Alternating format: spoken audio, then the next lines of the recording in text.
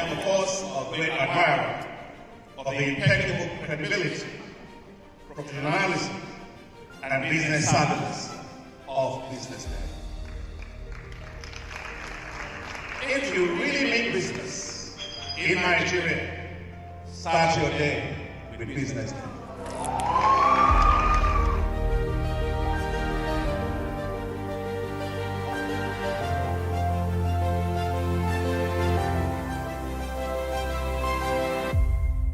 BusinessDay is West Africa's leading provider of business intelligence and information, delivering premium content across diversified media platforms, including online, mobile, and print. Since its inception in 2001 with a weekly newspaper production, BusinessDay has expanded its reach to provide exclusive content accessible through print, mobile, and online channels. Our premium offerings are further enriched with syndicated content from esteemed sources like the Financial Times, The Economist, and the Harvard Business Review.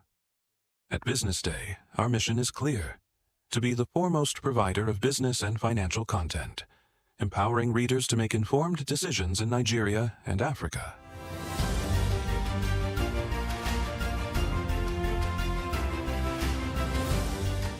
Since our establishment, we have been committed to delivering insightful, relevant, and accurate information about Nigeria's business and finance environment, while contextualizing the impact of global events. We monitor the stock market, analyze the companies driving it, and report on government policies and their economic implications. For being consistent in organizing these CEO forums for almost the last 14 years, I think this was a commendation, and I think something that will encourage them to continue. From decoding market trends to dissecting economic shifts, we offer actionable investment ideas and serve as a compass for decision-makers navigating complexity. Beyond headlines, BusinessDay fosters discussions on critical economic issues through impactful conferences and events. These platforms bring industry leaders together to share narratives that drive innovation and spark meaningful dialogues. Our events galvanize connections, bridging the gap between inspiration and achievement. For businesses seeking visibility, our strong digital presence offers unparalleled opportunities, with millions of followers across social media and a dynamic website attracting visitors from within and outside Nigeria. BusinessDay is the ideal platform to boost visibility for your products and services.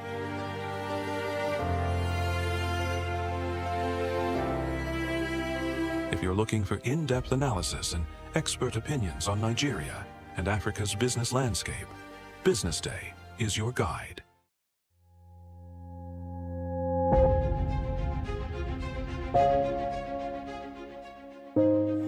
Good morning and welcome to the BDTV Breakfast Show. I am Bethel Obajabi. My name is Elizabeth Musa. And this is the social listening segment on the BDTV Breakfast Show. We're talking about the Fly Nigeria Act. Can you give us a background into what this is about?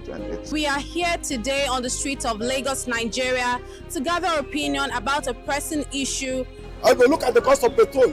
We get away from Nigeria with the suffer. The income is not really increasing, but the prices of items are increased. Nothing like savings again. No. You only pray for that money to reach you that month. There's a lot of high pressure, a lot of stress. There's a lot of high targets to be met. I was quite strict. In my mind, I said, moving from my hand, my picking go spoil.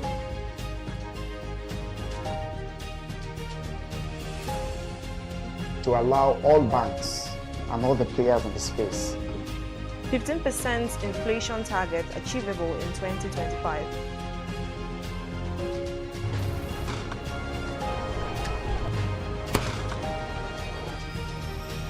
The command and vision philosophy of both the Chief of Defense Staff, the Chief of Army Staff, and indeed all the service chiefs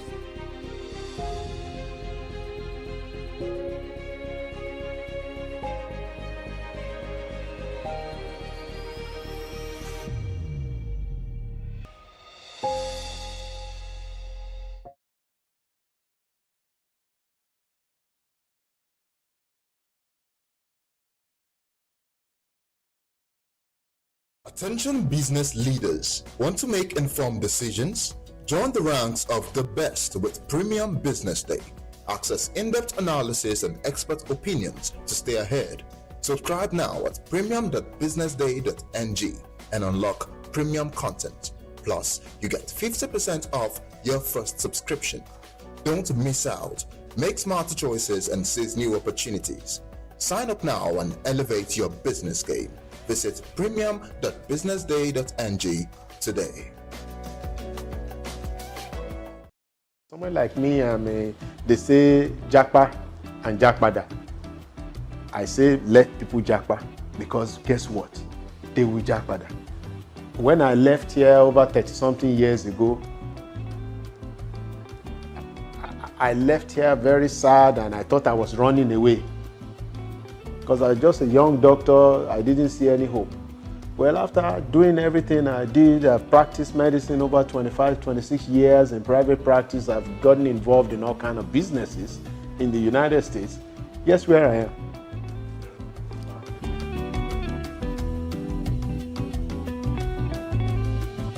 You know, Saglev is an electric vehicle manufacturer. We're actually a US company.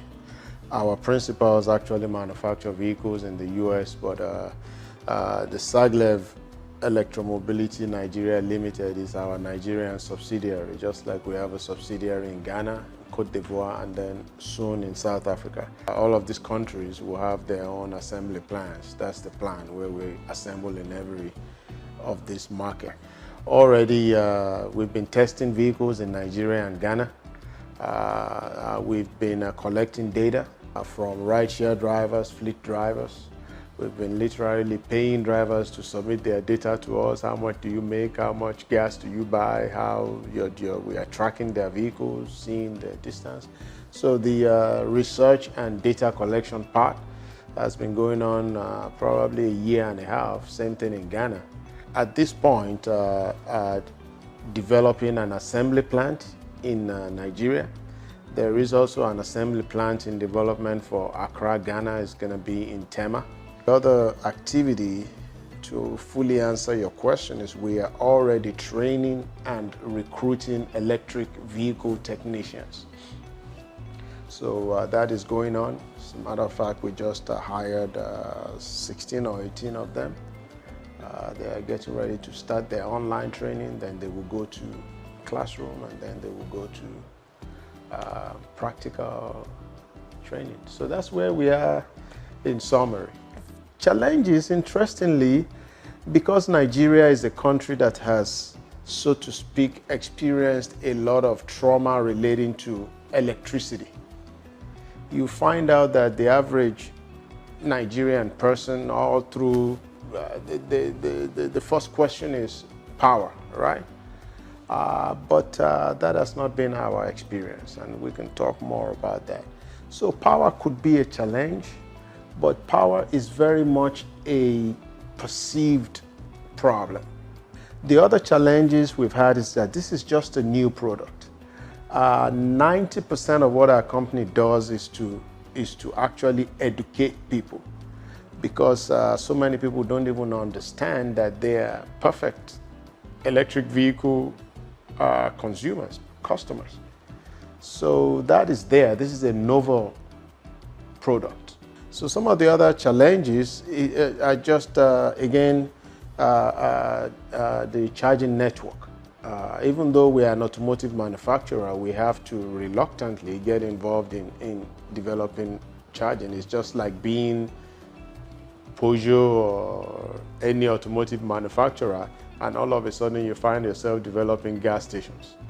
Foreign exchange rate, we find ourselves in a challenging economic condition. But the way I like to tell people is that Saglev is actually a solution to that. So the fact that we understand that we bring in factors that actually help you to maneuver, around the economy is very encouraging to us. So, the challenges are there, but those are some of the main challenges. The data is surprisingly encouraging. because that is why you actually go somewhere and you collect the data.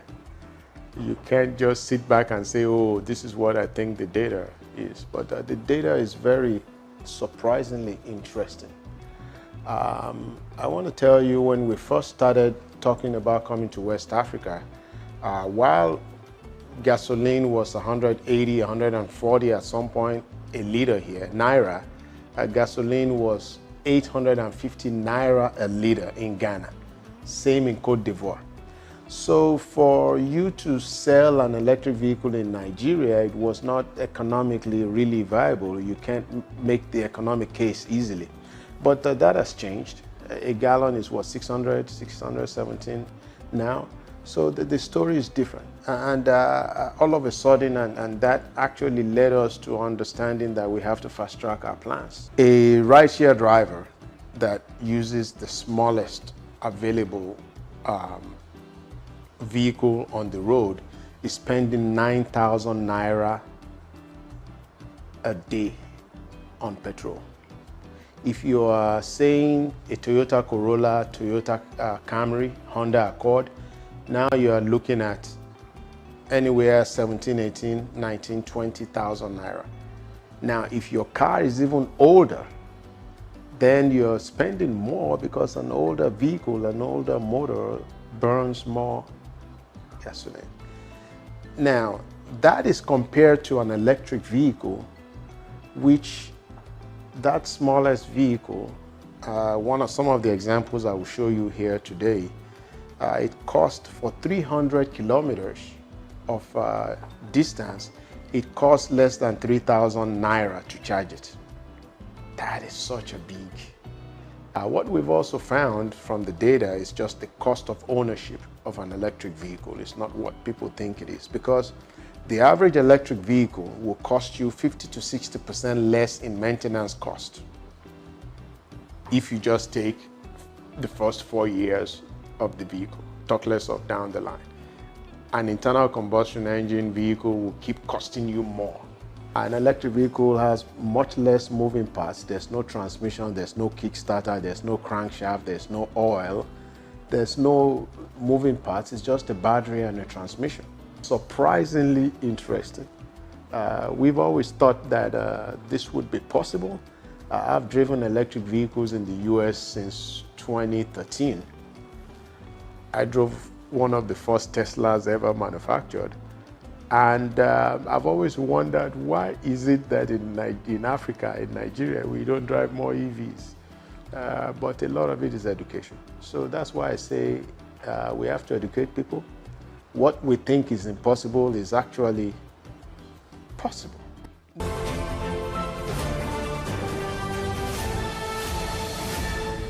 You are watching Business Day Television.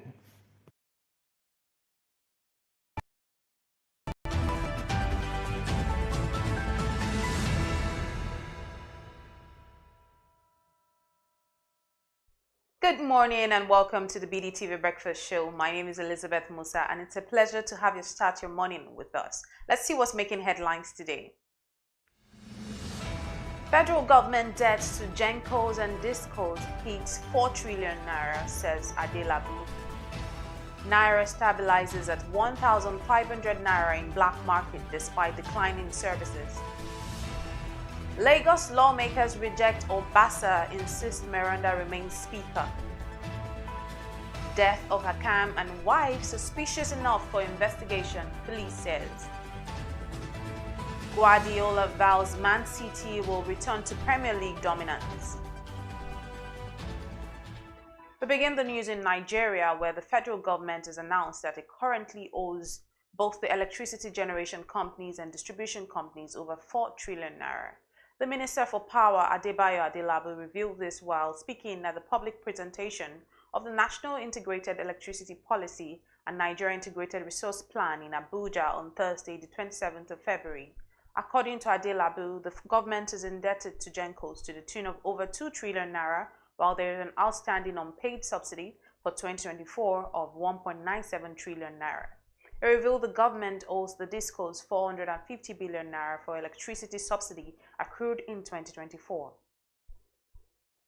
Moving on, the Naira stabilized at 1,500 Naira in the black market and closed flat at the official foreign exchange market despite declining external reserves.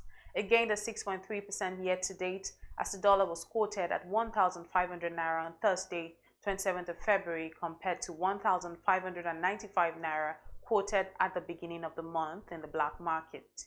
Against other currencies, the Naira traded at 1,570 Naira per euro, 1,900 per pound, and 1,059 Naira per Canadian dollar on Thursday in the black market. CBN revealed the Naira closed flat on Thursday at the official market as the dollar was quoted at 1,496 Naira per dollar, slightly lower than 1,495 Naira quoted at the Nigerian foreign exchange market, according to data from the Central Bank of Nigeria. Still on, members of the Lagos State House of Assembly have rejected Mudashiru Obasa as the Speaker of the Parliament. The lawmakers refuted Obasa's claim that he remains the Speaker while speaking to newsmen on Thursday, February 27. The 36 lawmakers reaffirmed their support for the current Speaker, Mojisola Moranda, insisting that she is the Speaker of the Assembly. The chairman of the House Committee on Information, Security and Strategy, Stephen Ogundipe, revealed that the lawmakers remain committed to ensuring that Obasa's removal stands. And to end the local news, the Federal Capital Territory Minister of State, Maria Mahmood, has revealed that the All Progressive Congress in the nation's capital is more focused to win the 6 area councils in the forthcoming council elections. Mahmood revealed this on Thursday during a stakeholder meeting at the APC in FCT, stressing that members have identified the problems of the party and are ready to confront the challenges head-on. She said that the selfish interests of some identified individuals should not override the collective interest of the party. And on the foreign scene, Oscar-winning actor Jenem Hakam and his wife were found dead with their dog on Thursday at their home in the United States of New Mexico, police said. Hackman, 95, was discovered in a side room near the kitchen of the house in Santa Fe, while his wife Betsy Arakawa, a 65-year-old classical pianist, was found in the bathroom. Authorities reported no signs of injury, but deemed the death suspicious enough to investigate and have not ruled out foul play. In a wide-ranging career, Ackman won 2 Academy Awards for The French Connection and Unforgiven. The United States President Donald Trump has revealed plans to add 10% new tariff to goods from China. Imports from China already face taxes at the border of at least 10% after a Trump tariff order that went into effect earlier this month. Trump revealed on Thursday that he intended to move forward with threatened 25% tariffs on imports from Canada and Mexico, which are set to come into effect on 4th of March. His comments came as officials from Mexico and Canada were in Washington for discussions aimed at heading off that plan. And now to sports, Manchester United manager Pep Guardiola has revealed that his side will return to Premier League dominance after Erling Haaland's goal sealed a 1-0 win at Tottenham. Haaland's 12-minute strike boosted City's push for Champions League qualification as they climbed to 4th place. Battling for a top 4 finish remains a major drop-off for Guardiola's side, who have dominated the league with 4 consecutive titles and 6 in the last 7 seasons. With Liverpool seemingly set to claim the title and City trailing the leaders by 20 points, Guardiola's men have been out of the race for months. And to end the news, Africa's top table tennis players Quadri Aruna, Omar Assa, Hannah Goda, Dina Meshref, Mariam Alo Dabi and Fatima Bello have booked their places at the 2025 ITTF World Cup after reaching the semi-finals of the ongoing ITTF Africa Cup in Tunis. Hannah Goda was the first to seal a spot with a 4-1 win over Tunisia's Maram Zogame, followed by Nigeria's Fatima Bello, who defeated Tunisian teenager Ella Saidi by the same margin. 5-time Africa Cup champion Omar Assa also faced a tough test but overcame Algeria's Mehdi Boulousa 4-2 to book his ticket. And these were the top stories this morning on the BDTV Breakfast Show. Up next is the newspaper review. Do stay with us.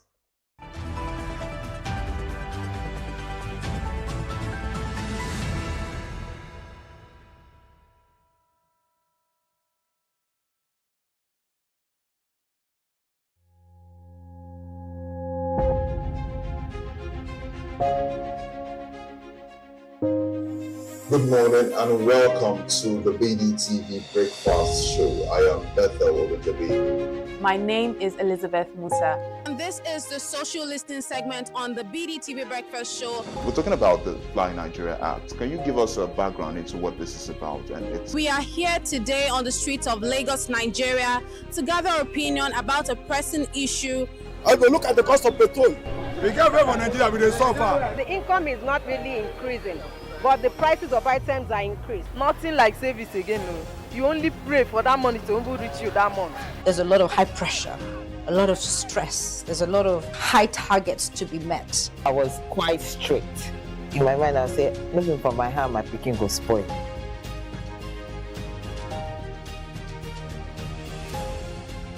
To allow all banks and all the players in the space 15% inflation target achievable in 2025.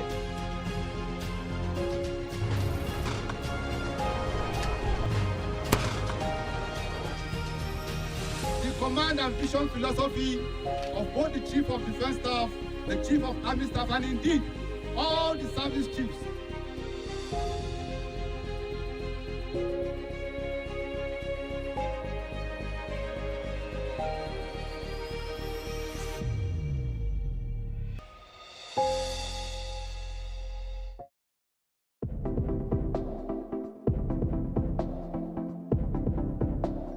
But this Global Labour Market Conference is really important because it's a place where all the different stakeholders from all around the world are coming together and can exchange views, can share best practices in the way labour market should be organized. So that's why it's really important.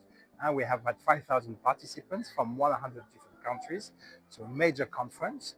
And indeed, when you look at all the different challenges that labour markets are facing at the global level, but most importantly at the national level, there is a need to bring all those parties together to look for solutions. And when I'm talking about the main challenges of the labour markets, clearly you have the demographic shifts, you have the impact and the disruption coming from new technology to develop. We have, of course, the new relationship between the employees and the employers and the companies, and not to mention the use and the need for skilling, reskilling, upskilling, cross-skilling the workforce. So as you can see, many topics to be discussed. And clearly there's an issue because labor market is a market, but it's not a perfect market. This is what we see. And the match between the supply and the demand is not optimal. That's why we have unemployment in many countries around the world. That's why we have people who do not manage to enter the labor market. Therefore, the level of inclusion also in the world of work is not as good as it should be. And once again, this is why it's really important for this event to take place, to bring stakeholders from all around the world and to address all those challenges. And more important, of course, to look for solutions. Well, the main challenges I see for the labor market at a global level, first and foremost, and I'd like to start with some good news, is that actually there had never been so many people at work in this planet as we speak, today. 3.2 billion people are currently working, around the globe. This is the highest level we have never seen.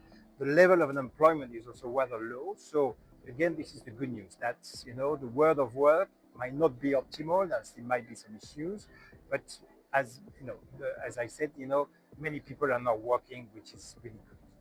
The second key challenge for me is about demographics. As we know, there is a very strong imbalance between some countries or some regions in the world when it comes to demographic and the size of the working population. Some countries are already seeing their working population shrinking.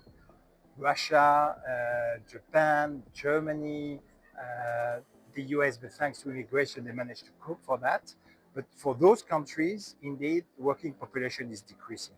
While in some other countries, and of course there we have to look at Africa, because Africa has a very young population overall. So for most of the countries in Africa, we see an increase of the working population, which is a very good signal for Africa, because this is where the new year's talents will be coming from in the future. So that would be for me the second key challenge to discuss and to address. And the third one, of course, it's all about technology and the new technological development, creating disruption in the world of work, positive ones, less positive ones, I'm afraid. And of course, the buzzword on that one is all about AI, artificial intelligence. This is where the attention is now focusing, and rightly so, because we see already the disruption, coming from AI.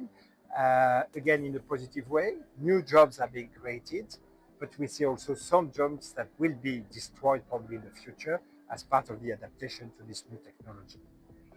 I would say that what we are seeing is actually the rise of the global south, as it is mentioned, of the BRICS countries in the broad sense. As you know, the number of BRIC countries, starting with Brazil, Russia, Indonesia, China, and South Africa. The number of those countries have extended now. The group has become larger. Actually, countries like Saudi Arabia are not part of the BRICS countries, which is really good. What we are seeing is that in the developed, you could say Western world, or the north, the global north, if I could say, you can see that in those markets, they are almost saturated in terms of consumption. You have as many goods and services that you want. So companies are now looking for emerging markets where they can sell their products and services. And this is why they are specifically turning to Africa, for instance, where there again, you have young population, growing young population. You still have some needs that must be, served. And therefore, this is why also companies are all offshoring their activities to Latin America, to Africa, to the Asian part of the world, because this is once again where the consumers of tomorrow will be, or are already actually, and where indeed also it's important to produce locally for cost reasons and global supply chain management. So for me, it's very positive for the global south, that indeed this is the market of tomorrow. This is the working population of tomorrow, because once again, of the young generation. And this is where, for business, it is the place to be, because this is where, there will be some money to be made. Well, the answer to that question is very simple, and it's 3 words: skilling, skilling, skilling. This is where we have, and where the African countries have to invest. This is because it's nice to have a growing working population, but if the working population is not skilled, to answer the needs from the companies and from the private sector and the public sector too, this is not leading to employment, this is leading to unemployment. So clearly education and the skilling part is essential for Africa if they want to succeed, if the countries want to succeed in the future. So really important. The other dimension that Africa still has to deal with is informality, labor informality. There are too many people not having a proper, labor contract to work, not being covered by a minimum level of social protection, not making enough, to make a living from a financial point of view. So there is really, really some efforts to be made there.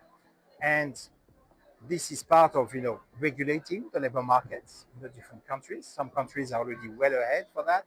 Some other countries might be lagging behind. But clearly, there is a need for proper regulation in Africa. And Nigeria is a very good example, because recently Nigeria ratified the Convention 181 from the ILO on private employment services, recognizing the need for having private companies, employment and recruitment companies operating to facilitate the match between the supply and the demand of work. And this is going to improve the regulation, and not only the regulation, but the efficiency of the labor market in Nigeria. And I would strongly encourage some other countries from Africa to do the same, to make sure that the level of regulation when it comes to the labor market is as appropriate in order to support the further development of the economy. This is exactly what I call the great mismatch between the new expectations from the employees and the reality they face on the ground when they go to the workplace. And this mismatch is between indeed the expectations. Clearly, people nowadays, they want to have more autonomy, more freedom in the way they organize their work. When it comes to the working place, but also the working hours, with whom and where they want to work. This is really a new expectation from the workforce and from the employees. If you look at the companies, some of them are fine with that, some of them are still reluctant and not fully willing to go into that direction. Hence the mismatch, the great mismatch, as I call it. So yeah, there is a need to reconcile the two parts. Clearly, remote working is there. It's not going to disappear. Let's keep in mind that it does not affect the full working population. On average, it's only about 40% of working populations in countries that can do some remote working. So let's keep in mind the 60 remaining percent. That those are people who cannot do remote working because they work in a shop, they work on an assembly line, they work in a factory, they work in hospitals, so they have to be there to serve, the customers or the patients. I think, as I said, remote working is good. I don't believe in full remote working, people working from home 5 days a week. This is not good because this is killing the collective approach of work and the fact that, at work you need also to interact with your colleagues. This is where, innovation is. This is where you can develop creativity. So everybody stays at home, and do not go to the office any longer. This is not good. So the question is really a question of balance. What is the good balance between working from home, going to the office? Probably for me, I would say it's still important to go 3 days per week to the office and then having some freedom to organize 2 days working from home. But again, let's be careful not to forget about the collective approach at work. Why are we working? First of all, to make a living, but also to meet other people, to have social interactions. And if everybody stays home, this is not possible any longer. So on that one, I have a bit of a balance and nuanced approach, but that's important. When it comes to AI, AI will disrupt the labor market for sure, for the best and the worst. Let's say it that way. Clearly, jobs are going to be destroyed because those jobs will be replaced by AI. And you can think maybe of a lawyer, in maybe 5 years' time, everything will be done via artificial intelligence. We might not need lawyers anymore. The same for, I don't know, maybe musicians. Tomorrow the music will be created by artificial intelligence. But I'm not that worried about that because if you look at history, any new technological development has always created more jobs than it has destroyed jobs at the end of the day. Yes, jobs will be destroyed, as I say, or maybe it's even less jobs than tasks within a job. I think this is where the difference will be. Jobs will not be replaced. It's jobs that, or people that do not adjust and do not use AI, who will be replaced in the future labor market. But if, as an individual, you are learning, how to use AI, you are really savvy, becoming, AI expert, well, your job will probably be protected. Probably 20, 30, 40% of the tasks you are performing today will be replaced by AI. But on the other hand, that means that you will have more time to really focus where you add value as a human being, again, in the social interaction, into the creativity part, into the innovation part, into the interactions with your colleagues. And this is really the essence of being a human at work, making the difference. And every task that will be routine, repetitive, then indeed will be replaced by AI.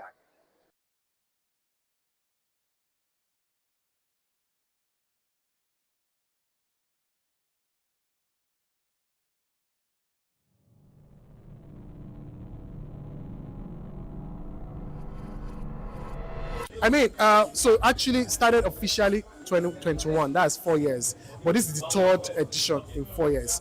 And the beauty for me is the high moments, days like this, where we get to share the vision and also see that the vision is catching on everybody. So we've graduated about 9 mentees already, and we have 15 of them that have been chosen today. So just having to see that people are growing, they are becoming better persons because they joined this program is enough satisfaction for me. Yeah. Okay, so a future big jumper, the growth is undeniable. Like we said, it's not just only marketing.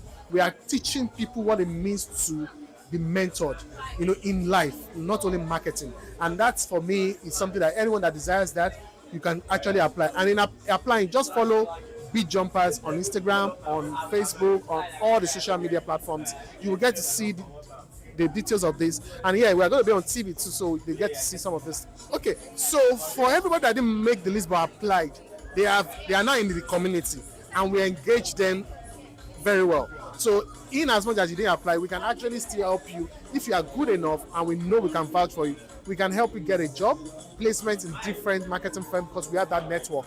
Even in different industry, we have that network. So just keep at it. First of all, signify your interest in BJump. Then we can take it up from there. Okay, so you've not heard of BJump, but BJump, I will tell you, is the first reality show kind of mentorship for the corporate world. And for us, you will get to see our products than the name. You know, we are very, very much excited of what we have built in the last 4 years, and we are hoping that, you know, when you get to meet any big jumper, you can distinguish them from every other person, and that what would be my recommendation at this point in time. You know, I tend to shoot straight. Yes, please. Actually, was asking the question: what actually is your motivation for doing what you're doing? And secondly, who finances this? Because I know that mentoring or training people is an expensive exercise. We have done it. We still do it. Now imagine you take on 18 young people as this, and they go through a 1-year apprenticeship in which period they're just paying them and teaching them, and they are not really contributing to the core business. So it's a very expensive exercise. So I want to thank you and congratulate you for what you're doing. You really can't tell. I mean, you must have an idea who your mentor is, either in terms of his professionalism, his attitude to life, whether you think he can actually positively impact your life. So you just don't walk in and say, oh, this is going to be my mentor. You must, I think, you must have looked at that individual. You must do a little bit about that individual. You say, look, I want this person to be. That's what I would. The initiative is going to go a long way because we find out that a lot of young ones are not taking advertising seriously. So with this initiative, having mentors is going to go a long way because they're going to learn, firsthand. They're going to have hands-on experience, and this will be a dramatic change for them. So it's exciting to be here this evening, and I'm very, very, very grateful to the organizers of this mentorship program for bringing this in a time where we young marketing and advertising people are not really and are not really tutored on what it takes to be a successful adma. So I'm expecting great stuff, basically to learn from industry leaders, as we told and according to the things on social media. There are successful marketing professionals that are going to be taking care of us, by mentoring us, teaching us on the nook and cranny of what it takes to be a successful marketing practitioner. And as you know, the program is all about marketing, entertainment, and technology. All these three sector works in hand to create magic in the advertising industry. So what I'm expecting is to learn, unlearn, and relearn about the things it takes to be a successful marketing and advertising practitioner. Thank you. Mentees should look out for, I think not just, okay, because I like this person, if where you're trying to go is where this person has already attained. So I think that's what you should be looking out for. Availability, this person has attained where I'm trying to go, and not just because you like that person, you like the aura, you like everything. I think that's one thing you should look out for. Okay. One thing is commitment. I believe a mentee is not supposed to come like all good or excellent, but commitment. If a mentee shows commitment, no matter how hard the journey gets, that person will be willing to stay, learn, and grow. So that's one thing I look out for, like your willingness to commit. You really mean this thing, and you're yet to do it. So that's one thing. All right. Thank you so much. Thank you. I was one of the BJump 2.0 mentee, and the experience for me was very incredible. My career never remained the same since then. I learned so much. I was stretched. BJump is the kind of program that you come in and you look back after the program and you see yourself doing things that you could never have imagined that you can do, because Mr. Babaji personally will stretch you. We give you tasks, assessments that will really stretch you. And we had opportunities to visit different agencies. So that means we were exposed to, experiences, we were exposed to experts, and that really made us be so fast. And what I have to say to BJump 3.0 and every other BJump set that will be coming, is that, you know, put in your best to this, because you never can tell who is watching. It's very good to put in your best to whatever you have opportunity. Grab it very well and put in your mind to it, and you definitely no regret. You get the best out of it. Thank you very much. Thank you so much. The importance of mentorship cannot be overemphasized. I'm a beneficiary of mentors, and I have mentors in different areas of my life that I want to excel in. Now, when you have a mentor, the mentor handholds you and ensure that you don't have to keep reinventing the wheel. You get to sort of even have shortcuts in getting faster to where you want to be. And like our guest speaker mentioned, it's not just about learning in one channel, it's about an overall thing. So irrespective of every area of your life, it's better to have someone that has gone ahead of you, that can teach you, mentor you, guide you on these things. So its importance cannot be overemphasized. It's an amazing thing that Golaji is doing. Anybody that's into mentorship is definitely someone that is passionate at heart and interested in giving back to the society. Now, this mentees today has had a wonderful lifelong experience that they're going to cherish for many years to come, and it makes their journey ahead easier. Like I've said, the importance cannot be overemphasized. I wish so many other people, individuals and organizations can embrace the act of mentorship, because it is the way to go. Thank you. My most memorable moment was the first time we met Dr. Mr. Bolaji. Yeah, so it was very, very, how would I put it? His presence was very, very interesting, unique. This has been such a surreal experience. I really was not expecting it, and I am so, so, so grateful to have been chosen, because this is such a once in a lifetime opportunity. Because where else can you find the opportunity to have access to people like this? I mean, just the experience of Dr. Biodun Shobanjo being here, and then the list of the mentors, very, very impressive people. So I'm just pretty excited, and I hope and pray that I'm able to make the best of this opportunity. Okay, my expectations, to be honest, I'm going into this with an empty mind. I'm emptying my mind of what I knew before, and then I'm just going into it ready to take in everything I can and also apply myself the best I can. So I want to come out of this a way better version and prepared for like the big dreams I have.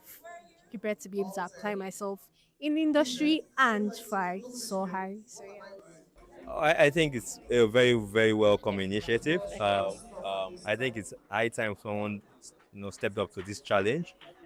We are at a particular time in the industry where we need to deepen our talent bank, and having professionals come through this BJump program, learn the trades, tricks of the trade, become better at it, and get to learn from lots of mentors. The lineup is really mad, very cool. I think it's just very welcome and brilliant. I think for the guys who have been chosen for this program, it's an opportunity of a lifetime. Dive in head first. Worry about nothing. Give it your best. If you give your 100% to anything, particularly to opportunities like this, trust me, you will get many folds return. Okay. Like the popular saying, if you don't share them, they will leave anyways, right? I think a lot of people are speaking from a place of disappointment. But it's something we have to keep doing. We have to keep, putting back, into the industry, training and bringing up the next generation. It's very critical. Our future depends on it as a business and as a category.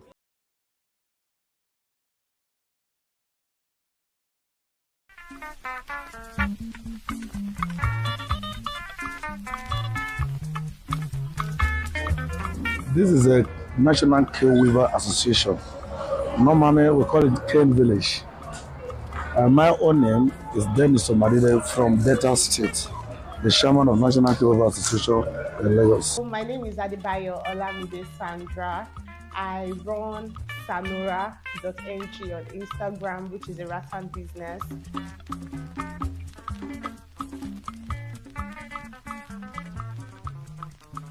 The production process is this is a raw material. We thank God for Nigeria because the cane we are using, not that we planted it, is from the forest. The guy came from the other states from Edo State, even Ondo State. So we have a different body. We have a supplier. So when they come to Lagos, we buy them. So after buy them, we now do the process. How can we scrape the cane to make sure we can bring the cane to design anything needful? So that is the process of the cane. After cleaning, you use it to work. Like if you see what is there now. After cleaning, that is why you get all these finishing work. You know, I have a lot of process. We scrape it, we tear it. After tear it, then we have to smooth it so that we can use it to design whatever that we do. And most of the things they are in the market, you can see, because I'm not working hand, but they are finishing products. We use hand, we doesn't use machine. Well, we call it water cane. We have two types of material. We have water cane, we have willow cane. Willow. Those are the two material, the major material we use in Nigeria here. But in the best cane work in the world, Indonesia, their cane is planted, but our own is from God. So those cane, they can never finish from the forest, because in as far forest exists, the cane also exists. So we, after they bring them, we buy them. When we buy them, before we can come to cane like this, when we are even in primary school, we know how to do handwork. And the handwork is from cane. Sometimes we used to tie broom. Sometimes we will do something like KG fish. So in that process, we know how to use the cane in the village. Because most of us, we are not from here. Because the majority in this place is from Delta State, 99%. So we know how to do KG fish, do handwork. When we come here, we now know that cane is so very useful for many things. So that's why we put the idea through even the white men who give us catalog. Then from there, we have been working. That is how we enter this. The challenges of this work, the place we are now, this is not the best place for the business. We want a place that we can use it as a tour. When people came, they will come and see what we are doing. But presently now, based on Lagos State, there's no any place. We need a place that we can display our market, showcase our market, so that people will know that we are operating. Because now we are under the bridge. But still yet we are still managing this place because there is no land. And we have no authority. That is why we are managing this place. But this is the center of the business for all Nigeria. This is the center. In terms of finance, even apart from the finance, we want the government to intervene on the work. Because some times ago, we wrote to, we under a ministry of, we are under the ministry. So they promised us that they will give us a better place. And after that place, when we even work, they can export the work to another country so that they will not say that our youths are not working. So even students will train them. Those in university, we have a lot of graduates here anyway. Some people they are abroad now from this work. Wow. We have at least less than 3 people are doing their master in the US from here. So we want the government to teach us more because they know better than us. We are not trying to operate on our own. But by the time they put their knowledge on the work, I think we expand more better way for Nigeria. You can use rattan for literally anything. I always tell anybody that you can use rattan for literally anything. You can use rattan to make a standing fan. I'm not kidding. You can use rattan to make vases. You can use rattan, for your interior decoration. You can use rattan for your event decoration. I mean, look at beautiful traditional weddings. Have you seen what makes them beautiful? Rattan, you guys, raffia products, right? So yes, you can use raffia products for mirrors. You can use raffia products. You can use raffia products in hotels. You can use raffia products for consoles, TV consoles. You can use them for mats. You can use rattan product for literally anything. You can use them for chair. I wish my rattan chair was here that I could see that one. Gosh, you can use rattan for that as well. can use rattan for literally anything, yeah.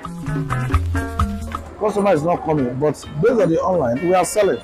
After you produce, you deliver, they pay your money. And we are not the people that will collect money for someone and will not do the job. And that's why we have a leader. So if anyone does such, we'll cut it. I think we brought it to book. Those are the online markets and those that do the events. They are really promoting us. That's why we are still sustaining for now. Raffia is made by goats. We have two types anyway.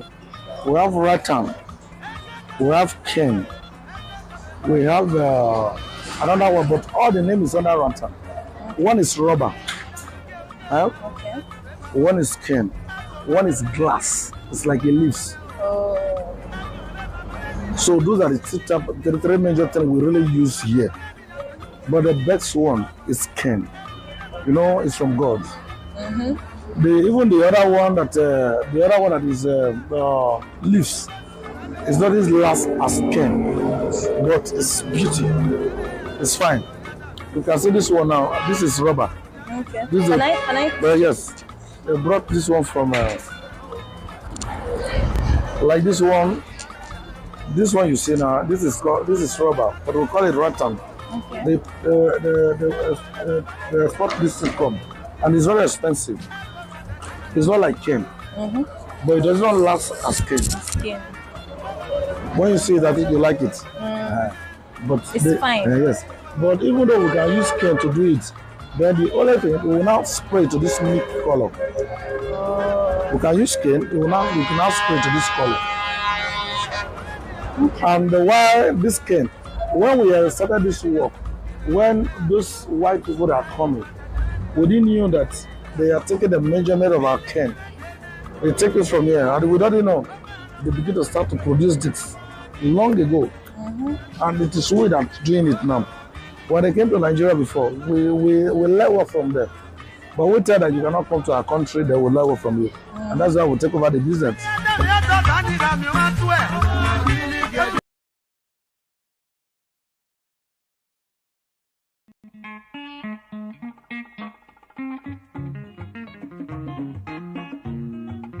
Kemi Michael here, your Yoruba named Akwa Ibom girl, welcoming you to Go Local. We took a trip down to the town of Kenta in the heart of Abeokuta, where we met with the Otun Iyaloja of Kenta Kampala Market and a few traders. Chief Mrs. Olukemi Somuyiwa Odulami. I am the Otun Iyaloja of Kenta Adire Kampala Market. Yeah, good afternoon. My name is Kaka Aisha Remilekun. Adire was once, and still is, a closely guarded family secret in Egbaland. Parents carefully taught the techniques to their daughters, and the wives to their sons. This tradition was so sacred that outsiders were initially barred from participating, as Adire production echoed the whispers of a family's heritage. Yes, my grandmom did it, my mom did it, and now to me. And by the grace of God, my children are still on it also. They're learning. They've learned it. They are growing up. They've married, and they are doing this business. Okay. And they are educated too. Yes. At least I have PhD holder among them. I have BSc among them. But I made this business compulsory for them. They have passion for it because it's something they grew up with. It's a family thing. So my mom do, my grandmom, I was born into it. So after schooling, the challenges in the economy, have to come back into the business. Different countries go through challenges. Our motherland, Nigeria, sure has her fair share of those. In these trying times, the Adire makers and producers are also affected by several challenges. The challenges that we are facing presently is the material we are using. You see, they are not producing the material, the cloth in Nigeria now. Most of the industries that produce it, like Gaspia Textile, United Textile, Arewa Textile, they are fold up. So the white material that we are using now, the brocade, is from China. And by the you see the dollar is moving up. So it's made the price to cost now. Before when they are producing it in Nigeria, we do buy it like 100,000 per bill. Even it was 55 before. It's jumped to 100,000. Now it's 600,000 per bill. So it's very expensive presently. Then secondly, the dye that we are using is not made in Nigeria. It's an imported also. So the price has risen up. Even the common candle that we are using is now expensive. It's not made in Nigeria. They are imported. We call it paraffin wax. So with the price now that moves up, it affects the production. You see, when we produce it finish, the price will rise up. There are some we are selling before 880, 880. It's now like 15,000, 15, 20,000. So those are the problems we face now. Now, this is a call to action for the government to go ahead and invest in infrastructure, because quite sure these companies that produce the white cloth used for adire making would not fold up if the right infrastructures were put in place. Now, this is your sign to go local, buy local, and stay global. Visit any shop, or you can take that trip down to Abeokuta and shop for some adire products. To be part of this podcast, send an email to customercare@businessday.ng with the title Go Local Podcast, and we will be there to answer all your questions. Don't forget to follow us on all social media platforms at BusinessDayNG.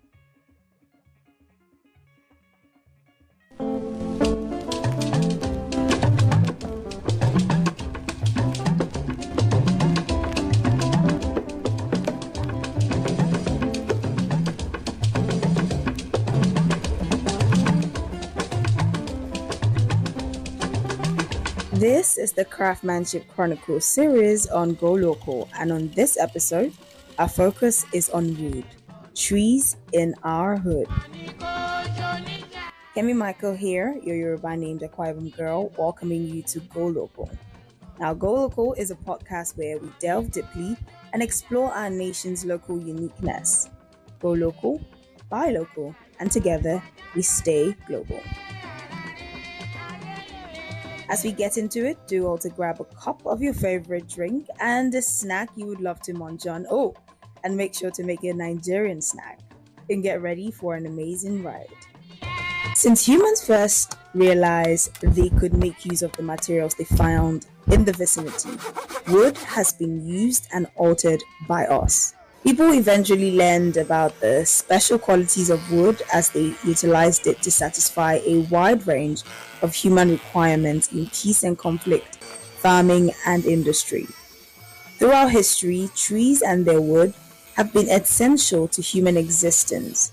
Since ancient times, wood has been one of our most vital building elements, used for construction as well as for production of tools, weapons, and furniture.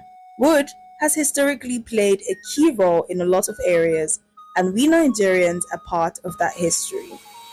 For this episode, I went to the Itamaga sawmill in the Ikorodu area of Lagos State, where I was able to speak with the General Secretary of the sawmill. My name is Alhaji Kabiru Adegboyega Ibrahim, and this is Sogidowo Sawmill Itamaga.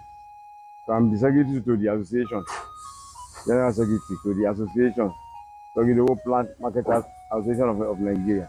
Here in Nigeria and around the world, we have several uses of wood, such as agricultural purposes, for making musical instruments, for carving religious figurines, to create household furniture, for casket production, for fortification, as well as for a source of energy supply, for example, our firewood and general logs for fireplaces. The wood production in Nigeria has specific process, and I will leave the explaining for the experts. The woods normally come in 2x6. That is for roofing. So when they boil to the like the ones you are looking there now, and it's 2 by 6. So when they bring it here, so if you want to saw it, you saw into 2 by 4, 2 by 3, 2 by 2. Those are the roofing plank. So we saw into to those sizes if you need it for roofing. So we take it from the shed down to the machine side. So we saw it there. If it is roofing, so we saw 2 by 4, 2 by 3, 2 by 2. So for facing board, that one is 1 by 12, 1 by 12 by 12. So now like the one that they are putting down there. So that is 1 by 12 by 12 for facing board. So after you roof to facing board, so you cover breeze or whatever. So that's what they use that one for. So to seal the roof with the ceiling. So that's what they use it for. Just like other industries, the wood industry sure has its challenges. The challenges we usually face is the problem of this marine police or guard or whatever.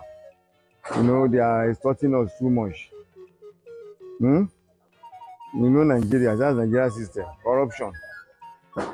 After we will have saw wood, process it, take the license, but they usually collect approval for wood, any wood cut.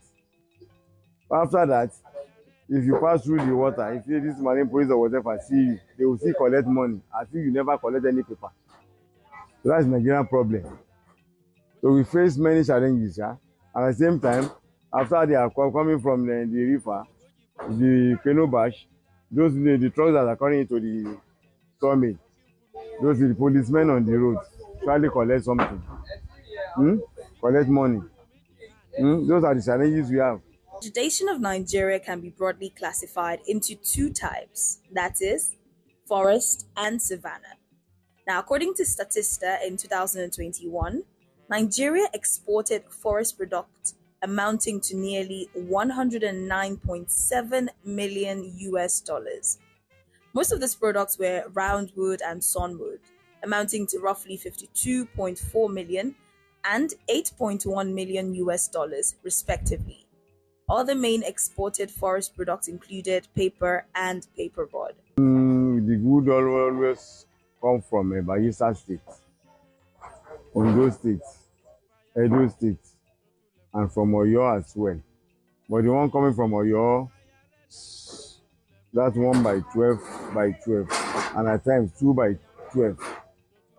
But 2 by 6 wood for roofing normally come from Bayelsa, Edo State, Ondo State, and at the same time from Ogun State, Ogun Water side. The customer you have, if it is an old customer, you must have a relationship.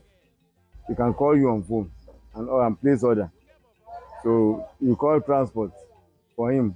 When you've concluded with him for the quotation of the wood, so if you help him process it, you call transporter to transport it. So they will take it down to him. Or some do come inside to the market by themselves. So they will negotiate price, buy the wood, call a motor to pack it. Because the transporters they have their own association as well. According to the United Nations, Nigeria has the highest deforestation rate in the world, with an estimated 3.7% of its forests lost every year. That's what I'm saying, our problem here. And these forestry people that are supposed to be handled at Ministry of Agriculture. Wherever they cut timber, supposed to plant it back immediately. They don't do that. In a question of say 5 to 10 years now, there will be the issue of a wood scarcity. Those places that I'm talking the other time, Bayelsa, Edo, whatever. If you want to get wood now, it's very, very far to the upland, to the river itself, to the swamp itself, too far. That's why the wood is very hot now. This is a call to action to the Department of Forestry, Federal Ministry of Environment. We in Nigeria are losing our trees and we need a solution to this loss. When one tree is cut down, I believe 10 more should be planted in its stead. Wood in Nigeria plays a very vital role. And leaving our forest to chance of the trees growing on their own accord is very risky. We need to be more intentional about our forests. And yes, also the trees in our hood. If you've ever wondered where you can get wood from, well, look no further. The sawmill at Itamaga area of Ikorodu in Lagos is right there for you. Now, if you happen to be a lover of DIYs, or you're a professional wood carver, an artist that uses wood for their craft, or one who uses wood in their everyday life, for example, writers, well, always remember, wood is good, but we need more trees in our hood. Plant a tree today, save our environment.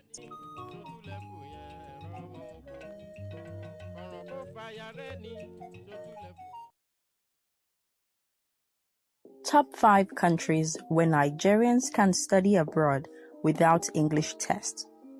Before recent changes, international students aiming to study in top institutions in the USA, UK, Canada, and Australia needed English proficiency test scores like IELTS, TOEFL, or PTE for admission and visas.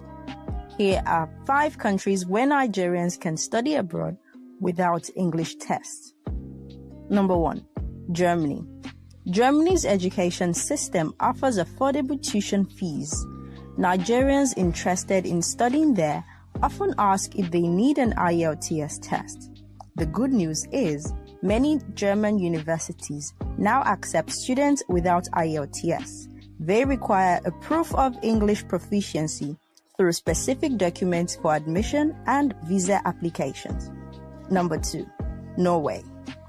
Norwegian higher education offers top academics and teaching methods. It includes all accredited institutions and programs.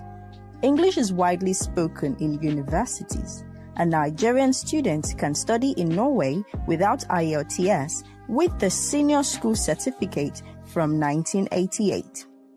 Number 3, France. Studying in France is a dream for Nigerian students due to its high-quality education.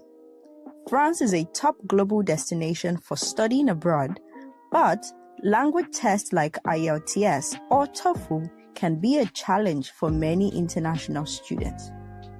Number 4, Austria. Many Austrian universities offer alternatives for the IELTS for English proficiency, such as interviews or previous education in English.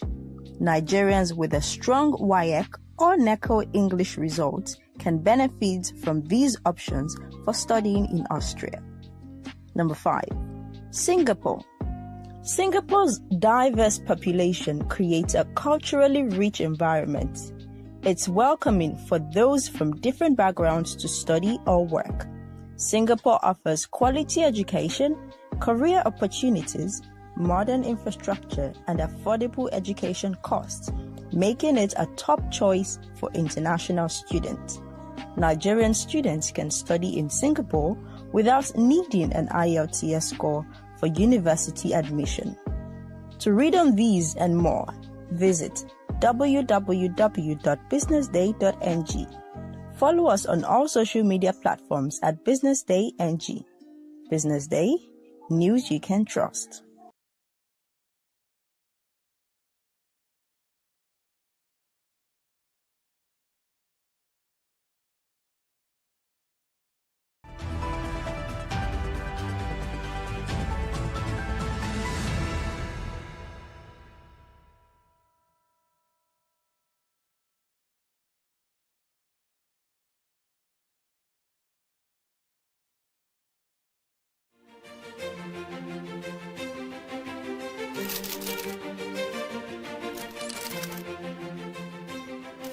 I am, of course, a great admirer of the impeccable credibility, professionalism, and business savviness of BusinessDay.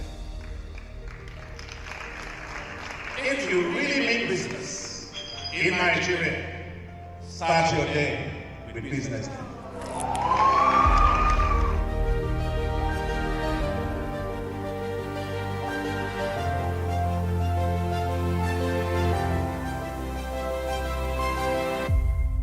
Business Day is West Africa's leading provider of business intelligence and information, delivering premium content across diversified media platforms, including online, mobile, and print. Since its inception in 2001 with a weekly newspaper production, BusinessDay has expanded its reach to provide exclusive content accessible through print, mobile, and online channels. Our premium offerings are further enriched with syndicated content from esteemed sources like the Financial Times, The Economist, and the Harvard Business Review. At BusinessDay, our mission is clear: to be the foremost provider of business and financial content, empowering readers to make informed decisions in Nigeria and Africa.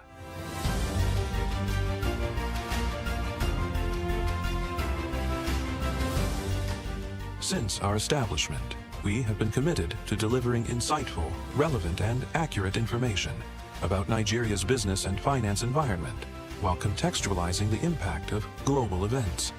We monitor the stock market, analyze the companies driving it, and report on government policies and their economic implications. For being consistent in organizing these CEO forums for almost the last 14 years, I think this was a commendation, and I think something that will encourage them to continue. From decoding market trends to dissecting economic shifts, we offer actionable investment ideas and serve as a compass for decision makers navigating complexity. Beyond headlines, BusinessDay fosters discussions on critical economic issues through impactful conferences and events. These platforms bring industry leaders together to share narratives that drive innovation and spark meaningful dialogues. Our events galvanize connections, bridging the gap between inspiration and achievement. For businesses seeking visibility, our strong digital presence offers unparalleled opportunities. With millions of followers across social media and a dynamic website attracting visitors from within and outside Nigeria, BusinessDay is the ideal platform to boost visibility for your products and services.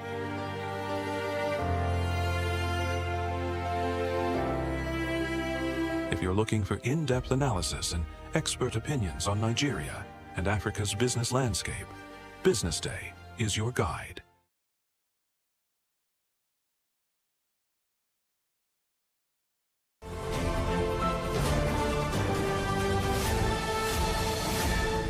You are watching BusinessDay Television.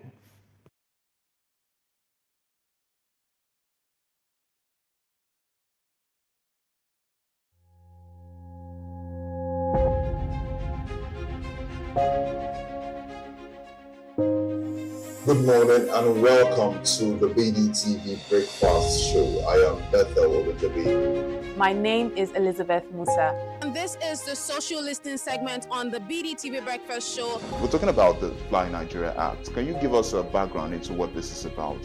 We are here today on the streets of Lagos, Nigeria, to gather opinion about a pressing issue. I go look at the cost of petrol. We get away from Nigeria with the suffer. The income is not really increasing, but the prices of items are increased. Nothing like service again. No. You only pray for that money to reach you that month. There's a lot of high pressure, a lot of stress. There's a lot of high targets to be met. I was quite strict. In my mind, I said, looking for my hand, my picking go spoil.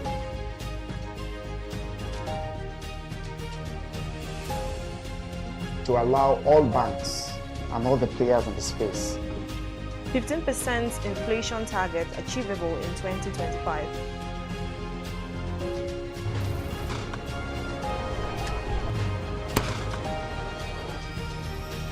The command and vision philosophy of both the Chief of Defense Staff, the Chief of Army Staff, and indeed all the service chiefs.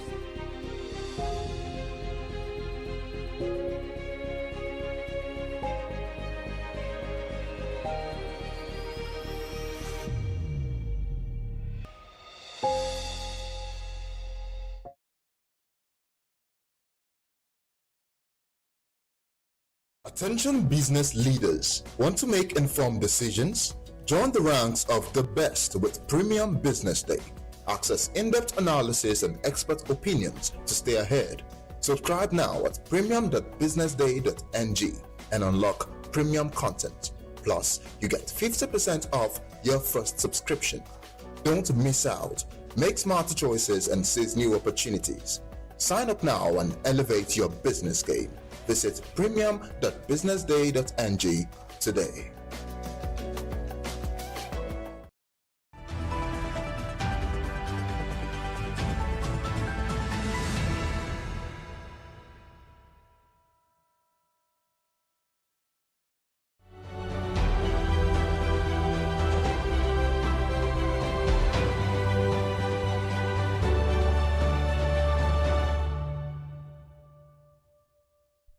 Hello and welcome to the big story here on the BDTV Breakfast. This is where we discuss key issues shaping our nation and our economy. My name is Elizabeth Musa.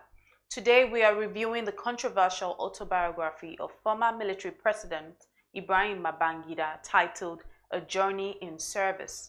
In a ratio of national unity in 1993, Nigerians set aside ethnic and religious divisions. They went to the polls to elect MKO Abiola, a businessman come politician, as their president. Hope filled the air, the dawn of a new democratic era seemed imminent, and the people believed their voices had finally been heard. Unfortunately, however, that hope was dashed by the annulment of that election while the results were still coming in. 32 years after, Ibrahim Babangida, popularly known as IBB, the man who presided over Nigeria at that time, as military ruler, recently unveiled a 420-page book titled A Journey in Service, where he shed some light on the June 12 saga.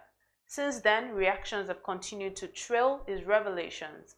In the autobiography that was launched in February 20, Babangida admitted that the late MKO Abiola of the Social Democratic Party, SDP, won the annulled June 12, 1993 presidential election, but blamed the annulment on forces within his military administration led by the late Sani Abacha. Many have called Ibrahim Babangida a coward for choosing to blame Abacha rather than himself as the commander-in-chief and the head of government at that time. Babangida in the book also justified military interventions in Nigerian politics, claiming that the military has built more infrastructure in the country than democratic administrations. To discuss some of the issues and claims by IBB in this book, we are joined by Mr. Aliyu Mohammed. He is a former editor at the Concord newspaper. We also have Mr. John Osadolo, is BusinessDay's managing editor in Abuja. They're joining us to have this conversation. Thank you very much. Firstly, Mr. John and Mr. Aliyu were former staff of the Concord newspaper, a publication owned by late MKO Abiola at the time of the crisis that trailed the election annulment. They like to describe themselves as victims of the June 12 election annulment and the crisis that followed that unpatriotic action. You're welcome to the show, gentlemen.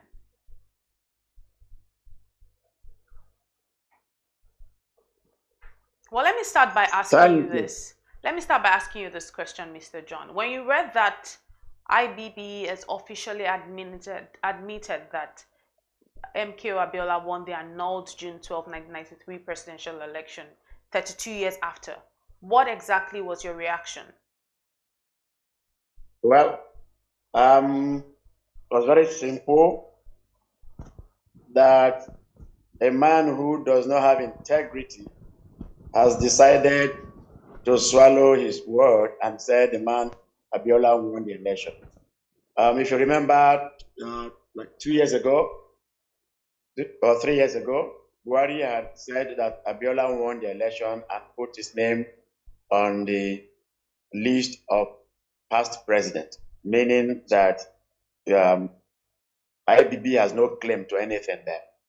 If the government had said to themselves, this man won the election and he should be put on the honor list of past presidents, he has not said anything new, other than the fact that he's the one owning up now, because he's been the one denying that that election was flawed, that election had issues, that election shouldn't have been had, that election has so many legal things around it, and that all the things that happened around it were wrong, so the election was good, being annulled.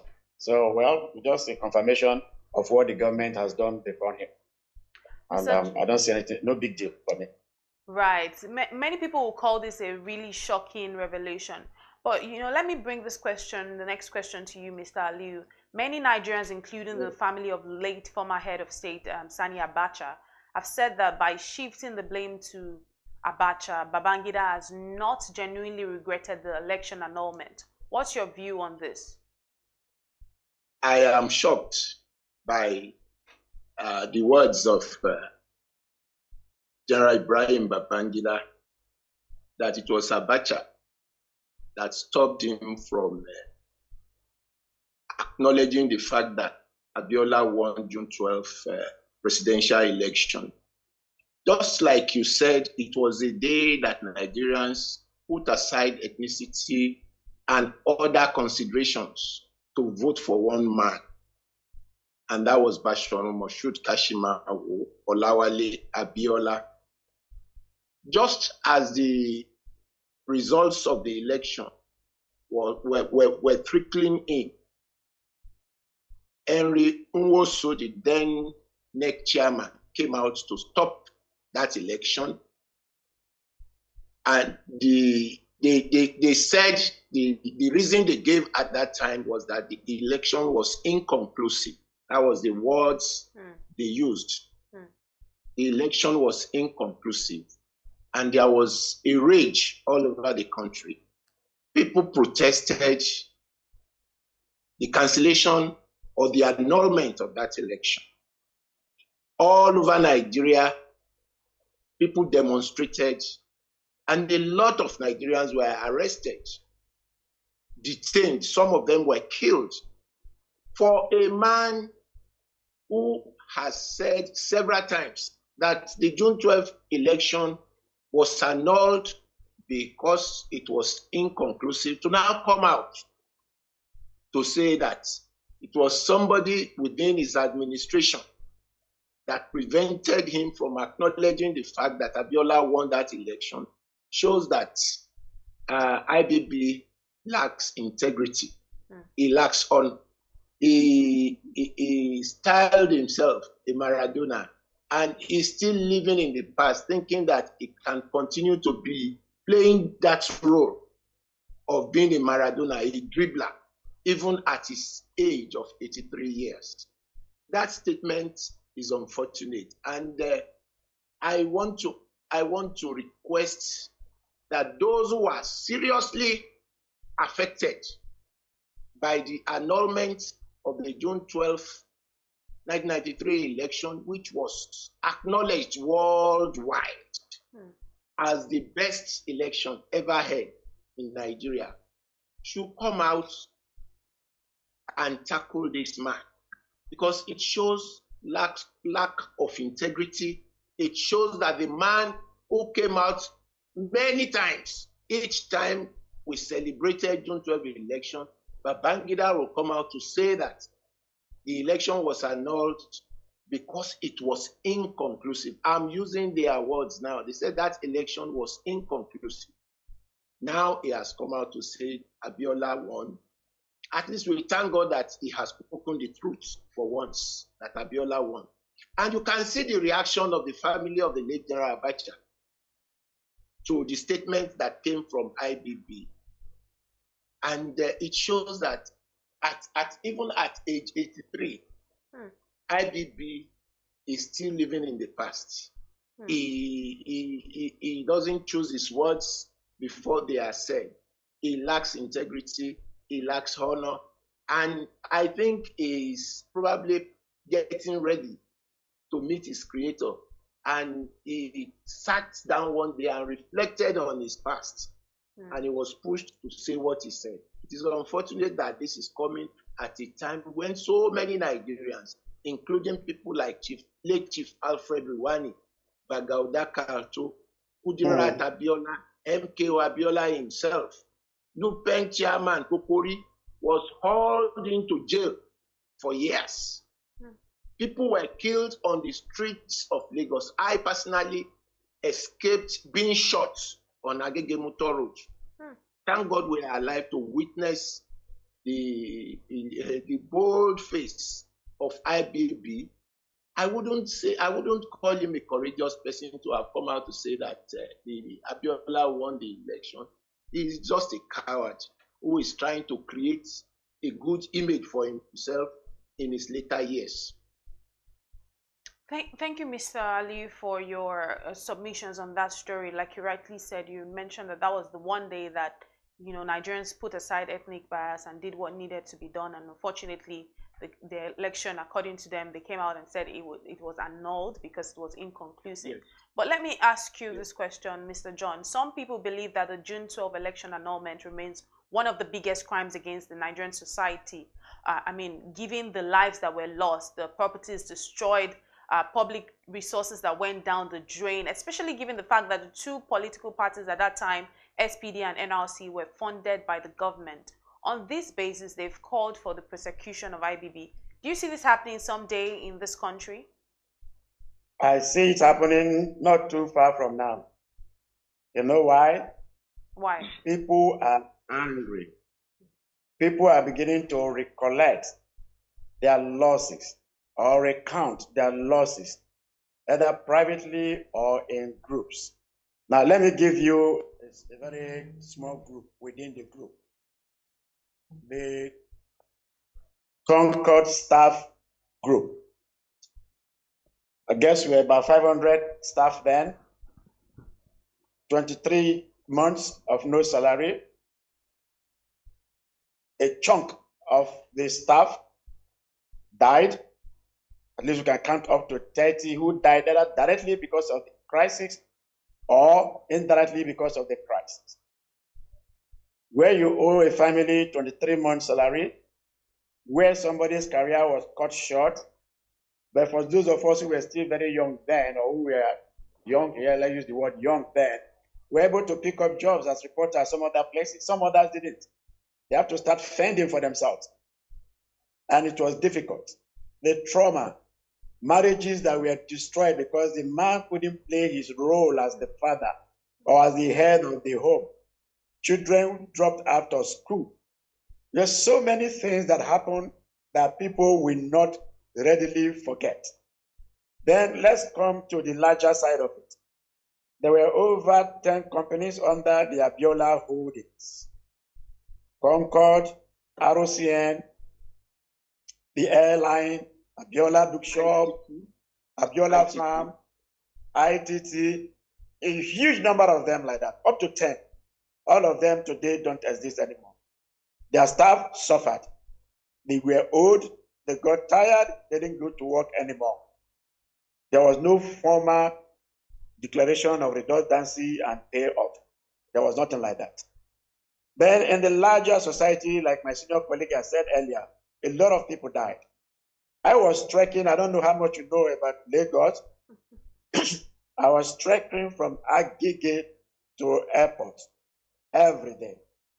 And I was also being sent on assignment outside up to Unilag to go speak to professors and lawyers, up to other parts of town to speak to politicians and leaders, political leaders as at that time.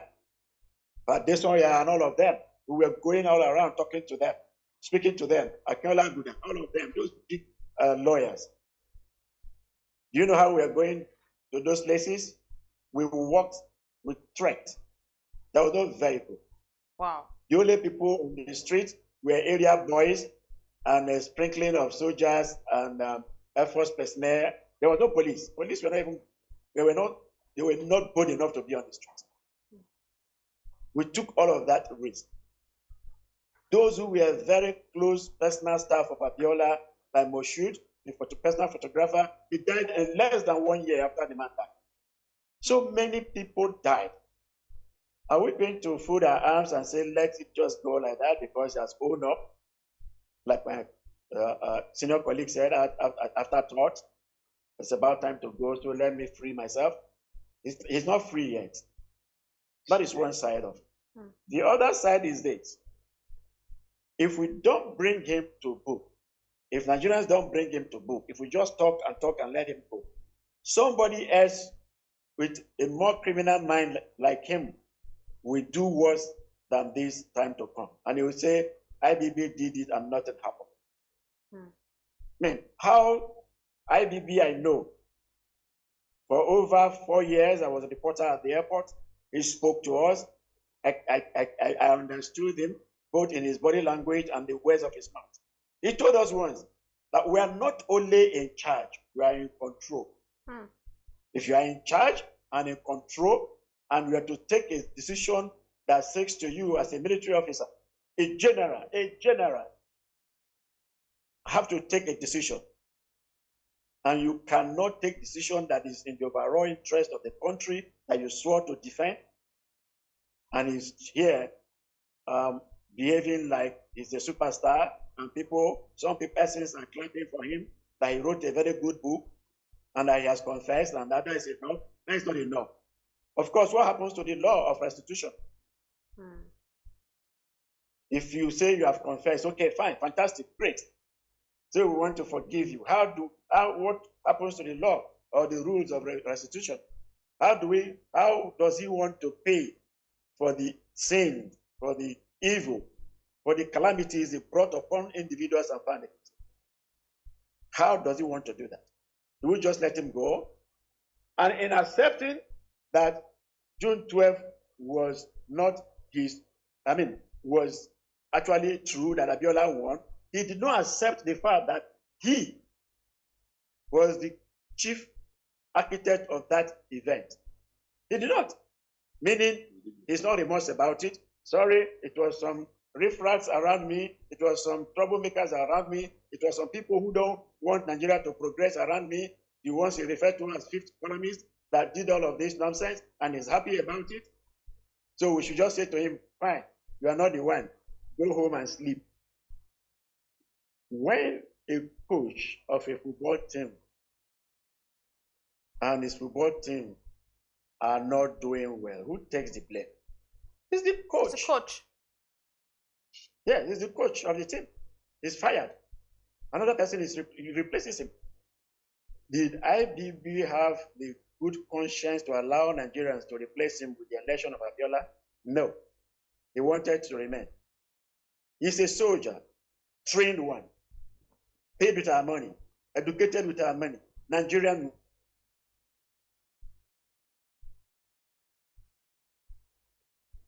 Wow. Well, Mr. John was just sharing some really deep insights on just some of the far-reaching effect of how this singular action by IBB, Ibrahim Babangida, had far-reaching effect. Yes, we can hear you. So he's just begging the question. He's just trying to play with Nigerians. Maybe he doesn't understand that we have more intelligent people now than when he was in power. We have access to technology now than when he was in power. We have more way of storing information now and retrieving information now than when he was in power. That all the things he did, that people will have access to it. And I will recall a very specific date. The one he referred to, trying to paint Homo and his team and Abacha, extremely bad. The issue of the mail, or the press statement rather, that was given to airport correspondent. I was on ground. It was Nduka Irabo that brought the press release to us. Not signed, no name, on a plain sheet of paper. And he said to us, well, this is for you guys. And we said, what is it? And we saw that amendment of June 12th. Like my colleague said, with a very useless reason that it was inconclusive. And we said to him, fine, as journalists, there are things we don't take. Can you sign off this? He said, all of you know my name now, write my name there. And then we said, no, write your name and sign and give to us. Painfully, it was not this day of phone that one would have done a shot of it. Photocopy we did. And in the process of movement, so as life goes on, I lost a copy of that document. I kept it. So what was it? If I Homo and Abacha, like he was trying to say, half truths though, were the ones that did that. Did he say to Nigerians, sorry, that was a mistake? That was an error? That was not approved by me because it was on a plain piece of paper. I saw it, not that I was told. I wrote a story out of it, not that somebody wrote it and I read it. I was in Concord. I was a Concord airport correspondent. So Why is he running away from the truth? I agree that when you write a memoir or autobiography, there is also an opportunity for you to sell yourself. But this one was too much. The spin doctor work he did there was too dangerously bad for him and everyone who loves him, because he was not smart about it. You can't say you are in charge and in control, and then you cannot tell your team, I am the team lead. When it gets to this point, I take an decision. IBB could not say that. Like my colleague said, as a coward, he could not. A whole country, or as at that time, over 140 million people, didn't matter to you. It was your staying in power. It is your safety. It is not being able to say it so that they will not be cool, so that you will not be killed. That was more important to you than the lives of other 140 million people? No. A day will come, and that day is very, very, very close by, that they will ask them to account for it. You can be rest assured that a lot of people will go to court. A lot of people are already reading to understand the import of his statement, the import of him not being responsible enough to say, oh, in accepting that I made a mistake, I am sorry. What next do Nigerians want from me? I am ready to face it. I'm ready to apologize. Like he used to do those days, even though he has issues with his leg, he can still fly from everywhere around the country to meet political leaders, to meet traditional rulers, to meet Nigerian people, to say, I'm sorry, I made a mistake. But he didn't do that. He's more interested in building a library. A library. That so many people had to spend, offer so much money, almost 17 billion naira plus, for him to have his way. It's like rewarding him for doing evil. No, he will pay, and that time is very close. How it will happen, I don't know. Whether they will take him to court, or like my senior colleague said, maybe his time is getting over, and he feels that, okay, let me just say this before I pass on. Maybe that is what he's doing. Thank you. Mr. John, one thing I can tell for sure of just listening to you is just all of the details and just the effect, the impact that just the singular decision had on families, had on yourself, your colleagues, and how even over the years I can still tell, I can still sense the passion and the pain that this caused. And surely, just like you said, there must be need to be called to account. But let me ask you this question, Mr. Aliu. In the book, IBB had justified military incursions into politics. He cited corruption and failure to deliver good governance and the life of opulence by Nigerian politicians as some of the reasons. Would you say that this is true? And also, have the politicians learned any lesson? We'll still see some of these things IBB cited. We still see them among our politicians today. So do you think that they've learned any lessons? Our politicians have not really learned any lessons. You see, IBB talked about corruption and all that. Who is the father of corruption in Nigeria? Corruption, the highest level of corruption that we have in Nigeria started with IBB. The settlement, in quotes, settlement syndrome started during Ibrahim Babangida's administration. He would invite everyone that was opposed to his administration to Dodam Barracks in Lagos, give them money in dollars, and it is the same set of people that he gave dollars to, and licenses for oil and telecommunications that came to pay back also in dollars during the launching of his book. So when somebody like IBB come out to say that politicians are corrupt, this and that, he is more corrupt than the politicians. He is the father of corruption in Nigeria. Ibrahim Badamasi Babangida is the father of corruption in Nigeria. If we have to go deep into that, IBB shouldn't be sleeping in his house today. He should be in prison. That is the mistake he has made by writing this book. This book is bringing out a lot of the evils committed by Babangida in those days, and people are getting angry about every issue. that he spoke about in that book. Now, he said in that book, let me take you off that question. He said in that book that some people within his administration were desperate to kill him. That is the insinuation in his book, that they wanted to kill him. And he felt the need to survive. And that was why he took some of those decisions. As the commander-in-chief of Nigeria, why couldn't he deal with those people? You can retire them. He could have retired all of them. Once, no matter how powerful an army officer is, once he is retired, that is the end of his power. He becomes powerless. Why couldn't he retire Abacha? Why did he not retire Ihomu? Even after the coup, Major Gideon Oka's coup that almost took his life in Northern Barracks. But for the sake of Abacha, this same Abacha that Babangida is giving a bad image, Ihomu and others, Mike Ahigbe, because I was at the first press conference addressed in Northern Barracks shortly after that coup. On the day of that coup, I attended it. He was escorted by Ihomu, Abacha, and some other officers that I can't easily recall their names now.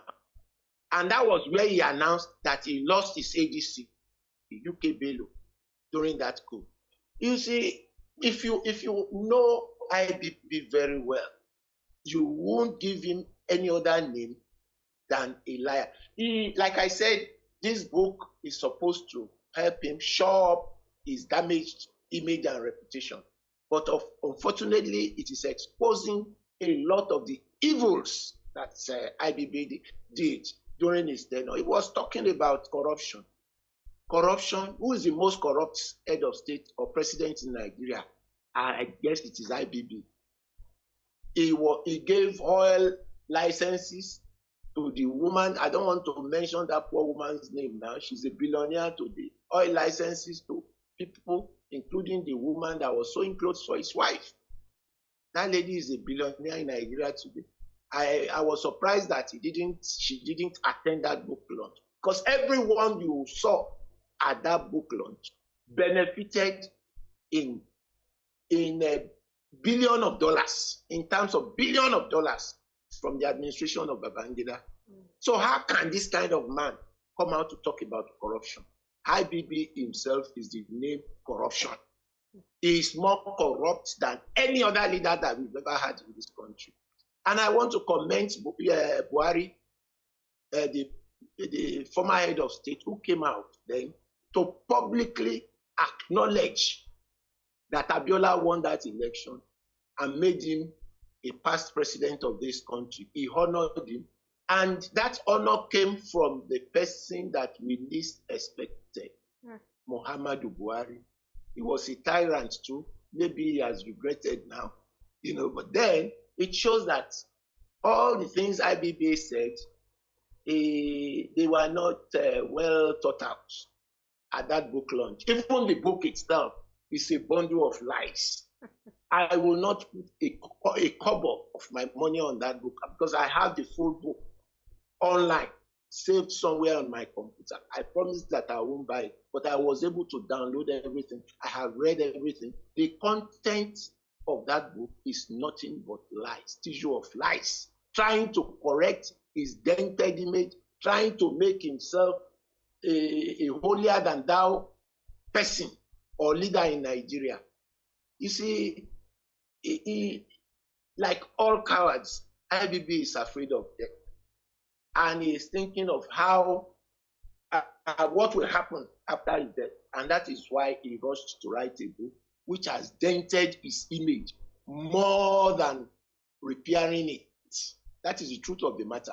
I will advise those who have not had access to that book to go and read it. I have read it. The content of that book is nothing but 90% lies. You can hardly get 10% half truths in that book. And that's it's a reflection of the kind of person that IBB is. I was very close to Bashir Abiola, and a few times I followed him to visit IBB. And the way IBB behaves, he was more like a sycophant who wanted to benefit from the largesse of MKO more than helping him to achieve more in terms of making more money and becoming richer than he was. That was the kind of friendship that he had with MKO. But unfortunately, MKO, being a complete gentleman, didn't believe this when some of us told him that, look, this man is not sincere. He is not sincere. Before Abiola came out to contest for the presidential election, he consulted widely with Mrs. Miriam Babangida. She followed Mrs. Miriam Babangida out of this country, and they came back with a report that Bashir Abiola should be asked to go and talk to his friend, because the wife himself was not sure that his friend was going to leave office. So immediately Babangida traveled abroad to treat his radiculopathy problem on the leg. Bashir Abiola flew to meet him where he was and to find out whether he could come out to contest. That was the kind of consultation that took place before Abiola came out to contest. It was IBB himself that encouraged him to come out. How can you encourage your friend to come out and turn around to annul his election, saying that that election was inconclusive? It shows the kind of character IBB is: deceptive, evil, and a man that has no honor. I am saying it with all the emphasis at my command. If I have a friend that has loved me so much, taking me into confidence before he came out to take what I had, I will not deceive that kind of person. And so IBB should bury his head in shame. He is not a man of honor. He is not a man that deserves the respect of my parents. This book that he has launched has exposed him. It has exposed his character. It has exposed his pretenses. It has exposed his hypocrisy over the years as a Nigerian leader. If there is a way we can remove him from the role of honor of Nigerian leaders, I think Babangida's name should be deleted. If we can do it. Mr. Aliyu, there's just so many lessons. There's just a lot of lessons to learn from. Yes, please, you go ahead very quickly. Can I quickly respond to two issues that my senior colleague raised? One, the institutionalization of corruption. If IDB is talking about corruption, is a shame. A very big shame, because all of the people that eventually became politicians were his boys. And I don't want to mention people's name here. Go through, just reflect back to 1999 and then down till now. They were all his boys. That is one. The word settlement that he picked, I don't know, somebody picked it from the Bible for him. And he started using it everywhere. That became a powerful word in Nigeria, local language. Came from IBB, started from IBB. Well, and what does it mean in this? What does that word mean in IBB's dictionary? It's corruption. Then the second part I want to speak to, the issue of consultation with Abiola, and I can say it here, and I will say it in the court, and I will say it anywhere. I was there, not that I was told. 3 days after Mama died, Gujarat, that's Mama is what we call him in the Concord family. Abiola came to see IBB. IBB came to see him at home, and he escorted him to airport. And they went into the presidential lounge and had a discussion that lasted over 30 minutes. When they came out, and I can remember the headline of my story very well. The headline was, Mama was my friend, mother, and wife. That was just 1-2 minutes interview he granted us. Abiola granted us. So I cannot forget.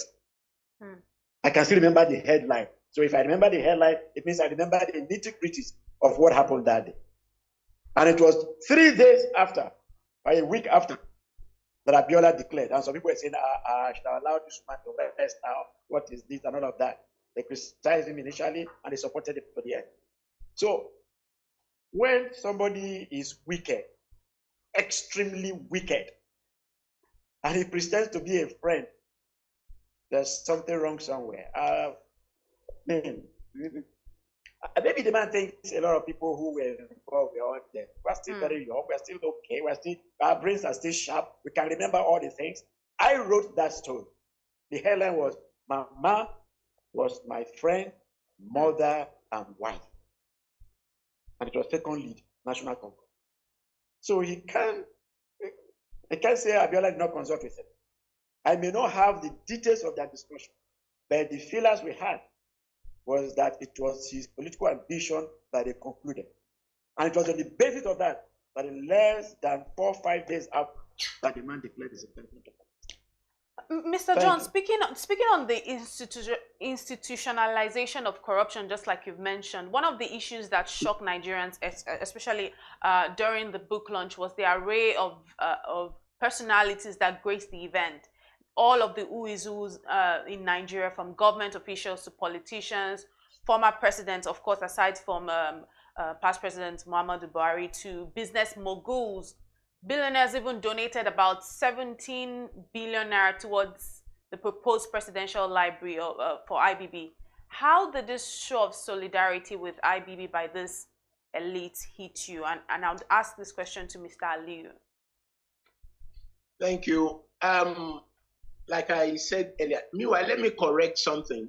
IBB visited Abiola when Alhaja Simbi died, not when Kudi died. Kudirat was killed at the height of the struggle for the annulment of June 12th. Now, the array of people that you saw at the launching was like they have come to say thank you for what you did for us. We had everyone that IBB helped to get one thing on or the other in the range of billions of dollars present there. You have the list, you have the names. I don't want to mention their names there. They came to pay back. What is in a presidential library that people are donating 17 billion for? They didn't donate 17 billion for the building of an hospital, a public hospital. They didn't donate 17 billion to build roads that will benefit everybody. They didn't donate 17 billion to buy drugs and treat Nigerians free of charge in all government hospitals, but a presidential library. How many people read books in Nigeria? We don't have that culture. It is just a way of coming to give back to the devil that made them. You see, IBB, the IBB that I know, like I said, he is trying to give himself a good name because the name that he had is so bad. It is something that should not go back with him to heaven. And that is what he's trying to correct today. And it is unfortunate, it cannot be done. Just like John said, this can only be possible if he comes out to say, okay, oh, gentlemen, we lost so many people, there should be restitution.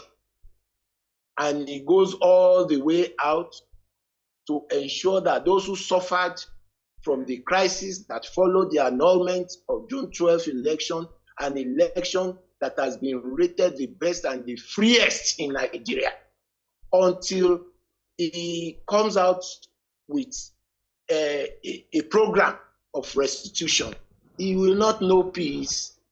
That is the truth of the matter.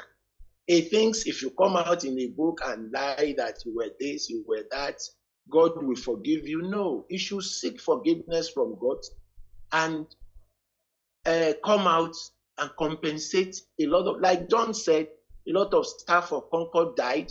So many people died. So many of us that had cars at that time couldn't come out with our cars. We started trekking from our homes to the office. At a point, we couldn't even converge at the Concord office because the place was shut down.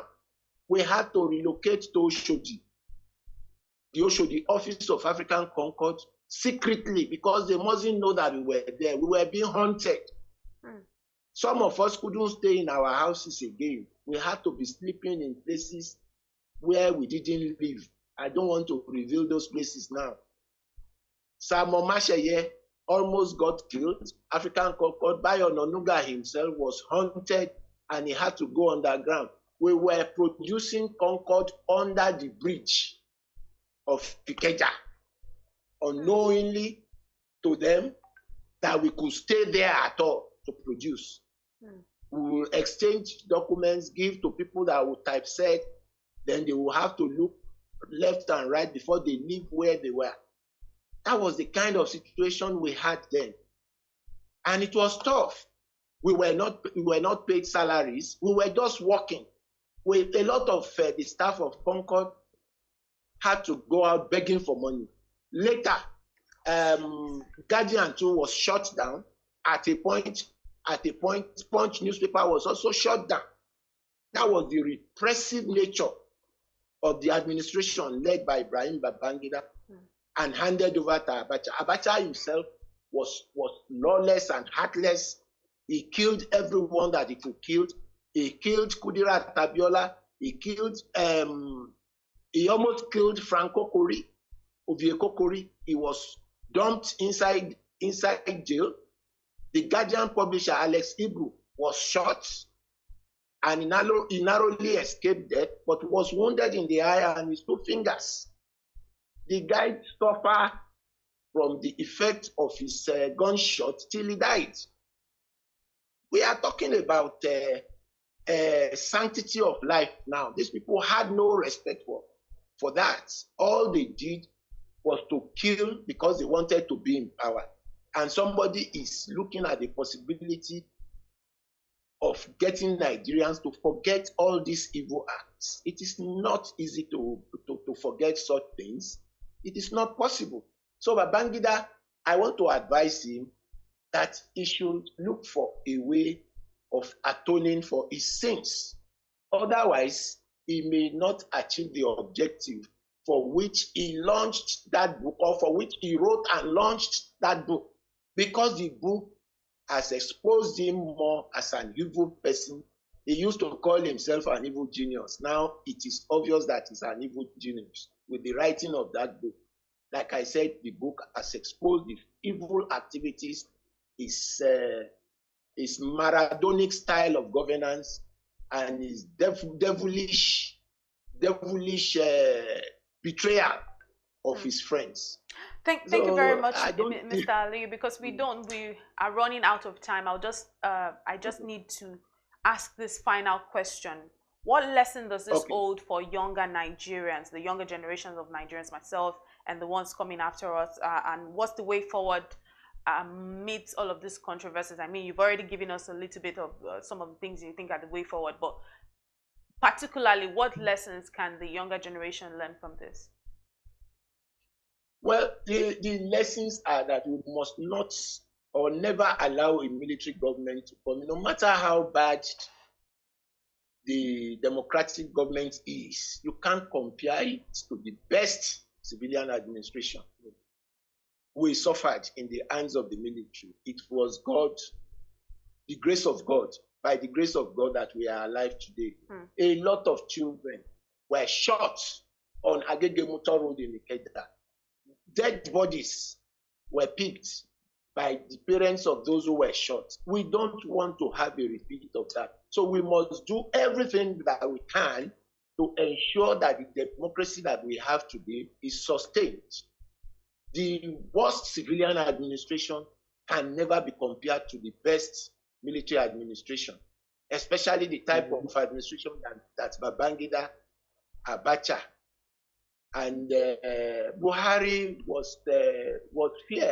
He was not that terroristic, but Babangida and Abacha ran a terroristic administration that took the lives of Nigerians, plunged a lot of Nigerians into pain and agony. But by the grace of God, Abacha paid for it. He was killed. Till tomorrow, nobody could tell us who killed Abacha. Nobody could tell us who killed Abacha. Although they killed the chairman of Concord and the presidential candidate of SDP 30 days later. But you can see, if you place MKO Abiola's death and Abacha's death side by side today, Abiola is more glorious even in death than Abacha, and more glorious in death than Ibrahim Badamasi Babangida. So we must do everything that we have to sustain the democracy that we have in Nigeria today. Thank you very much. Thank you very much, Mr. Aliyu Mohammed, as well as yourself, Mr. John Osadolo. It's been a very historical moment sharing with us on the big story today. Unfortunately, we have to leave it here today. That's how we bring it to wraps here on the big story. My name is Elizabeth Musa. Keep watching BDTV.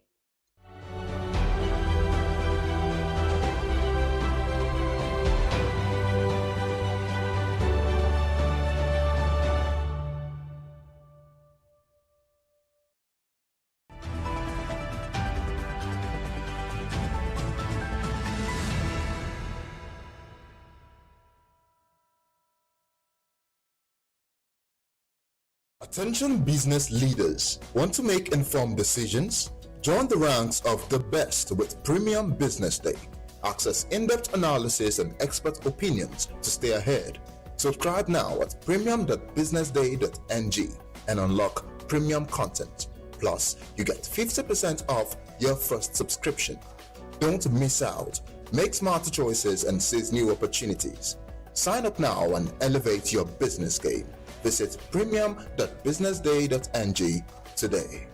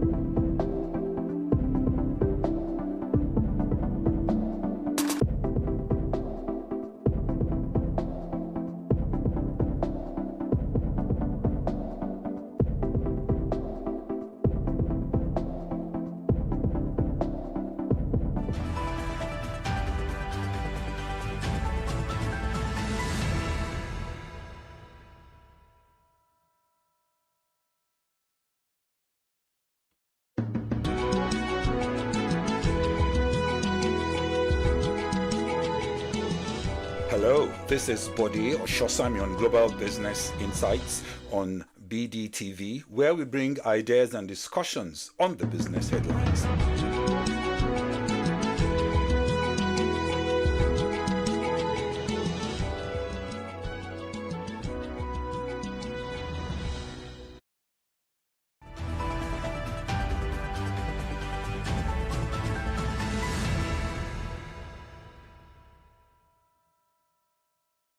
Hello, this is the BDTV News at 10. My name is Elizabeth Musa. Let's see what's making headlines. MTN records 3 trillion naira revenue overshadowed by 400 billion naira loss. NLC chefs protest as subscribers welcome 353 tariff hike. Naira stabilizes at 1,500 naira in black market despite declining services. Lagos lawmakers reject Obasa, insist Miranda remains speaker. Death of Hakam and wife suspicious enough for investigation, police says. Guardiola vows Man City will return to Premier League dominance. We begin the news in Nigeria, where MTN Nigeria Communications PLC has revealed that its record revenue of 3.36 trillion naira for 2024 was overshadowed by a loss after tax of 400.44 billion naira. According to the company's financial results, the record revenue was a 36.03% bump from the 2.47 trillion naira reported in 2023, while the telco's loss jumped by 192.25% from 137.02 billion naira for 2023. The report also revealed that the telco's net foreign exchange losses increased by 24.98% to 925.36 billion naira from 740.43 billion naira in 2023. Moving on, the Nigeria Labour Congress has shelved its planned protest scheduled for March 1, 2025, after reaching an agreement with the federal government on a 35% increase in telecom tariffs. NLC's decision was welcomed by the National Association of Telecommunications Subscribers on Thursday, the 27th of February, as the group called for better relief measures for telcos. NLC Public Relations Officer Upa Benson revealed that there would be a National Executive Council meeting of the union today, Friday, to deliberate further on the matter. Still on, members of the Lagos State House of Assembly have rejected Mudashiru Obasa as the Speaker of the Parliament. The lawmakers refuted Obasa's claim that he remains the Speaker while speaking to newsmen on Thursday, February 27th. The 36 lawmakers reaffirmed their support for the current Speaker, Mojisola Meranda, insisting that she is the Speaker of the Assembly. The chairman of the House Committee on Information, Security and Strategy, Stephen Ogundipe, revealed that the lawmakers remain committed to ensuring that Obasa's removal stands. To end the local news, the Federal Capital Territory Minister of State, Maria Mahmood, has revealed that the ruling All Progressives Congress in the nation's capital is more focused to win the 6 area councils and the forthcoming area council elections. Mahmood revealed this on Thursday during a stakeholder meeting of the APC in FCT, stressing that members have identified the problems of the party and are ready to confront the challenges head-on. She said that the selfish interests of some identified individuals should not override the collective interest of the party. And on the foreign scene, Oscar-winning actor Gene Hackman and his wife were found dead with their dog on Wednesday, 26th of February, at their home in the United States of New Mexico.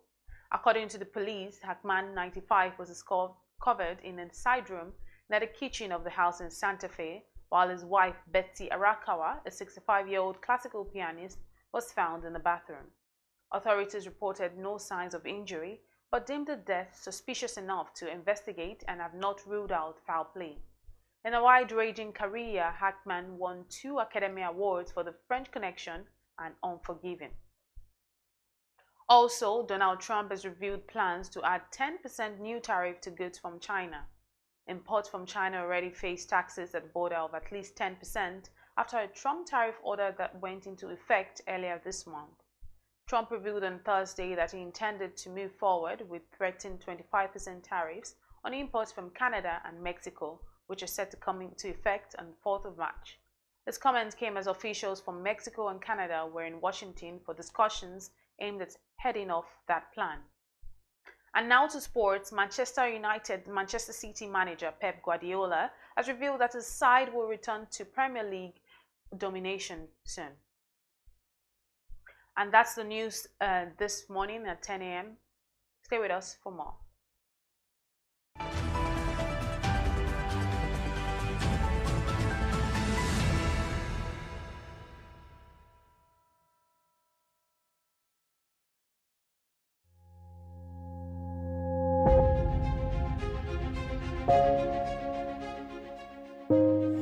Good morning and welcome to the BDTV Breakfast Show. I am Bethel Obijabi. My name is Elizabeth Musa. And this is the social listening segment on the BDTV Breakfast Show. We're talking about the Fly Nigeria Act. Can you give us a background into what this is about? We are here today on the streets of Lagos, Nigeria, to gather opinion about a pressing issue. I go look at the cost of petrol. We get away from Nigeria with the suffer. The income is not really increasing, but the prices of items are increased. Nothing like service again. No. You only pray for that money to reach you that month.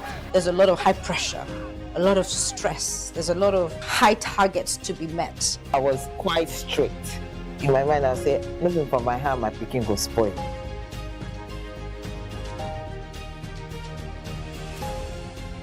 To allow all banks and all the players in the space 15% inflation target achievable in 2025.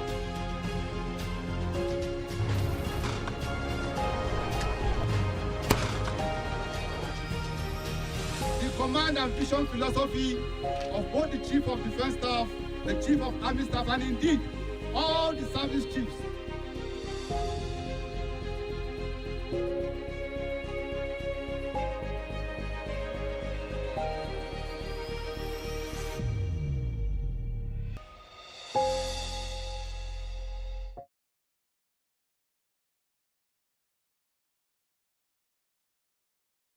Attention business leaders. Want to make informed decisions? Join the ranks of the best with Premium Business Day. Access in-depth analysis and expert opinions to stay ahead. Subscribe now at premium.businessday.ng and unlock premium content. Plus, you get 50% off your first subscription. Don't miss out. Make smarter choices and seize new opportunities. Sign up now and elevate your business game. Visit premium.businessday.ng today. What to say when we move the conversation to subsea cables is the fact that as a country, I think we have about 8 or 9 submarine cables now landing in Nigeria. So capacity is not our challenge. The biggest challenge for us is extending those cables into the country, ensuring that it can reach every of our citizens. Which is why if you follow the activities of the ministry and this government, the government is now investing $2 billion in 90,000 kilometers of submarine cable network across the country, ensuring that wherever our citizens find themselves, that they have access to meaningful connectivity. And that's the awareness for us that when we make this investment, we're not just making the investment for the fun of it. We know that investing such an amount of money into an extensive network in a country where the average age is about 16.9 will take more of our people online. And as we do that, we also have to then protect them as well. We wouldn't want a situation where that digital backbone in itself is not resilient. That's why this is a big program for us. We don't want a situation where a cable cut may mean that your entire life will come to a halt say for 1 week, for instance.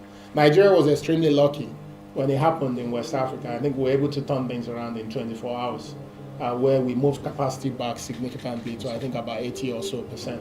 Some countries, it took them over a week to be able to do that. So you can imagine the implication of that on their economy. So this is a very difficult conversation. That's why I'm extremely appreciative of ITU for truly accepting that this should be something we need to put on the agenda. As we continue to drive the strength of our digital economy, as we continue to improve the quality of connectivity. The DSG mentioned that the president declared all infrastructure, digital infrastructure in the country as critical national infrastructure just to protect them. Now we also now have a policy in place whereby when roads are being constructed, these things cannot be tampered with. When you are doing activities on the sea, that you can protect subsea cables as well. That is the effort, and that's why organizations like ITU are important. It's not just about the actual investment. It's also the regulation that we need to have in place to ensure collaboration happens.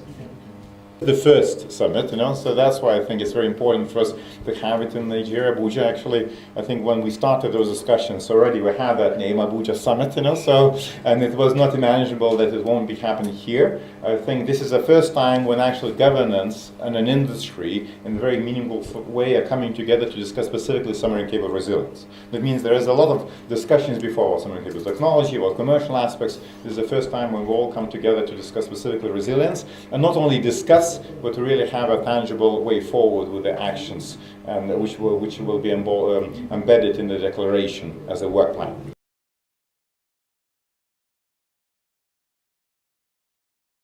Thank you so much. Welcome to NDPHC. Mr. John Osadola and your team. Thank you, GM, my media team. My name is Engineer Jennifer Adigije. You might know I'm an electronics engineer. I was appointed by Mr. President on the 19th of August 2024. I resumed on the 26th of August 2024. And my background cuts across very richly, across the private and public sector. So I started my career in PHCN, which is now TCN, Apo Transmission Substation, where I was a transmission engineer. And then I moved on to the private sector, where I worked as a systems engineer, networks engineer in Globacom in the telecom sector. And then I came back to the public sector in CBN after a couple of years, where I was in the procurement department of the CBN. And I'm sure if you know the CBN, you will know that we lay emphasis on the core principles of corporate governance, which is why I derive most of my corporate ethics from. I rely greatly on the core principles of corporate governance, which is accountability, transparency, and responsibility. So which has led me to imbibe the culture and habit of following due process, which I have brought to the NDPHC, which is now cascading down in the organization. And so having demonstrated these qualities, I'm able to lead by example, and I'm able to build a team that demonstrates the highest level of corporate ethics. And that's the organization that we're building under my leadership. Okay, thank you very much. With regards to vision, myself and my team of executives, we made it very clear from day one.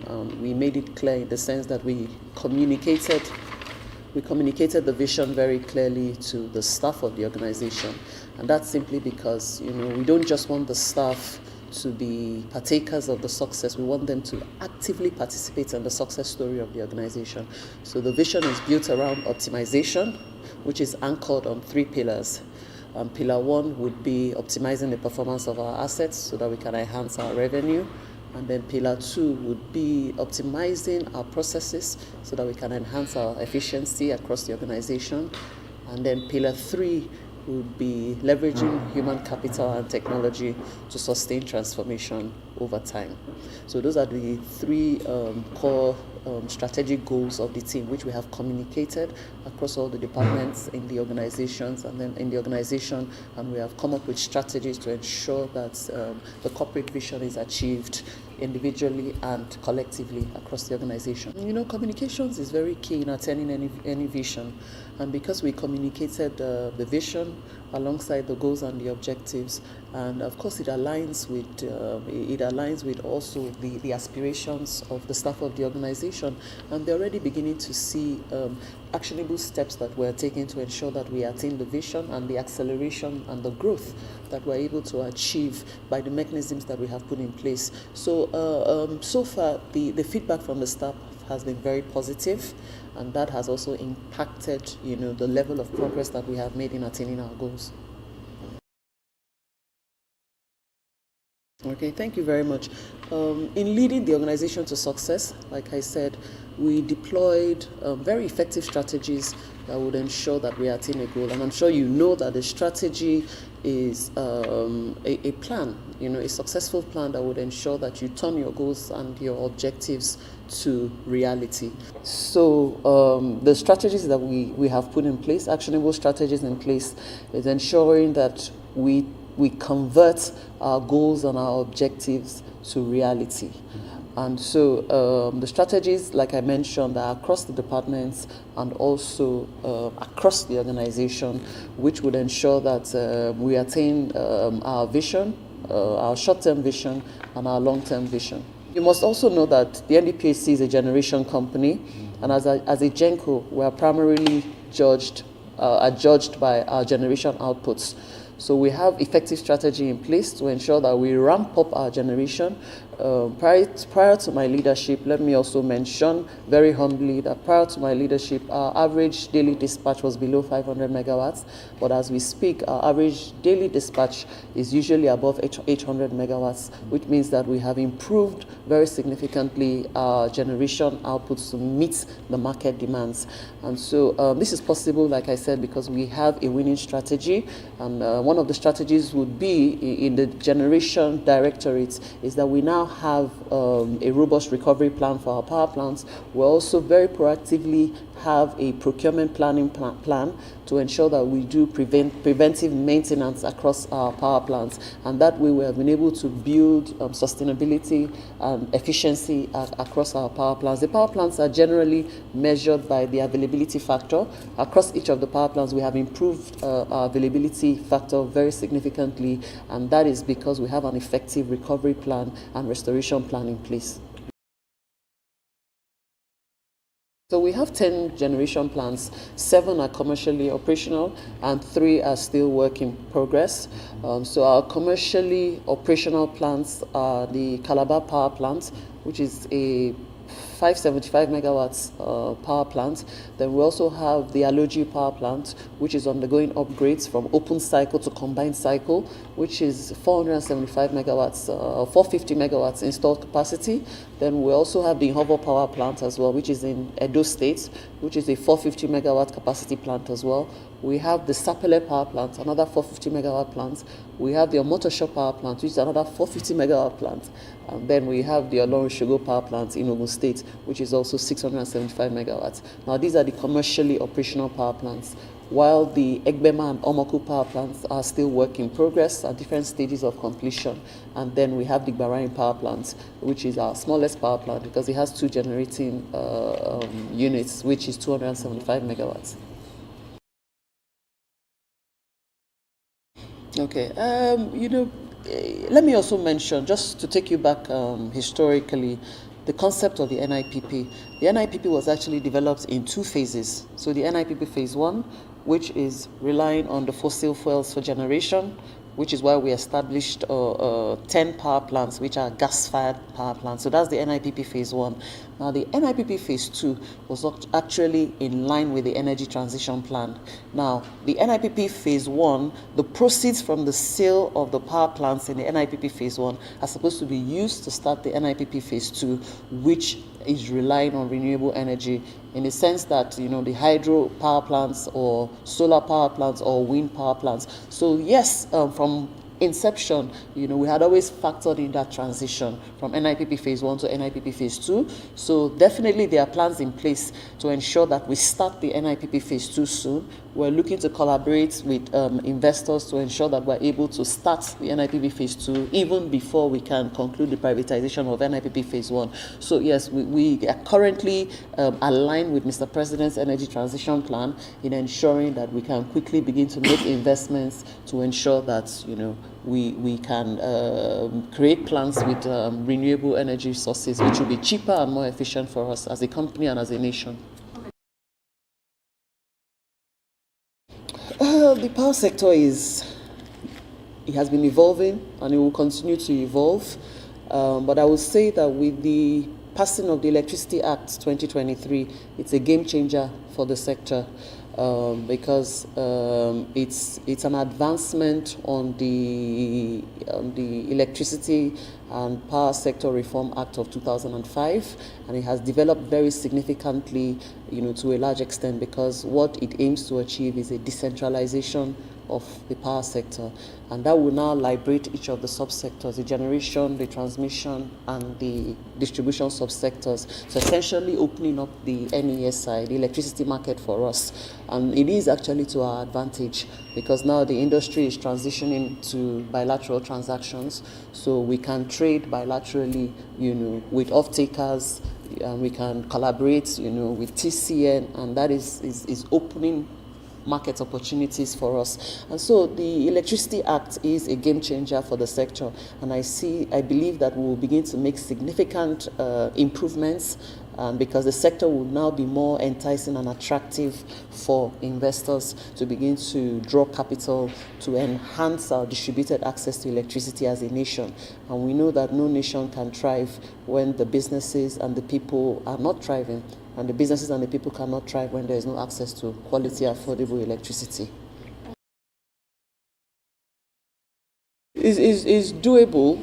It's doable, and I dare say that this government, has shown keenness, because even with the passing of the successful implementation of the act, it has shown that Mr. President has the will, to make a difference, and some bold moves have been made in that regard. I will tell you that the greatest challenge of the industry is the liquidity crisis. And the liquidity crisis arose from several factors, one of which is the fact that the electricity that we consume, majority of Nigerians consume, is not cost reflective. And so what that means is that a huge subsidy burden is on the government to provide. And that also now makes us, as the generation companies, unable to recoup the costs that we put in generating electricity, because only a percentage of our invoices are settled. And that is because on the downstream market side, they also are unable to recover all the costs of the energy that they sell to their customers. So certain initiatives, for instance, like the Presidential Metering Initiative, will bridge some of these gaps to enhance collection rates, to enhance billing rates, to be able to ensure that the invoice, that the disco settlement or disco remittances improve. And you must understand that is a chain reaction. When the disco remittances improve, then our remittances or our settlement on our invoices also improve. So with the introduction of the band system, for instance, as you all know, we introduced the cost reflective tariff on the band A, and I do know that there are also plans to be able to implement across other bands, amongst other plans that would the Mr. President is putting in place, or interventions or policies or programs that would ensure that we ramp up the liquidity in the sector. If liquidity is ramped up and our cash flow improves, then we can also improve quality of service and the grade of service. But Nigerians need to understand that the quality of service is tied to our ability to have the cash flow to sustain premium services.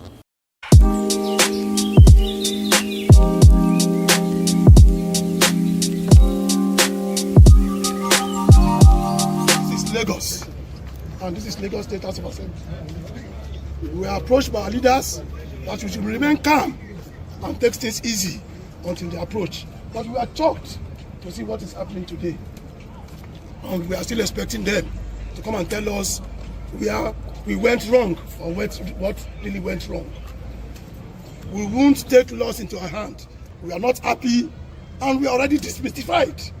We are shocked to see what is happening, despite the fact that this is Lagos.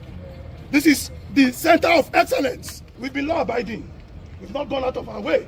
We've not done anything against the state or against anybody. But we also want to be respected, to be given our dignity, to be shown that we were elected. So I'm appealing to the leadership of our party that we cannot continue this way. They've taken us to court, and it is for us to let the process follow its due course. But what we are seeing today is a charade. It's uncalled for. It's an embarrassment. Because for me to even enter the gate, I was stopped and told by security operatives that I cannot enter the House of Assembly. It's an embarrassment, and this must stop. We were embarrassed. So thank you, gentlemen. And we hereby reject Obasa. We reject Obasa. We reject him in totality. You've been away for some time. Away for a while. I was on vacation. Okay, sir. Now you are here. The house is in recess. Can you? Which house? So well, as you rightly said, I'm here. So as I'm here, It simply means we have to respond. Well, sir, on social media, we have it information flowing that you barged into this premises. Confirm it now. If you add, so we're trying to confirm from you. Can you tell us exactly? So what are you implying? Are you saying that I broke it or I broke the door to get access? Is that what you are saying? He will do what? Yeah. Allege. Will do what? Must prove. So you are back. Have you been reinstated? Are you back now? I've told you repeatedly, I've never been removed. There's nothing like impeachment. So I don't know what you are saying. I've said this openly. Sir. That everybody, remove, what is it called? Impeachment or whatever, or removing is all democratic and constitutional. But in doing that, to achieve that, you must follow the due process. Nobody is against that. I'm not against being removed. If I do that, then I'm not democratic. But all we are saying, let us go through the normal process and achieve that. So if we do, fine. That's just, I'm not against anybody.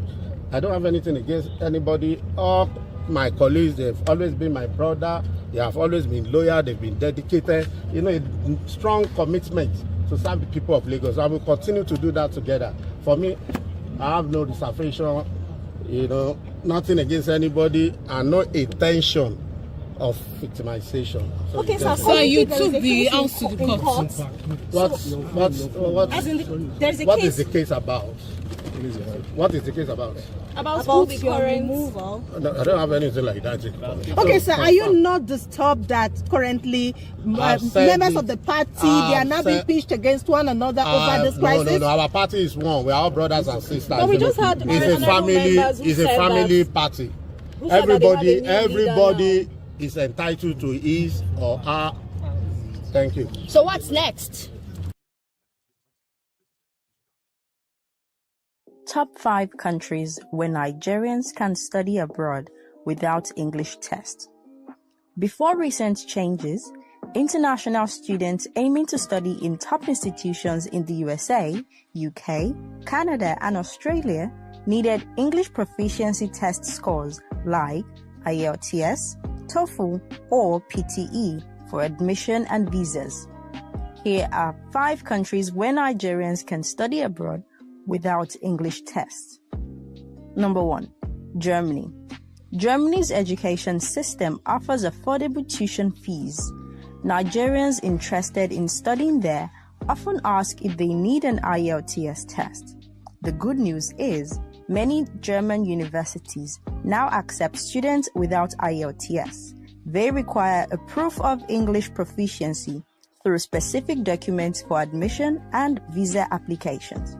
Number 2, Norway. Norwegian higher education offers top academics and teaching methods. It includes all accredited institutions and programs. English is widely spoken in universities, and Nigerian students can study in Norway without IELTS with the Senior School Certificate from 1988. Number 3, France. Studying in France is a dream for Nigerian students due to its high-quality education. France is a top global destination for studying abroad, but language tests like IELTS or TOEFL can be a challenge for many international students. Number 4, Austria. Many Austrian universities offer alternatives for the IELTS for English proficiency, such as interviews or previous education in English. Nigerians with a strong WAEC or NECO English results can benefit from these options for studying in Austria. Number 5, Singapore. Singapore's diverse population creates a culturally rich environment. It's welcoming for those from different backgrounds to study or work. Singapore offers quality education, career opportunities, modern infrastructure, and affordable education costs, making it a top choice for international students. Nigerian students can study in Singapore without needing an IELTS score for university admission. To read on these and more, visit www.businessday.ng. Follow us on all social media platforms at BusinessDay NG. Business Day, news you can trust.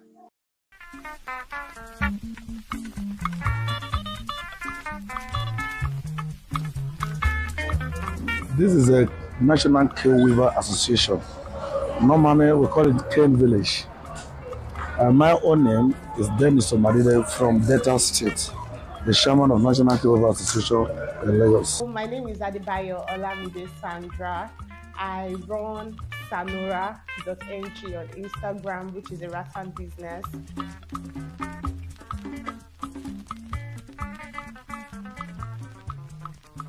The production process is this is a raw material. We thank God for Nigeria because the cane we are using, not that we planted it, is from the forest. The girl came from the other states, from Edo State, even Ondo State. So we have a different body. We have a supplier. So when they come to Lagos, we buy them. So after buy them, we now do the process. How can we scrape the cane to make sure we can bring the cane to design anything needful? So that is the process of the cane. After that, you use it to work. Like you will see what is there now.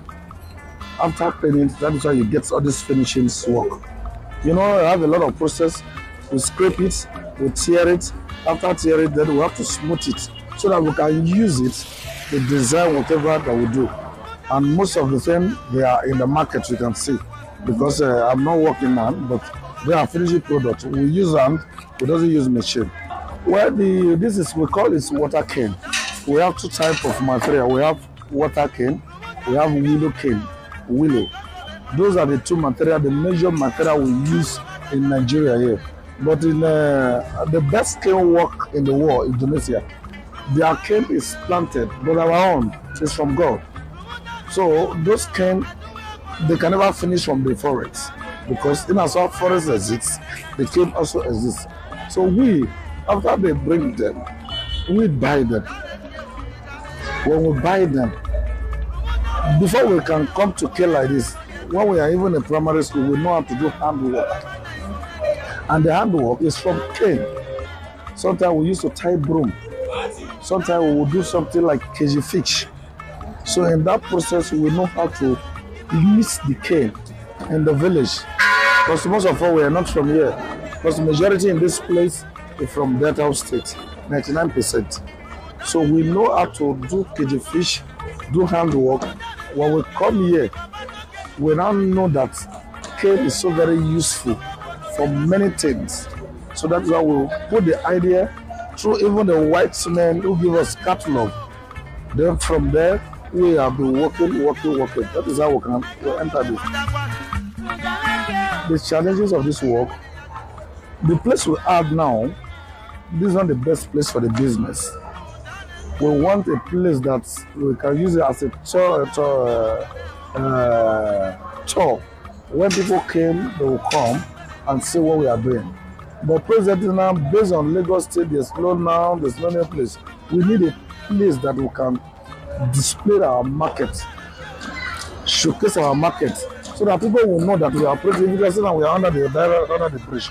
But see yet we are still managing this place because there is no land and we have no authority.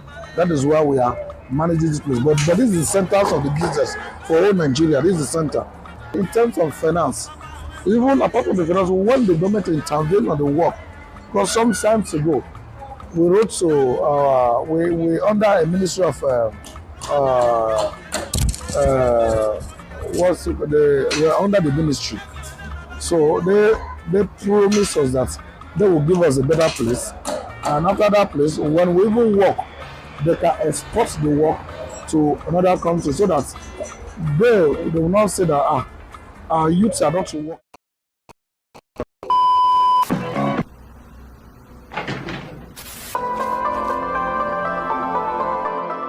This is the Business Day television broadcast.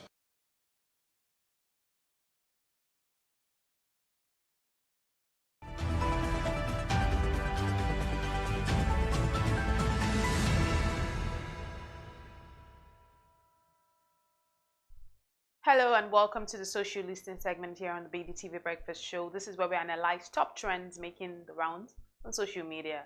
My name is Elizabeth Musa, and joining me virtually today is Mr. Obidike Okafor, our in-house analyst. We start the conversation today with a very shocking news of Nigerian female billionaire Modupe Alakija, who has gone blind after a near-air incident. But before the conversation, let me give you a little context. Nigeria's richest woman, Folorunsho Alakija, has reportedly completely lost her sight, the consequence of a previous near-air mishap that raised her blood pressure while traveling with her husband, Modupe, the chairman of Famfa Oil. According to reports from medical sources involved in her care, she began experiencing health issues after the flight incident, which affected her vision. Following the incident, Alakija has reportedly ordered a new jet to avoid traveling on the same flight as her husband. However, her vision reportedly continued to deteriorate until she ultimately lost her sight. And that's the news making the rounds this morning. Really sad. It's been making rounds for a while now, but let's see how people are reacting on social media.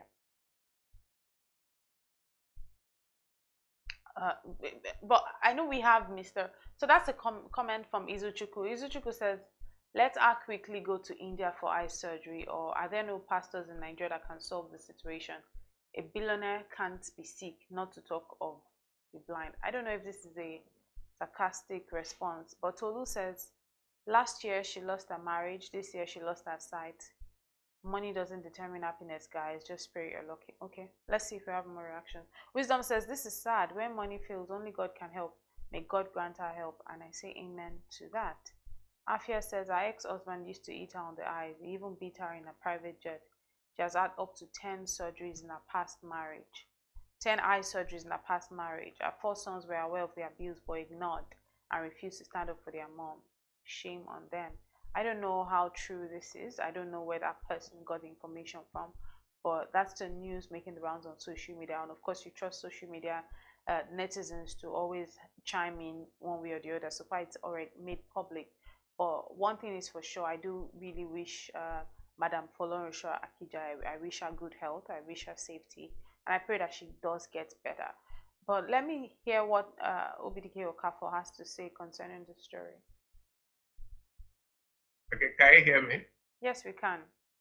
Okay, the truth of the matter is I don't know about the last report where they said the husband beat her or didn't beat her or anything like that, but I know for sure high blood pressure affects many organs in the body. It affects the eyes, it affects the kidneys, and some other parts of the body. And for example,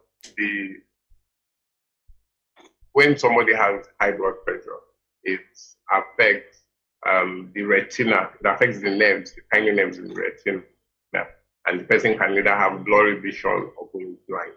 So I strongly believe that it's possible that might have had high blood pressure and affected her eyes, because a high percentage of Nigerians have high blood pressure.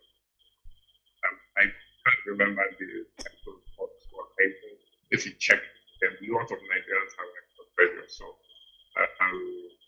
it's sad and unfortunate. I pray she finds a lasting solution to the problem. I wish her well. That's all I can really wish her. Right. And moving on, the Lagos State Environmental Protection Agency has shut down several establishments, including a branch of the Redeemed Christian Church of God, the Assemblies of God Church, and a mosque. 5 hotels, 2 gas plants, and a pure water factory were also shut over environmental violations, particularly noise pollution and improper facility setting. In a statement on its X handle, LASEPA confirmed that the enforcement exercise targeted areas such as Surulere, Lagos Mainland, Agege, Kosofe, where multiple businesses and religious centers were found flouting environmental regulations. And that's the news making the round again this morning on social listening. Let's see what we have on let's see the comments that we have already on this conversation. Martin says the mosque should not be left out too. That their microphone of Allahu Akbar is too loud. Let's see if we have more.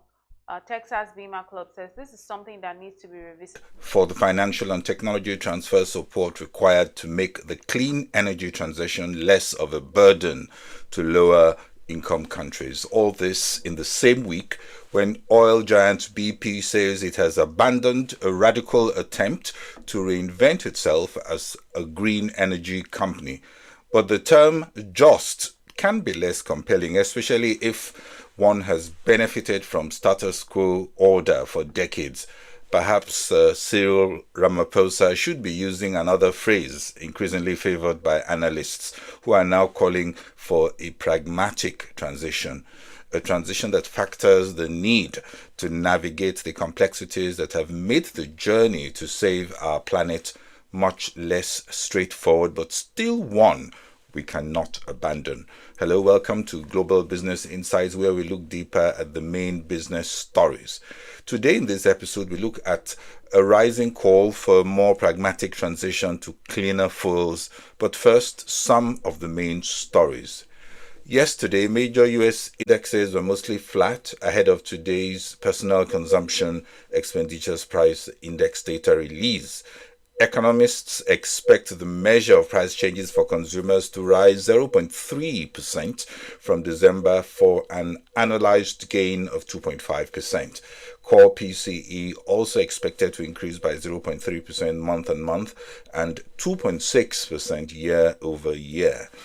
As traders digested Nvidia results, despite a strong beat, evident pressure on margins may have led to more caution as the stock closed down 8.5% after seesawing in early trading yesterday. It seems focus was on the outlook for first quarter gross margin, which came in lower than Wall Street expected. It could also be the sour mood driven by uncertainties around trade tariffs, dragging down benchmark indices and behind the sell-off, despite corporate releases that were mostly healthy. In Europe, a change in the German political landscape could be supportive of market sentiment, especially if a government can be formed quickly.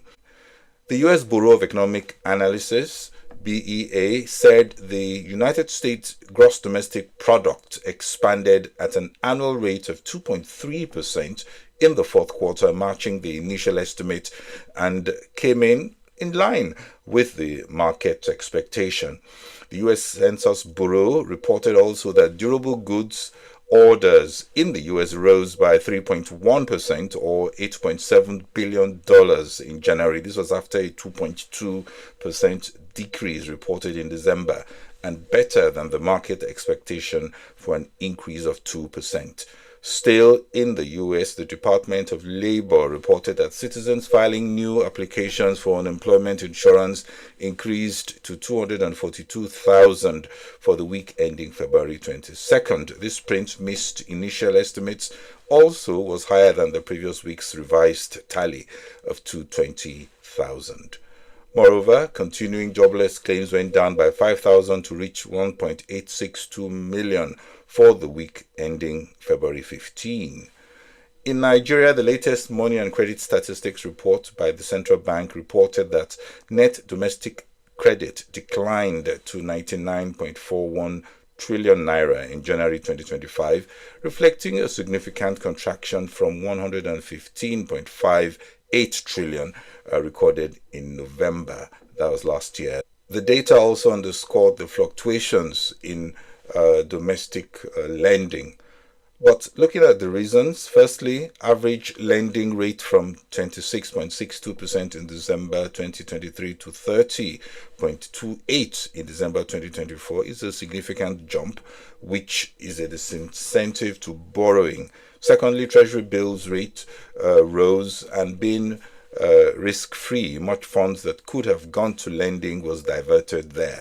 The high inflation also reduces the demand for consumer goods, which also reflects in demand for credit. Also, a lot of domestic borrowing by the Nigerian government is crowding out credits urgently needed to boost, especially the manufacturing and other credit-sensitive sectors. Now to some good news for Germany that just came in this morning. January retail sales rebounded 0.2% month-on-month after the 1.6% decrease recorded in December, and better than expected.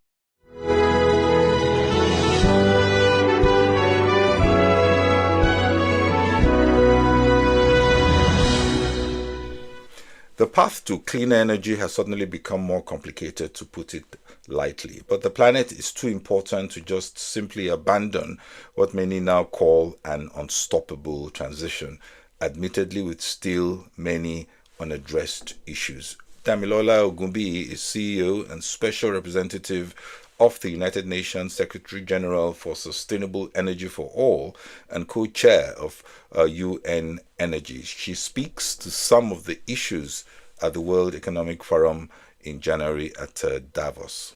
Damilola Ogunbiyi. She is Special Representative of the United Nations Secretary General, Chief Executive Officer of United Nations Sustainable Energy for All. So you have a big title and a big job. Tell us, if the U.S. is pulling back in the green energy transition, but corporates are still moving forward, how does that, in your view, change the global green energy transition? Okay, like everyone here, thank you for having me. I think I'll buttress what Simon is saying. This is actually an unstoppable movement now. Economically, this is what makes sense. You know, I work in the other half of the world that's sometimes less sexy and not mentioned enough, which is the global south, especially on the African continent. When I go and meet government, I don't come in with a climate agenda. I come in that this is how you can end energy poverty, and this is how you can end poverty for many people. And the answer to many of that is renewables. Unfortunately, we still live in a world where 600 million people have no access to electricity at all, and 2.3 billion have no access to clean cooking. To put that into any matrix, you know, and if you don't care about anything else, clean cooking is the 5th largest cause of death of an African woman today.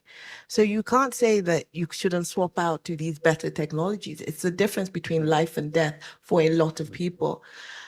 Other thing that gives me so much hope is just on this stage alone, you know, between the COP presidency and Simon in terms of carbon markets and the great work IKEA Foundation is doing, leading the charge on ending energy poverty, we're already collaborating at a scale where no one can stop.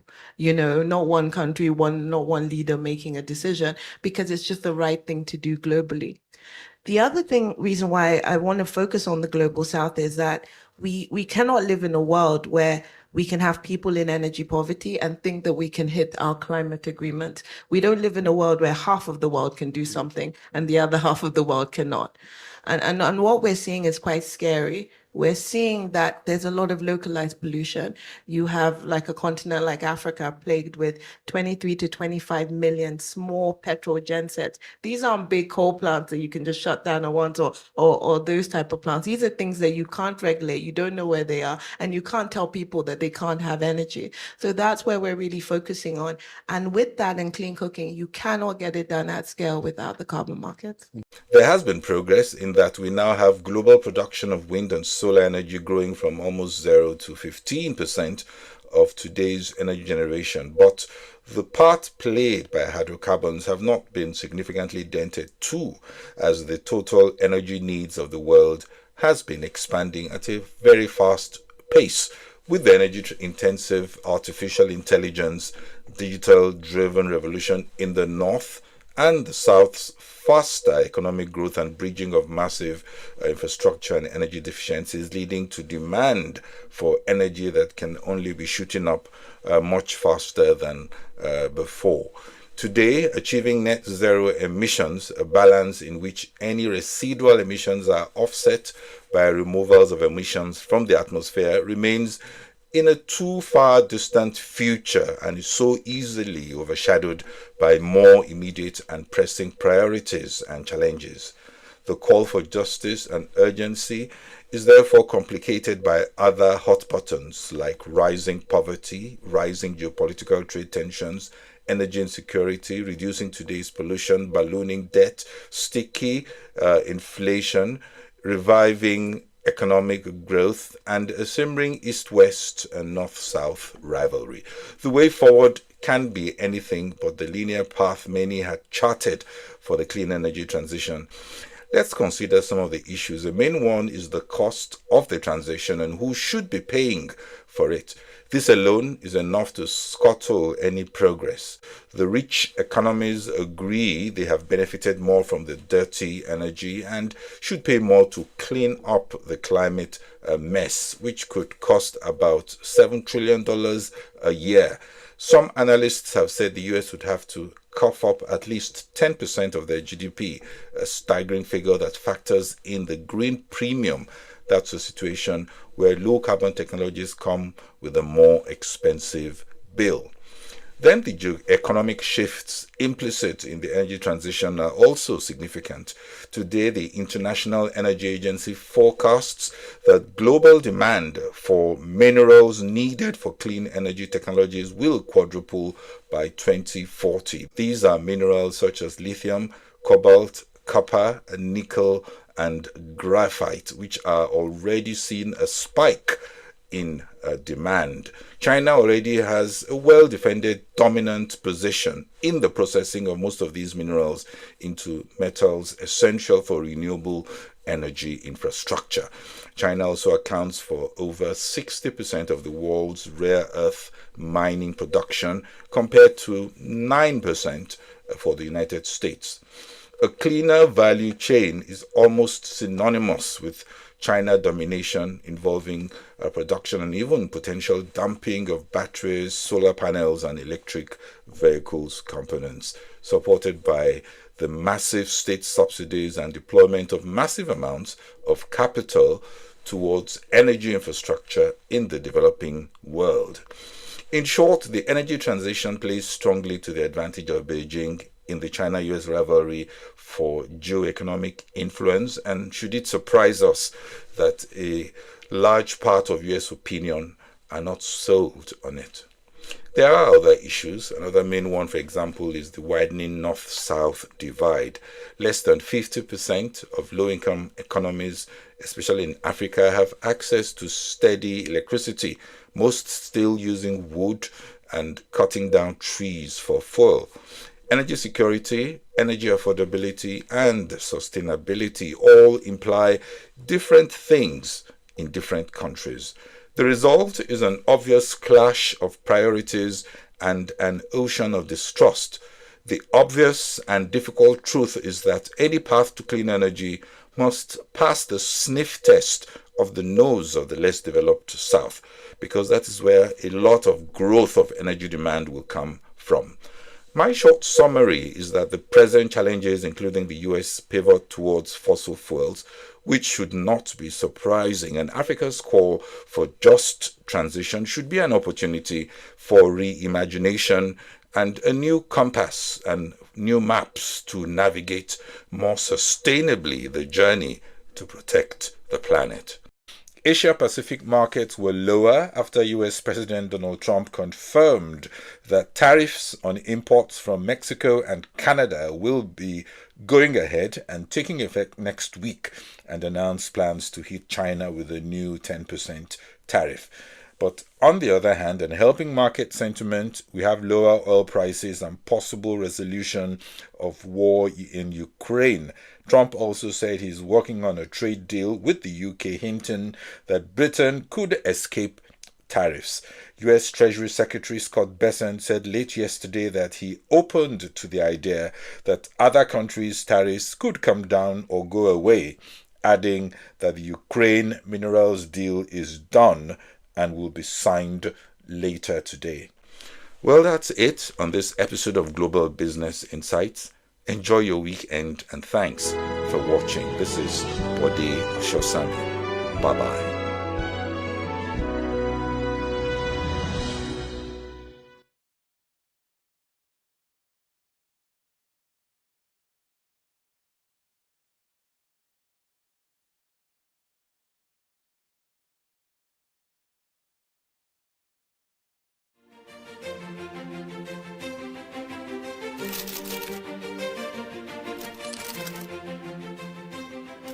I am, of course, a great admirer of the impeccable credibility, professionalism, and business savviness of BusinessDay.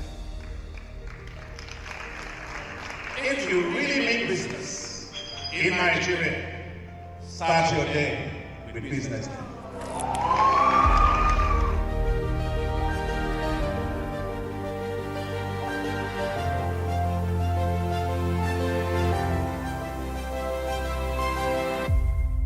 Business Day is West Africa's leading provider of business intelligence and information, delivering premium content across diversified media platforms, including online, mobile, and print. Since its inception in 2001 with a weekly newspaper production, Business Day has expanded its reach to provide exclusive content accessible through print, mobile, and online channels. Our premium offerings are further enriched with syndicated content from esteemed sources like the Financial Times, The Economist, and the Harvard Business Review.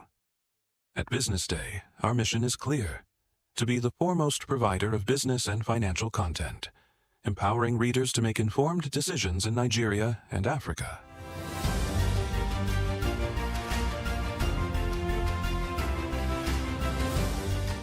Since our establishment, we have been committed to delivering insightful, relevant, and accurate information about Nigeria's business and finance environment, while contextualizing the impact of global events.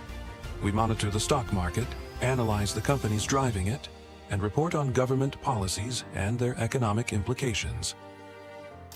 For being consistent in organizing these CEO forums for almost the last 14 years, I think this was a commendation, and I think something that will encourage them to continue. From decoding market trends to dissecting economic shifts, we offer actionable investment ideas and serve as a compass for decision makers navigating complexity. Beyond headlines, Business Day fosters discussions on critical economic issues through impactful conferences and events. These platforms bring industry leaders together to share narratives that drive innovation and spark meaningful dialogues. Our events galvanize connections, bridging the gap between inspiration and achievement. For businesses seeking visibility, our strong digital presence offers unparalleled opportunities, with millions of followers across social media and a dynamic website attracting visitors from within and outside Nigeria. Business Day is the ideal platform to boost visibility for your products and services.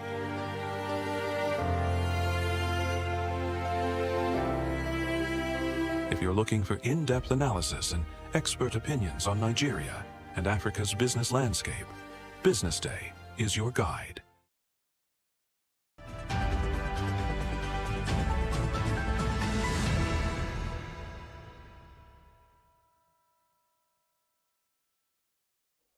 Good morning and welcome to the Big Story segment here on the BDTV Breakfast Show. This is where we discuss key issues shaping our nation and our economy. My name is Elizabeth Musa, and today we'll be exploring how the health emergency responses and disaster management and the role of stakeholders, with a focus on how players in the space can improve in responding early to emergency and the right measures to prevent and manage disaster in order to protect more lives and properties. Of course, we know that thousands of lives and properties worth billions have been lost to disasters and emergencies, and in Nigeria and many other places, some of these emergency cases and disasters could be avoided if the right actions had been taken.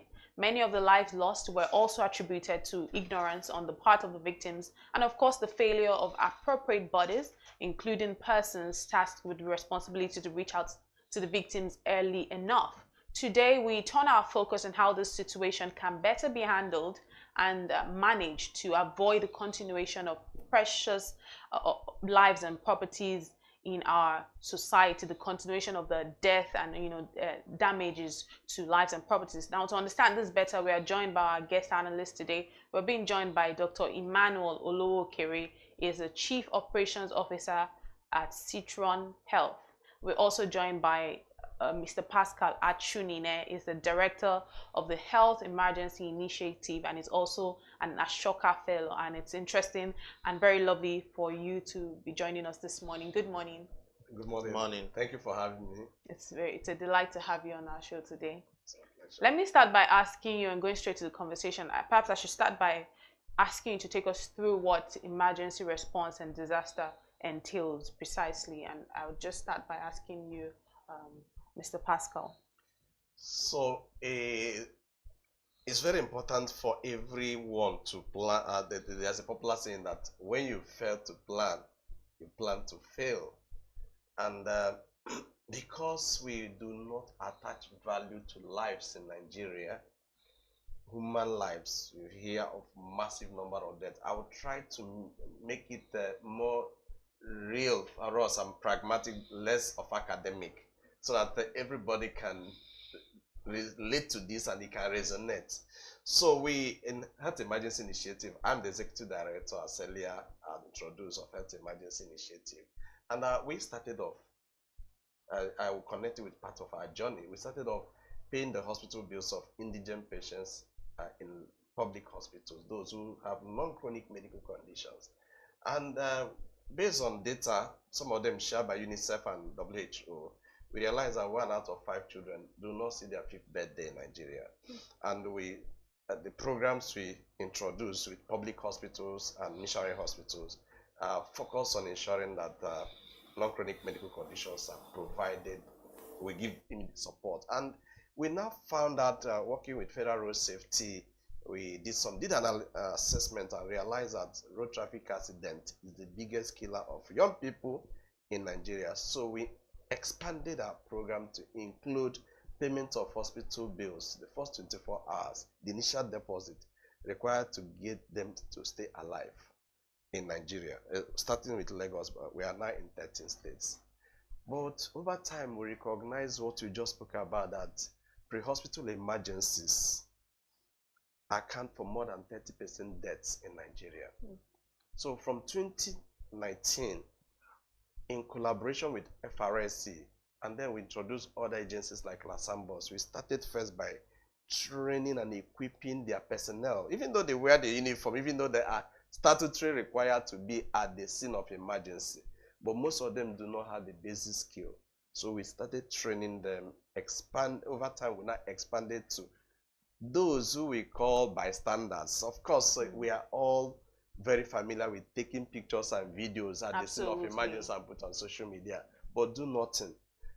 For various reasons, people do not know this, do not have the skill, but also people are afraid of being harassed. So we train those who might even harass. So we expanded to the police, LASMA, VIO, train these ones, but now went to everyday Nigerians, artisans, the likes of vulcanizers, filling station attendants, keke, Uber drivers. These ones have more passion and their risk appetite, desire to be at the scene and to help.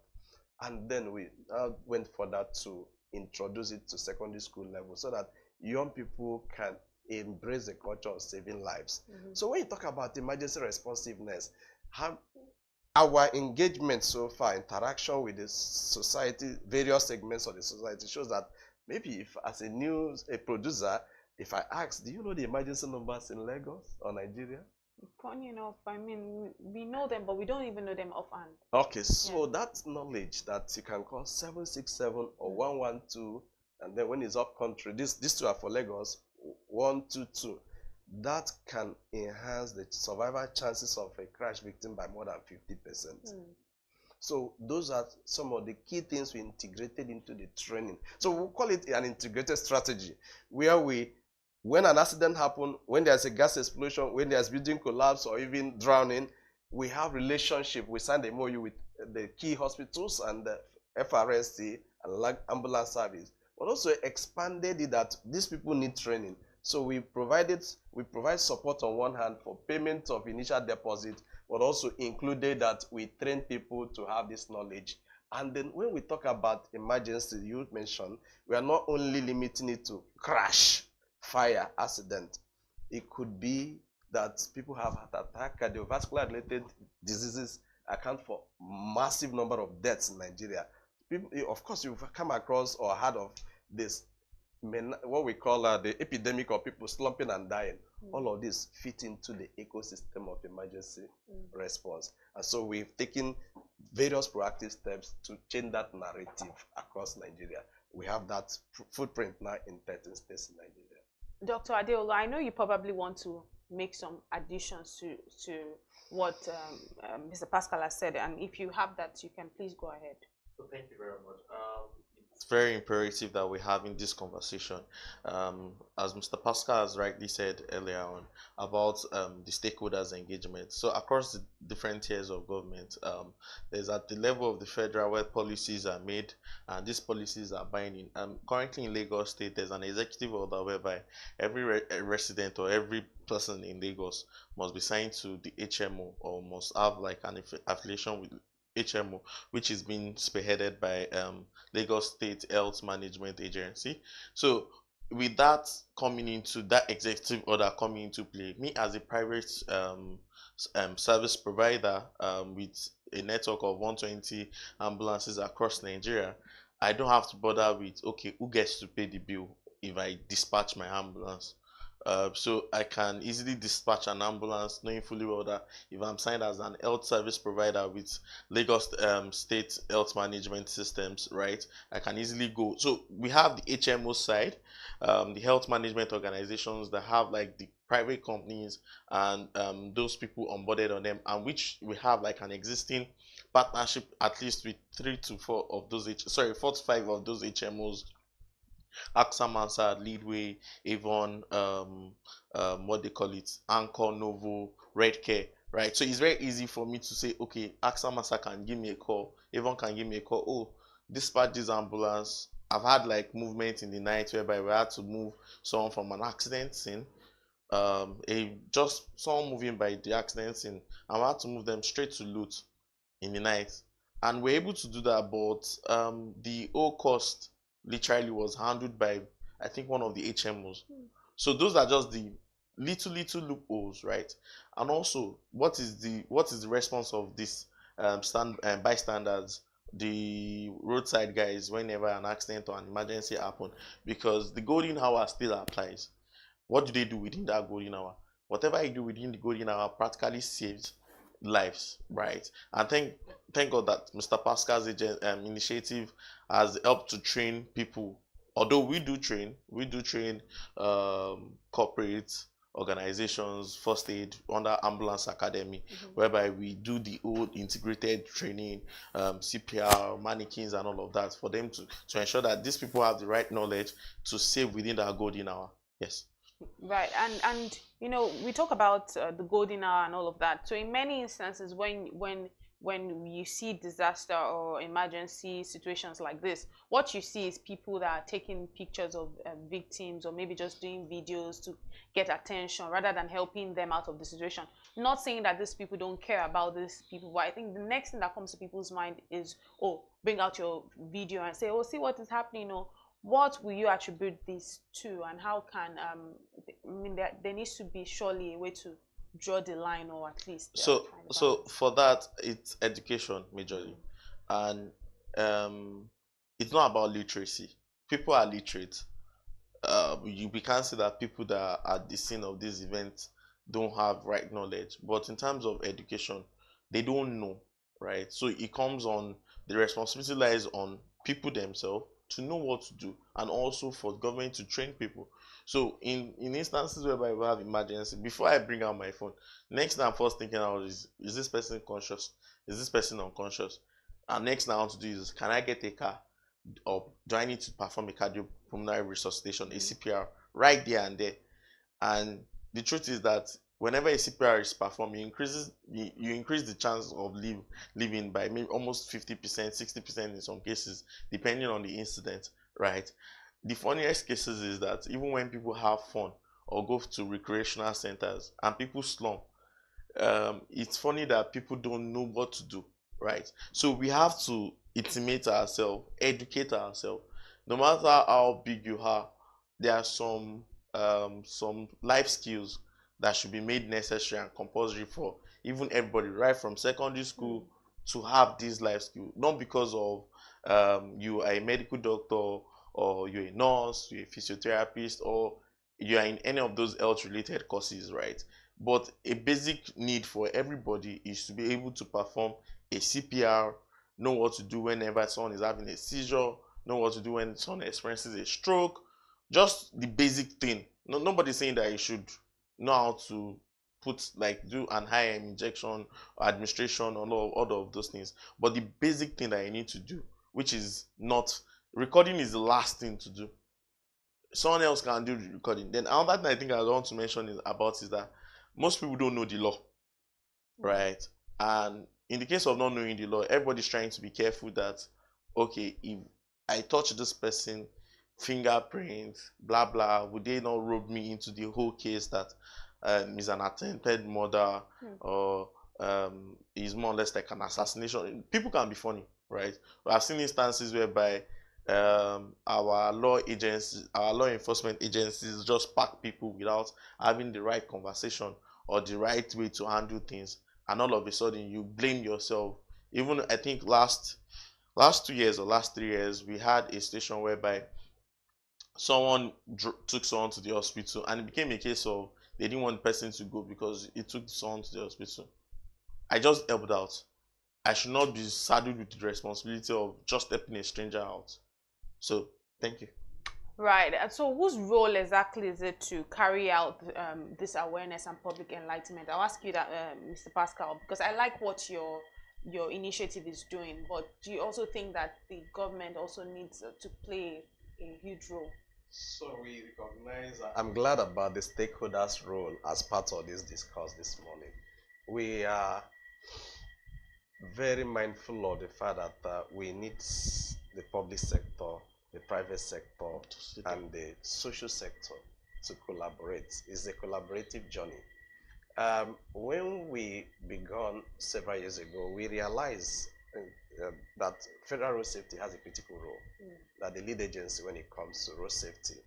And we signed an MOU with them. I mentioned the MOU. That was intentional, not just only federal road safety.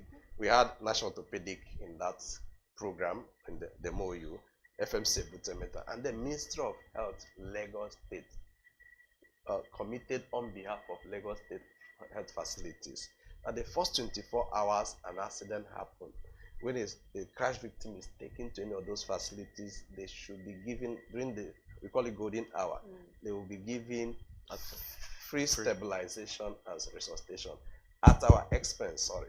Our organization was originally doing 30,000 per person, but we have increased it to 80,000 non-refundable for every Nigerian critically injured in the course of crash, whether gas explosion, etc. But taking it further to the knowledge he spoke about, so we took a further step. You ask who has a role to play. One of the areas Nigerians have fears is the police. So we met the commissioner of police and his team, and he sent them, we trained them as TOTs, and they also now came up with the idea that police will not harass anyone that is saving lives. And we don't just only train, we certify. So we certify with federal road safety, and even give reflective jacket that has government logo, road safety, and Lagos State Safety Commission logo for those trained, so that asserts or offers you some legitimacy when you are in the public space trying to save lives. But the most institutional approach we took recently was to secure the approval of the Honorable Commissioner of Education, Lagos State, to integrate this program in the curriculum of secondary schools. To date, we trained over 2,000 teachers and secondary schools and students in secondary schools.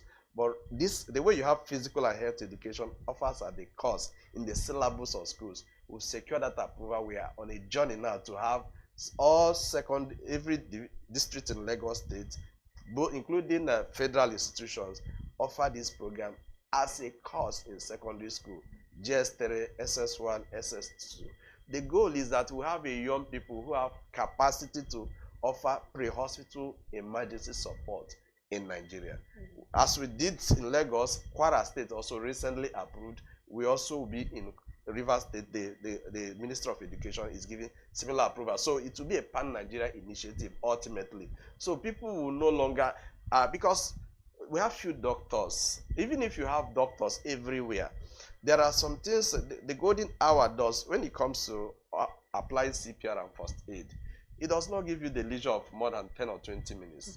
So if you do not offer the CPR as at that that within that time frame, there is a likelihood that you lose your loved one. And we have seen young people, secondary school students with trend, going even in their school, they have handled emergencies. At home, some of them have extended this skill even for their grandparents and relatives. So it's a skill, like he said, that everyone needs to have. And we've also extended to even religious bodies. Some of them, corporate bodies, religious bodies, we have capacity in-house to make sure everyone who is seeking this skill will have it, because you don't know who you may be able to save. Right. Right. And Dr. Adelu, it's very interesting that many public and private offices, safety and emergency response equipment are lacking, like, you know, talking about firefighter equipment and all of that. I don't want to say if it's a case of faith or just maybe people not having, or organizations not having maybe the resource to purchase this equipment, but what can actually be done about this? So, what can be done? First and foremost, I think Lagos State is trying a lot with their Safety Health Commission, the Health Safety Commission, because before you even go for some event or outdoor event, they ensure that you have at least an ambulance on site. But some of the things that can be done, right? I saw a defibrillator on the streets of, I think, UK or US, and this is not to sound cliche, but as important as that sounds, there are some facilities, right? Now, I'm not speaking in terms of state or location, but there are some facilities that don't even have a defibrillator.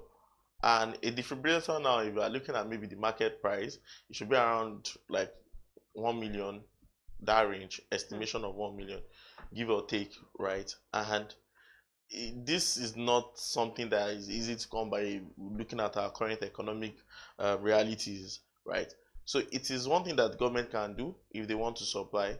The other thing will be, what is the assurance that this will not be stolen if they are installed at some public places, whereby people can easily just access whenever there's a case, and you use things like that. Now, for the other, like fire emergencies, fire extinguishers, I know that road safety, FRSC is doing a good job with ensuring that each car has its own fire extinguisher. So to an extent, I think everybody is getting enlightened with that, and we're doing a good job. But in terms of the defibrillators, it's still scarce. I don't think most hospitals maybe have one or two defibrillators. I don't know about the private hospitals, right? So I can't speak about that, about number of defibrillators they have. But we can ensure that if we have these defibrillators located at different sites. For us now, we have almost 5. We have almost 5, one in each of our ambulances whenever we want to dispatch, one in every time we go and cover adult games, because we run a sports medicine arm of the company whereby we cover games, island, mainland, across Abuja, anywhere majorly, and we ensure that there's a defibrillator, because sad story, we have seen cases whereby people just go down and practically there's nothing you can do. They just slump at fields and people are wondering, oh, let's pour water, and that's how they go, because there's no defibrillator. So even if venues, event centers, churches can have a defibrillator, keep the defibrillator whenever there's a need, right? You bring out your defibrillator and use it, right? You get a new part for it and you move on, right? And so for me, I just feel that everybody just needs to be more conscious and be more proactive, and we should not leave health to a thing of chance. Emergencies never announce whenever they want to happen. That's why they are called emergencies, right? So that's just my thing. Let me ask a final question to both of you just before we go. It's very brief. Finally, what regulations can be put in place? Especially, you see events, you probably see crusades, and there's no ambulance, there's no first aid on the ground. Like, things can happen. You see events where you have loads of people and there's no medical, no medical body even present. Like, you now see something happens and they're like, please, is there any medical doctor here? Is there any? What regulations can be put in place? Because there surely should be something of such sort, that you can't have an event where you're bringing people together and you don't even have any form of like an ambulance or like medical aid on ground? So, the Lagos State Safety Commission, you remember during the rice palliative last December, where some people died in some locations. So Lagos State also took some steps to reinforce compliance. What they have done is great in terms of before you conduct this, obtain permission. But enforcement is critical, and enforcement may not happen only with. Do we have enough trained responders? Because again, it's not everywhere you are able to have doctors and deploy them. But if you have emergency responders, first responders, even in the developed world, one of the critical things that you see in every nook and cranny is, this happened, first responders were there. The paramedics, together with those who offer advanced care, their number may not be up to 5% of the emergency responders. And that's why one of our goals is democratizing emergency response. We partnered with LFR International based in Michigan. They came here. They've done this in 9 countries. We targeted those at the community level to train them on this skill.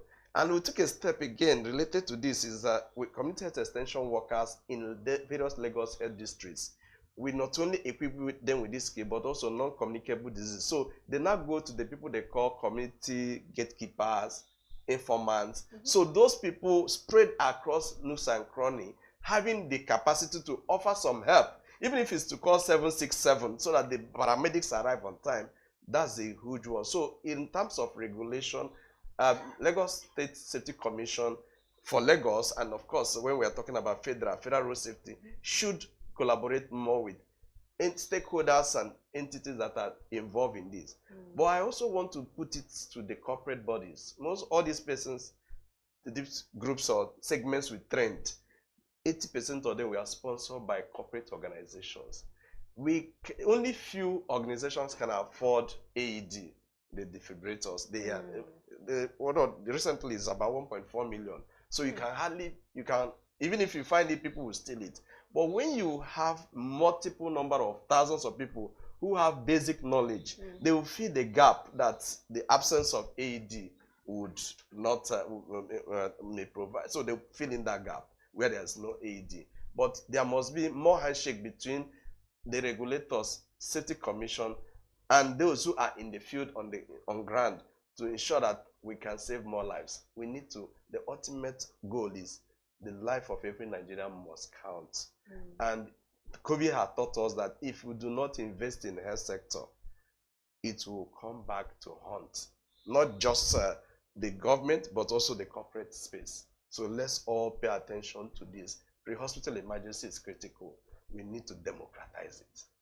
Absolutely. So talking about regulation, thank you so much. 5 years experience working in this field of pre-hospital care, air evacuation, land, sea, and all of that. I think what we need to do is that I think all states needs to imbibe what the step Lagos have taken when it comes to events. I'm so happy that churches are taking, religious organizations are taking good steps.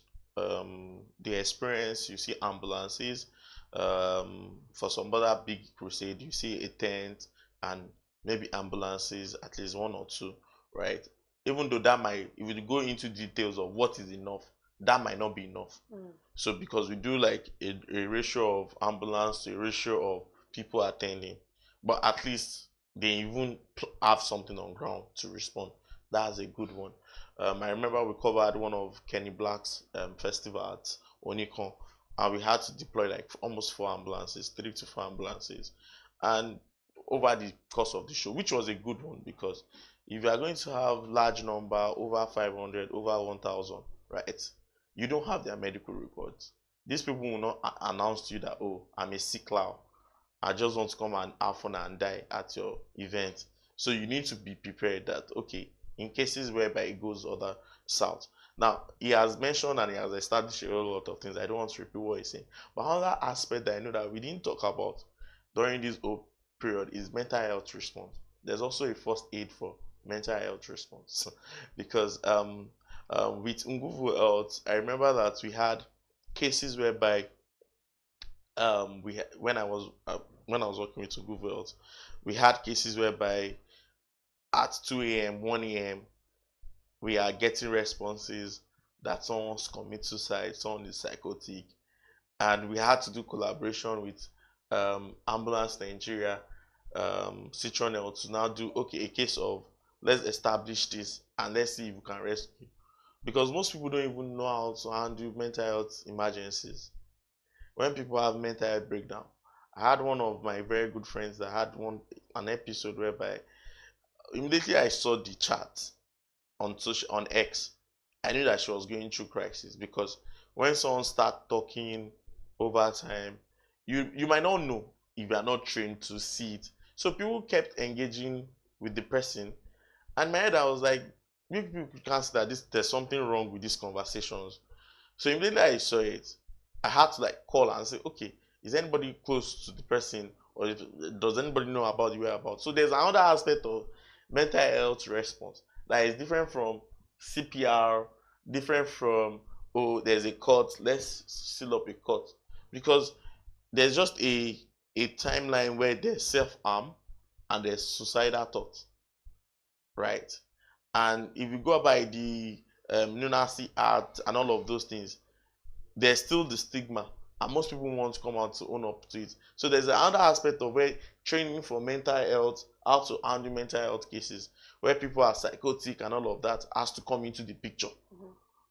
And I just hope that we the private sector, in collaboration with the public sector, can come on at the round table to discuss more and effect these measures and solutions that we have talked about.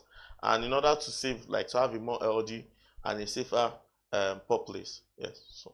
Thank you very much, Dr. Emmanuel, as well as you, Mr. Pascal Achunine, for your time on the Morning Show this morning. It was really insightful speaking to you, and I do hope that the conversations we have here this morning will definitely make a great impact that would lead to change, especially in Nigeria. But thank you very much for your time, and enjoy the rest of your day. Thank you for having me. Thank you, viewers.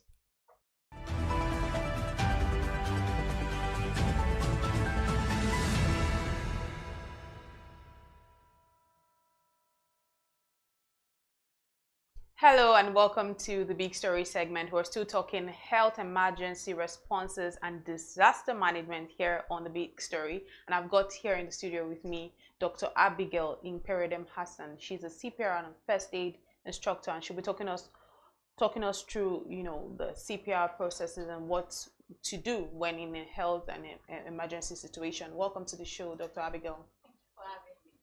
Firstly, let me start by asking you, we've established some of the situations that do occur that we would term as health and safety emergencies and all of that.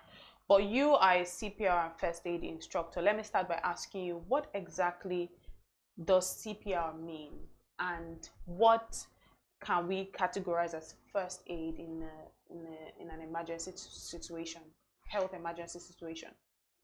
Technically, CPR means cardiopulmonary resuscitation, but I wouldn't be asking someone that is not medically inclined to start knowing what is CPR or cardiopulmonary resuscitation. What I would just want the person to understand that CPR means is cardio is simply your heart, pulmonary your lungs, resuscitation make alive.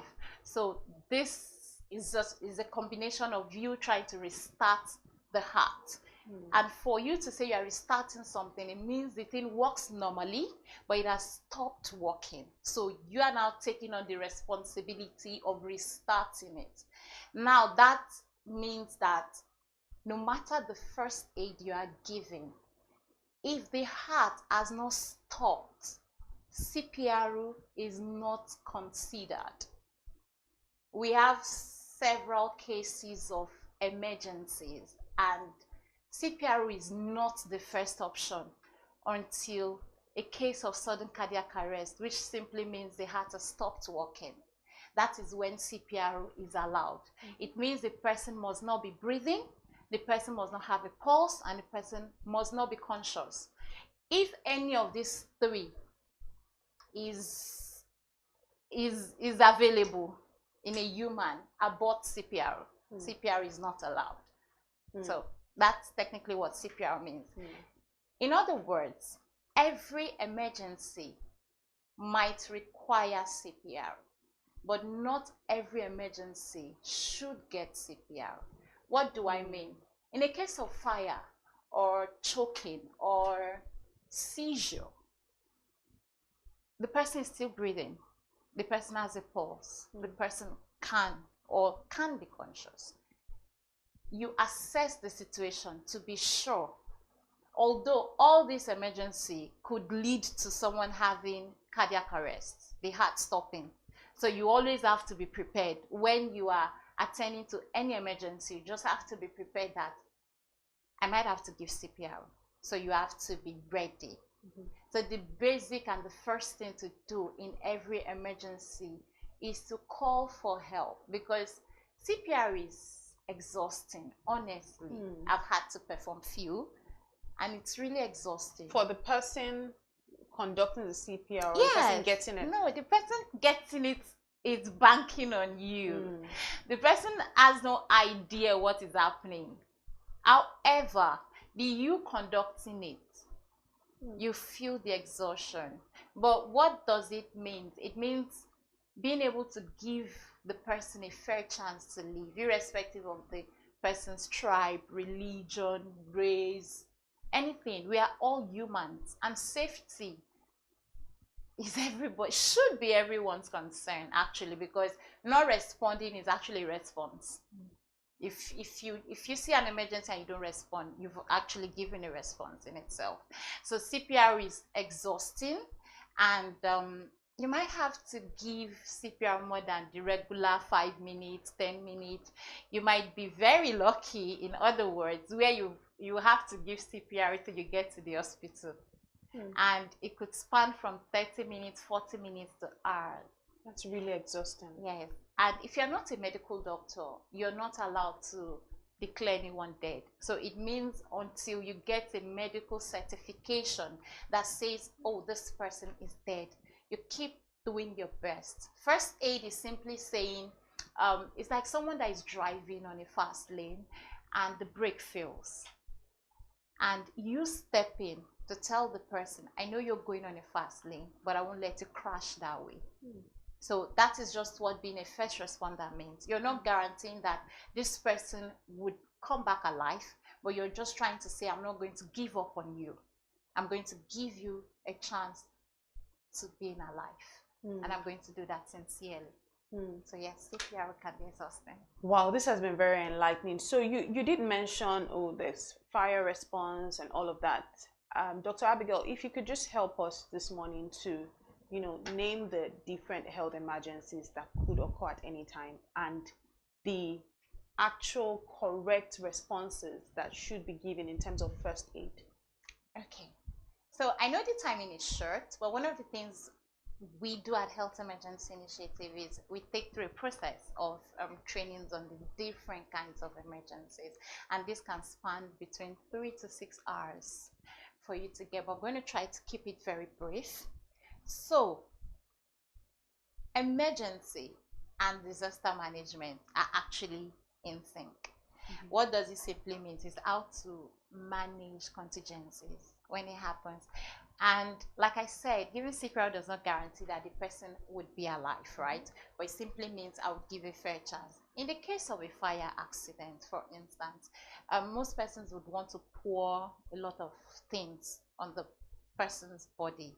However, even in their palm or hand, it's just let the person run on running water, clean running water, and then take the person to the hospital. Because as a first responder, the basic things you need to attend to such, you don't have it. So all those things like pour salt, I don't know. No, they are wrong. Okay. It's just clean running water, because by the time you get to the hospital, all those things you put, the medical doctors will now have to start removing them first before attending to the person. And don't forget, we talk about golden hour. Most of the persons that died did not die because they should have died, but because of the time in between. So when they are just supposed to be attending to the person, they have to now be removing all those things from the person, and sometimes it could leave a scar. And in the case of seizure, you see epilepsy, you see persons putting spoon, saying you should not clench the teeth, pouring oil and the rest. This is someone that can't even breathe, and you're pouring things. It might actually, no, not might, it will obstruct the airflow. For that kind of a person, just make sure that there is nothing that can harm them around. Keep the place clean, make the place safe for them. If you can put a soft pillow or something under their head so they don't bang it, it's fine. But when they are done, you put them in a recovery position. And that brings me to, we have 5 cycles actually in emergency or disaster management. Following them can actually guarantee safety. One is prevention. For instance, phone call might not cause a gas explosion, but it can cause distraction. So how do you prevent a fire explosion when you are in the kitchen? Is keep your phone away so you don't get distracted and forget that, oh, I actually have something on fire. Now that's for prevention. Now mitigation. Mitigation is, now if it has happened, how do I mitigate loss of life? Now that comes in line with preparedness, and that's why we talk about persons being trained. And when we mean being trained, the cliche is, oh, he's a medical doctor. I'm not a medical doctor. I hold a PhD. I'm not a medical doctor, but I've seen my dad. I watched my dad die from sudden cardiac arrest.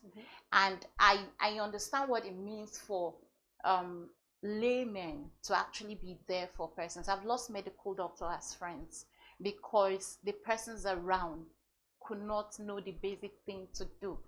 So even medical doctors deserve a chance to being saved because they also encounter emergency. Emergency do not segregate based on profession or your class. It can happen to anybody, and everybody should know what to do when emergency happens to anybody. Yeah. All right. I like all of the things that you've said. They've been very enlightening. So can you tell us some of the misconceptions about first aid that people have? So we just cleared this doubt once and for all. Okay, the first thing is, persons think once you hear first aid is a medical thing. You have to be in the medical profession, the medical field, and before you can do it. First aid is not. First aid is actually for the actual witness. It's either you're there at the scene of an emergency, or you are easy to assess the scene. So a medical doctor most times deal with in-hospital emergencies. You are out. So we have in-hospital and out of hospital. You are out. So first aid is the first thing you do when an emergency occurs. The second myth, and humorously, is we think health is just about money. So in the prevention aspect of the cycle, it looks at other things you can do within your environment as a person that could help prevent an emergency from happening before it gets to that point. So yes, you need money when it happens, and also to curtail. However, you need personal lifestyle changes also that can help. And another myth would be that, oh well, it's not happening to me. As long as it's not happening to me, I'm fine. No, emergency is everybody's concern. Therefore, safety should be everybody's concern. The government, the private individual, the corporate, you as a citizen, as a person. By the time you're responsible for your neighbor, it's building a cycle, a chain where I'm an effective bystander. When I see my neighbor, I should know, oh, this person needs to go to the hospital, or what can I do for you? Can I help you? As basic as it sounds, is the first emergency question to always ask people. Can I help you?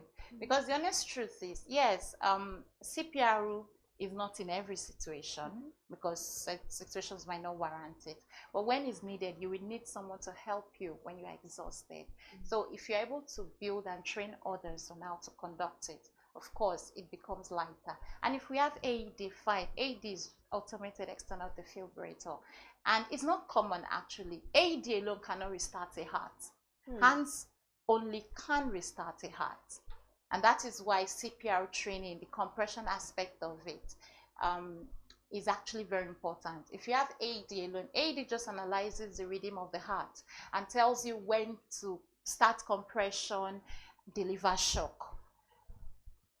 Even AED acknowledges the fact that compression is very key, because compression will tell you will allow the heart to pump in and decompress. Then AED just helps support, helps you to analyze it. So if we're going to wait until we have AED, we might actually waste someone's life. However, if we can do effective CPR, now there's CPR, then there's effective CPR. There's effective CPR that once you do it, the person stands a fair chance of standing back up. And so finally, you talked about us being responsible and responsibility and all of that. I'm not sure it's everyone that knows how to carry out a CPR, but just for everyone who would watch, everyone who's present in the studio, everyone who needs to learn, what are some basic, is it first aid, will I call it first aid skills, or first, maybe let me just use the term first aid skills that everyone needs to learn, so at least we can take that away today? Okay, like I mentioned, first aid, like the word says, first aid, first immediate care that you give. So the first thing you want to know is, for instance, I'm big on keeping a scene safe. So in first aid, we have something called Dr. ABC. D is for danger, R is for response. Those two, they're stagnant. So you have to ensure that you make sure that your scene is safe. And now when I say scene is safe, it's not just in the presence of emergency. If I'm walking down the stairs in my workspace and I see, let's say someone ate and dropped either a can or a banana peel, or wires are running through, as a responsible person, I should arrange or pick it up, actually, because someone else can sleep. I might see it, but if the light is off, someone else might not see it, and then the person sleeps and it turns into a casualty. So yes, check for danger. You assess if someone is responsive, and you do that by asking, can I help you? And then you check for the airways, and it's simply tilting the head to see if the person is breathing. You can actually check for the pulse. You can check for the pulse. If you're not very sure, you can look at the rise and fall of the chest, because if you are doing CPR, it simply means the person's heart has stopped. And if the person's heart has not stopped and you do CPR, you know what's going to happen. You're going to now stop the heart. And then you check for breathing the same way, and then circulation. But if it's for CPR, is Dr. CAB, that is compression first, airway, then breathing. But in doing all that, the basic I believe everyone should know and get familiar with is be trained, be emergency prepared. Might not be for yourself, but be emergency response prepared. As a good person, just be prepared. On that note, be prepared. Thank you very much, Dr. Abigail, for your time on The Big Story this morning. It's been a delight speaking to you, very knowledgeable. Thank you so much. And that's how we bring it to wraps here on The Big Story. My name is Elizabeth Musa. Keep watching.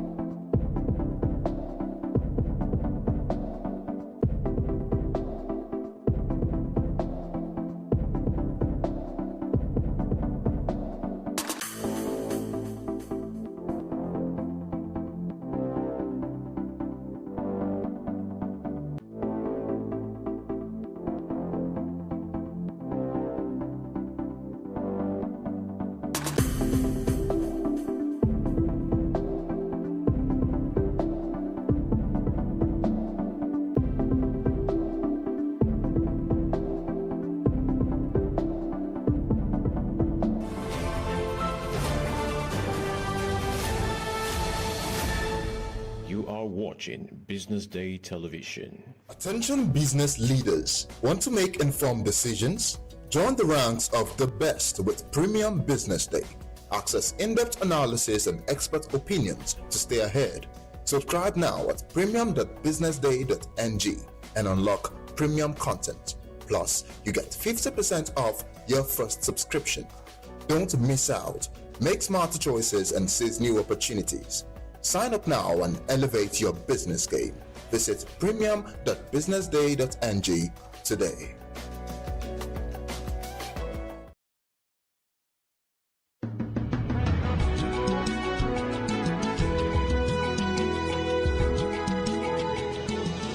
Hello, this is Bode Oshosami on Global Business Insights on BDTV, where we bring ideas and discussions on the business headlines.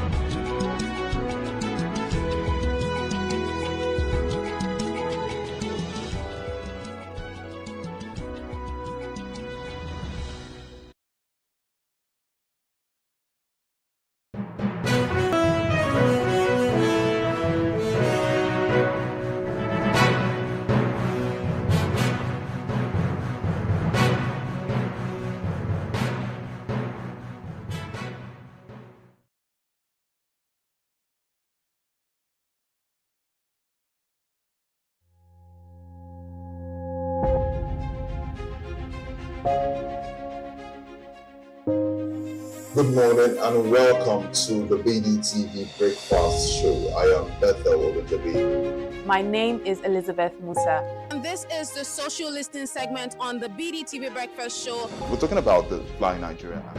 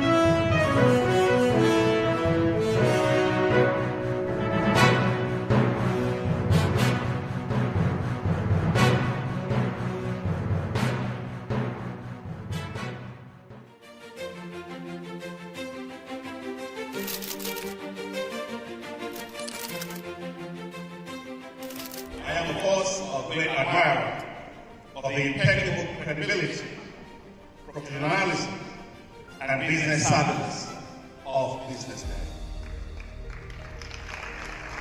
If you really mean business in Nigeria, start your day with BusinessDay.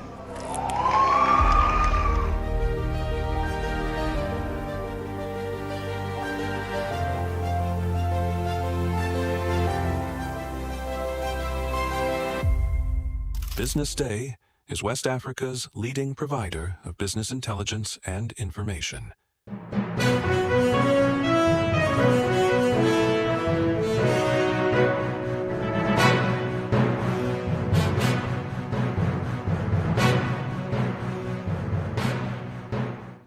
Good afternoon and welcome to the BDTV News at noon. My name is Elizabeth Musa. Let's see what's making headlines this afternoon. Federal government mulls discourse overall amid investment shortfalls. Senator Natasha accuses Akpabio of sexual harassment. Air France leaves Nigerian passengers stranded at Lomé. We begin the news in Nigeria, where the federal government has disclosed plans to restructure electricity distribution companies, citing unwillingness of players to invest in the sector. Adebayo Adelabu, the Minister of Power, said this in Abuja on Thursday during the public presentation of the National Integrated Electricity Policy, stating that DISCOs have continued to perform below expectations financially. He said the poor fiscal health of DISCOs is affecting their ability to attract finance from banks. The minister said that none of the DISCOs had attempted to adopt franchising of some underperforming feeders even after being advised to do so. Moving on, Natasha Akpoti-Duagan, a senator representing Kogi Central, has alleged that Godswill Akpabio, the Senate president, made advances towards her, including flirtatious remarks in the presence of her husband. Speaking during an interview on Arise TV morning show, Natasha detailed an encounter at Akpabio's residence in Ikotekpene and later in Uyo, where she claimed the Senate president attempted to re-establish an inappropriate relationship with her. To end the news, Festus Keyamo, the Minister of Aviation and Aerospace Development, has called France out for leaving several passengers at Lomé after diverting the flight. Keyamo, in his X handle, had posted a video showing aggrieved passengers demanding justice from Air France. The minister also went on to discuss that he was alerted of a situation involving mostly Nigerian passengers left stranded at Lomé, Togo by Air France. And now to sports, Manchester City manager Pep Guardiola has revealed that his side will return to Premier League dominance after Erling Haaland's goal sealed a 1-0 win at Tottenham. Haaland's 12-minute strike boosted City's push for Champions League qualification as they climbed to 4th place. Battling for a top 4 finish remains a major drop-off for Guardiola's side, who have dominated the league with 4 consecutive titles and 6 in the last 7 seasons, with Liverpool seemingly set to claim the title and City trailing the leaders by 20 points. Guardiola's men have been out of the race for months. To end the news, Africa's top table tennis player Quadri Aruna, Omar Assar, Hannah Goda, Dina Meshraf, Marian Abdul-Dhabi and Fatimo Bello have booked their places at the 2025 ITTF World Cup after reaching the semi-finals of the ongoing ITTF Africa Cup in Tunis. Hannah Goda was the first to seal her spot with a 4-0 win over Tunisia's Maram Zolgami, followed by Nigeria's Fatimo Bello, who defeated Tunisian teenager Ella Saidi by the same margin. However, 5-time Africa Cup champion Omar Assar also faced a tough test but overcame Nigeria's Mehdi Bulusa 4-2 to book his ticket. And those were the top headlines this morning on BDTV News at noon. Stay tuned for more updates.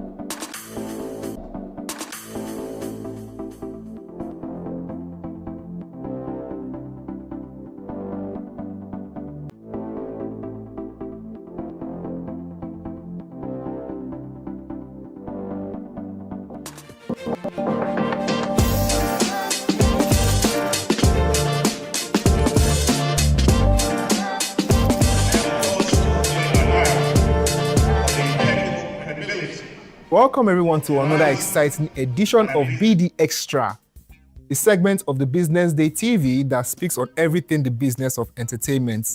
Today on the studio, we're going to be talking Nollywood, and I have a guest with me here. She's a Nollywood actress, a rising star in the business of entertainment, a rising star in the business of film.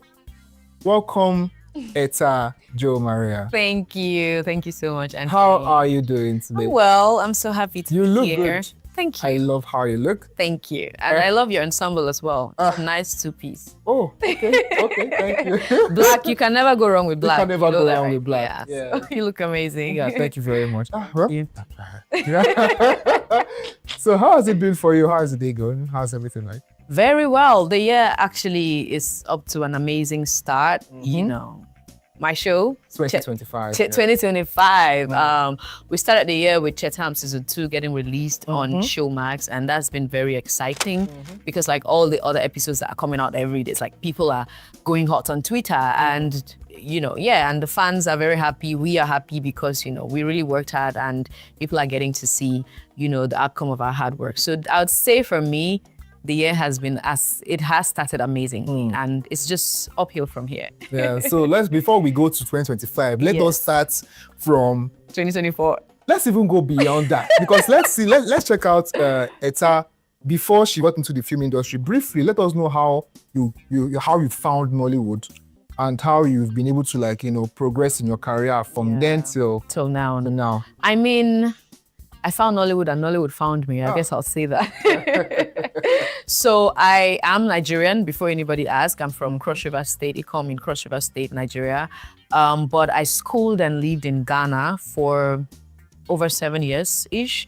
And so while I finished college, and that's where I started acting. So that's where my journey began, you know. And in 2021, I decided that it was time to come back home. And I mean, I believe for a fact that if something is worth doing, it is worth doing well. So I decided that, I mean, where best to come and start my journey all over again rather than Lagos. Where I was like, if you agree with me, it's sort of like the hub of like everything Nollywood. Yeah. You know, so I moved to Nigeria in 2021 and, you know, went to film school and did producing because, for starters, I'm a planner. I like to plan my life and everything. So before you come into a space and for you want to be heard and seen, you might as well also sort of contribute in your own little way, which was what spurred me on to do producing. You know, I wanted to start doing, you know, producing short films, you know, social impact short films. And by the grace of God, I was able to produce 2 social impact short films that, you know, were used as a symposium tool by the French embassy, you know, for the 16 days of activism against gender-based violence. And that also went further to land me a job, you know, as a producer. And I went all the way to East Africa, to Uganda to make a film. And after that, you know, coming back, acting is always my first love. You know, I breathe acting, I live acting. I am acting, you know, so I am the embodiment of acting. Thank you. So yeah, I decided that in 2022, I had already garnered like the necessary know-how and experience in producing. So I decided to come back to acting. And so I could say that acting in Nollywood really started, like, you know, properly for me in 2022 with my siblings and I, you know, a show with the ever talented Funke Akindele and other amazing actors and actresses. And from there, I went on to do Slum King. I went on to do The Waiting Song. You know, that was like selected at the London International Pan-African Film Festival last year that I attended in the UK. And, you know, I went on to do Glass House. I went on to do Chetam and a lot of other projects that are still in post-production that I can't really speak about yet. So yeah, I literally have, you know, summarized everything. I guess. So it seems like, let me touch on that last part. Yes. There is the part we said, I can't talk about it because I don't know why. What's the thing about secrecy in terms of, so in terms of building anticipation? So why do Nollywood, or especially Nollywood, because that's where we are, why do they like keep saying that you can't talk about it now and I've signed an NDA? I mean, because everything about the film is planning from development, pre-production, production, and post-production, it's all about planning. And you don't just want to, you would agree with me that once you hear about something today and you're happy and excited about it, in let's say in the next week, something new has come and the thing that you've heard about has already sort of like become secondary, and that's what I believe that producers are not trying to do. They want to ensure that when they are ready for the film or the project to be in people's minds and for people to hear about it, people are actually hearing about it and are actively, talking about it. I think that is really not a thing of secrecy. It's just about being able to just give you what they want to serve you and be purposeful about it so that you would also receive it and buy the product in the right way. Yeah, so I think that's just what it's about. Yeah, so guys, let's move on to Chetam. We spoke about it and it's showing on, it's a Showmax original. Yes. So let's talk about your experience working alongside the producers of Chetam. Yeah. And it's on Showmax and it's a Showmax original. What was it like? Chetam, first of all, is a very interesting show that you should check out if you haven't. It is a Showmax original, which means that it is only on Showmax. Like we have Netflix originals, like we have Amazon Prime's originals. This is also a Showmax original and you can only find it on Showmax. It is a 130 episode show and the first season had like 60 episodes and now we're in the second season, which continues and we show the leftover 70 episodes. So we're gonna be like a long time on screen. And it shows from Mondays to Wednesdays on Showmax. It was very exciting. It was quite a unique and interesting experience working, on Chetam and with the producers. That was my first time actually working with Fimo and it was an amazing experience. James Omokwe, as for those who know him, they know him. I don't want to say God, but he does know how to do great epic shows. He's done Ajoche, he's done proper shows, he's done other shows like Diche, and they're all, really amassed great success. And so he has his fans, and obviously making newer fans for people who love epic shows. Everything was so unique. I had a little mini watch party yesterday actually with my friends, and I had to ask them what they thought about the show, and what everyone was saying was how distinct, the costuming is, the set design, the energy, everything about the show just feels different, which is why everybody should check it out. It feels really different, and it was also different. The experience filming it was also different for me, and I would like to also believe for my other colleagues who were actors on the show. We filmed, because it's an epic show, most of our bodies were sort of exposed to the sun, and so I was burned.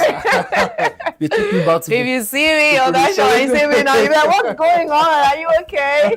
But that's one of those are one of the things that we have to do for the job. We have to go all the way. We have to put ourselves in there, put ourselves get logged, and the language, because it's an epic show, the language was different. So we don't say don't, we say do not. We don't say won't, we say I would not. So if you check, in those days, they were not saying things like, this is very modernized language, the way I'm speaking right now to you and the way we're speaking is very modernized. So you'd be like, I shall not talk to you. Thinking about just like if you watch Game of Thrones, you watch Hollywood shows like that as well. Bridgerton, exactly that same language. So we infused that, the creators infused that into the show to make it as authentic as possible. And they did get good, if I do say so myself, very, very good actors to bring the characters to life. The characters are so diverse. It's an Igbo show, by the way. And then you'll be asking what a South Queen is doing in an Igbo show.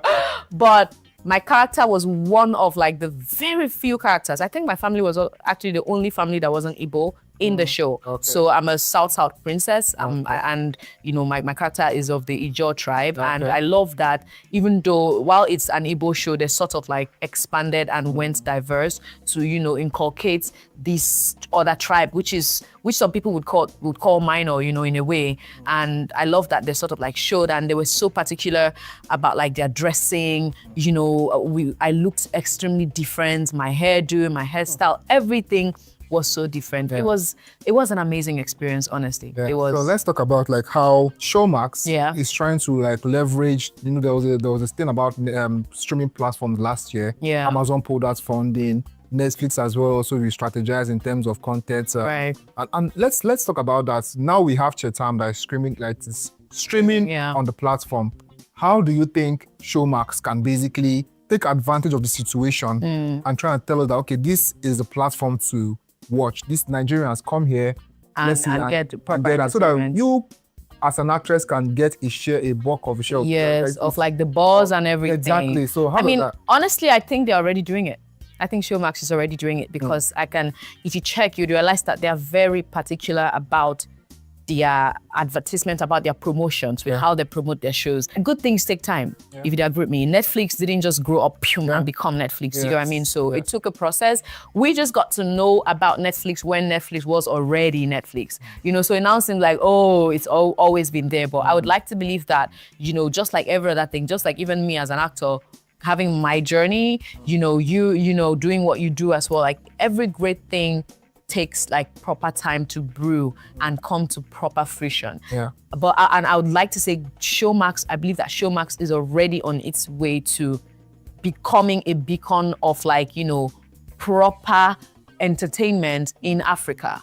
You know, they're putting themselves on that level of really getting grounded. They're doing promotions, they are, you know, at proper advertisements. They're coming out with not just any type of shows, but really good shows. You know, they have big movies like Oppenheimer, Barbie. They have like all these type of movies on there, you know, on the platform. And obviously, it doesn't take small money to get all these films. Yes. So I think that there are, I don't know, so I would not know so much because I don't work with them about their business model or anything, but I do know for sure from what I've observed so far that they're already, you know, really strategically placing themselves to become the platform that people would only look towards, or at least be one of the top platforms that people would look towards and say, oh, it's on Showmax, I'm gonna watch. And for us, like actors like us who are now on the platform while it's in this stage, I wouldn't call it early because they've probably been there for forever, but like it's in this brewing stage of like getting blown up. I think we're going to enjoy in the long run. Yes. You know, because these projects are going to be there for life, especially given that I am doing Showmax Originals. It's an original, so it's not like it was commissioned and they're going to take it out. It's going to be there, you know, so it's just a little matter of time and I think everything would, you know, come proper. Yeah, so yes, I think that's a very in-depth observation about Showmax. I appreciate you for like, giving your 2 cents on that. Thank you. So let's move to something else. Let's move to something interesting. The waiting song. The waiting song, yes. Oh. I know you can't wait to say something about that. So let's see. The waiting song was basically a film that screened at the London International Pan-African Film Festival. Yeah. And you attended. I did. So how was it? Like this was in November, right? It was in October. October. Yeah, because I stayed in the UK for so long. So you sort of, but it was in October, yes. So how was your experience like with you know, the film festival and all that? How was it was great. I don't want to seem like I'm tooting my own horn or anything, but it did. First of all, what that confirmed, because the cinema was so humongous, it was so huge, and you know, all the films, whether short films, whether feature films, played on that screen. What that confirmed was that, oh my goodness, I would make such a beautiful leading lady in like a proper, let's say, action film or a romantic film, or like, it just really looked so good. I looked so good on screen. I'm so sorry. Honestly, I did look really good on screen, and so that made me feel very fulfilled. You know, it made me realize and remember that I am definitely in the right career. I am definitely doing the right thing.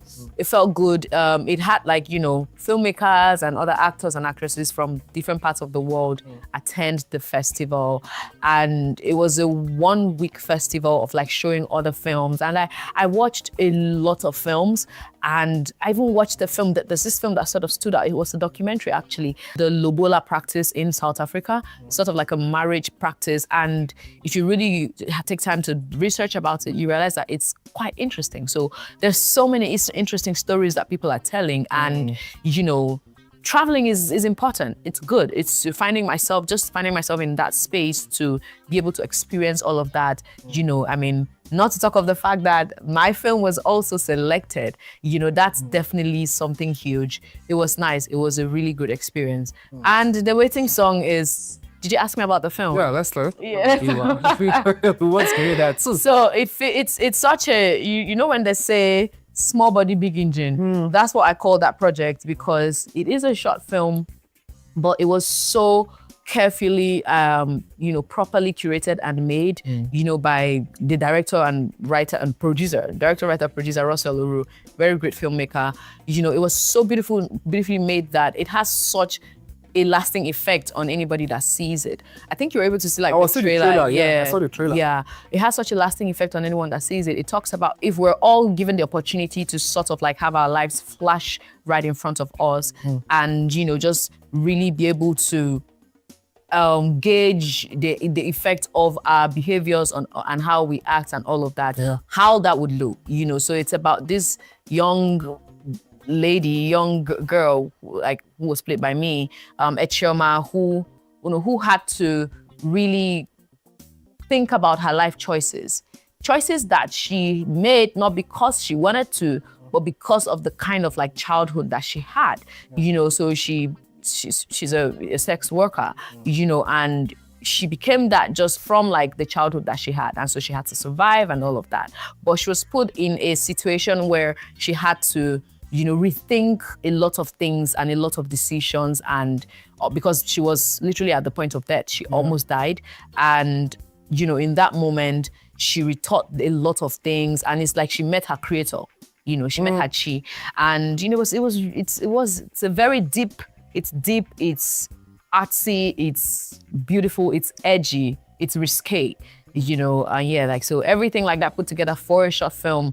I mean, it definitely will travel the world. So I want to ask this question, like, why do we find it hard to, because I know there are a lot of short films that are really good that people need to see, just watch and talk about it. Basically, they are, as you said, most of them are artsy. Yeah. They're art house, and people, I for a fact want to see most of these films. Yeah. Is there any like communication or any talks about where these films would basically, people can basically see these films and like say, okay, let me just go there and see this short film, just the way. Is there a platform that is in talks about stuff like that? Yes. Honestly, this is a very important question, because we've had conversations like this, like, I mean, my colleagues and I and stuff like that. All right. Imagine we have like a short film, a platform for a short film. Yes. Because what people really are discouraged to make short films, because they usually feel like short film is like a reel. If they make short films, where exactly is it going to? It probably remains in your hard drive, or it's like after it has toured festivals, what then? And it does also take a lot of money to make a good short film. Yeah. So it's quite important, and it's a great question, because it's in talks, but I'm not so certain as to whether like maybe even in the next 2 years there's really a platform that's going to come out. I really wish that this is actually something to actually look into, to be able to have like a grounded platform, like a platform that just, short films can be on, and people like obviously Nigerian made short films especially can be on. But festivals are always a great idea, for people to be able to experience, great short films like this. Yeah. There's a festival I attended in England, the Aesthetica Film Festival, and oh my goodness, it was just so beautiful. It had short films from like, filmmakers from all over the world as well. Wow. And the films that were made, and if you hear the budget, it's not small money. It's not small money at all. The kind of meticulousness that went into the type of films that were showcased, you would say, as a Nigerian, you would probably say, give me this money, I'll use it and make a feature film. Yes. Like that's what a normal, like an average Nigerian filmmaker would say. But that's to show you that short films are also like a pathway to telling stories in a totally different light. To making you experience filmmaking, to making you experience indie filmmaking and stuff like that. So yeah, I really would be happy to see like a platform. I don't know, maybe there is, but I just don't know about it yet. So if there isn't, then it's definitely something to look into. Maybe that's a business idea. Who knows? So I'm going to start my own platform. Exactly. So that's a good one. I think I would credit you for being the idea. Don't worry. So let's go to like you being like in the Nollywood industry since 2018, and you've basically seen it all. you've been in series, movies, and all. And I want to talk. We spoke earlier about turning down roles, how what kind of roles can fit an actor, how actors can take their roles seriously, how they can research on their role. Let's speak about like the business of acting and contracts and all that in terms of what kind of films you want to take. And so can you like touch on, just tell us about that, what are the lessons around that for actors going forward, especially those that want to start out in 2025? Yeah, I would say for starters, I had to, and I continuously tell myself this because it's easier said than done. But you have to always remember that sometimes a no is okay. When you get a no, that's fine. Because when you have that at the back of your mind, then you're able to properly gauge, your why with regards to the kind of projects that you take and find yourself in. For actors, most especially, there are different reasons why we take projects. So it's either for money or for mileage. So we usually gauge these two things. Like if you call me today, Anthony, you call me today and say, I want you in my film, Okay, how much? First of all, actors will not quickly first ask about money. Usually they'll ask about the script, read the script to understand the story, because we're supposed to be pushed and spurred on by the story. The story is king. So anything you do, the story has to sort of make sense before you do it. Yes. There are other actors who probably ask for money first. I mean, not to judge, but like anyone and what they do. But for me, first of all, it's about the story. So what's the story? And I probably read the script and Okay, and I see the challenges that my character journey and the challenges that involve my character. And obviously that would also determine how much more work I would put into just bringing that character to life authentically. There's some people, for example, just like every character is challenging in its own might, to be honest, but there are different levels of challenging. Like if I have to climb a mountain, it's different from if I have to sit inside my room and, perform, or if I have to go, for example, in the waiting song in the trailer, you saw that I lit my character, because that's not me, but the character literally went sort of nude, but it had to serve the story, so I had to do that. That's why I said it's very risque. So like there are a lot of questions that you usually ask yourself and say, why exactly am I doing this? So if the story would give you mileage, that's to say whoever it is you're working with in terms of the director, your co-actors, and a lot of other factors to consider in terms of where the story is going, where the project is going rather, where the film is going,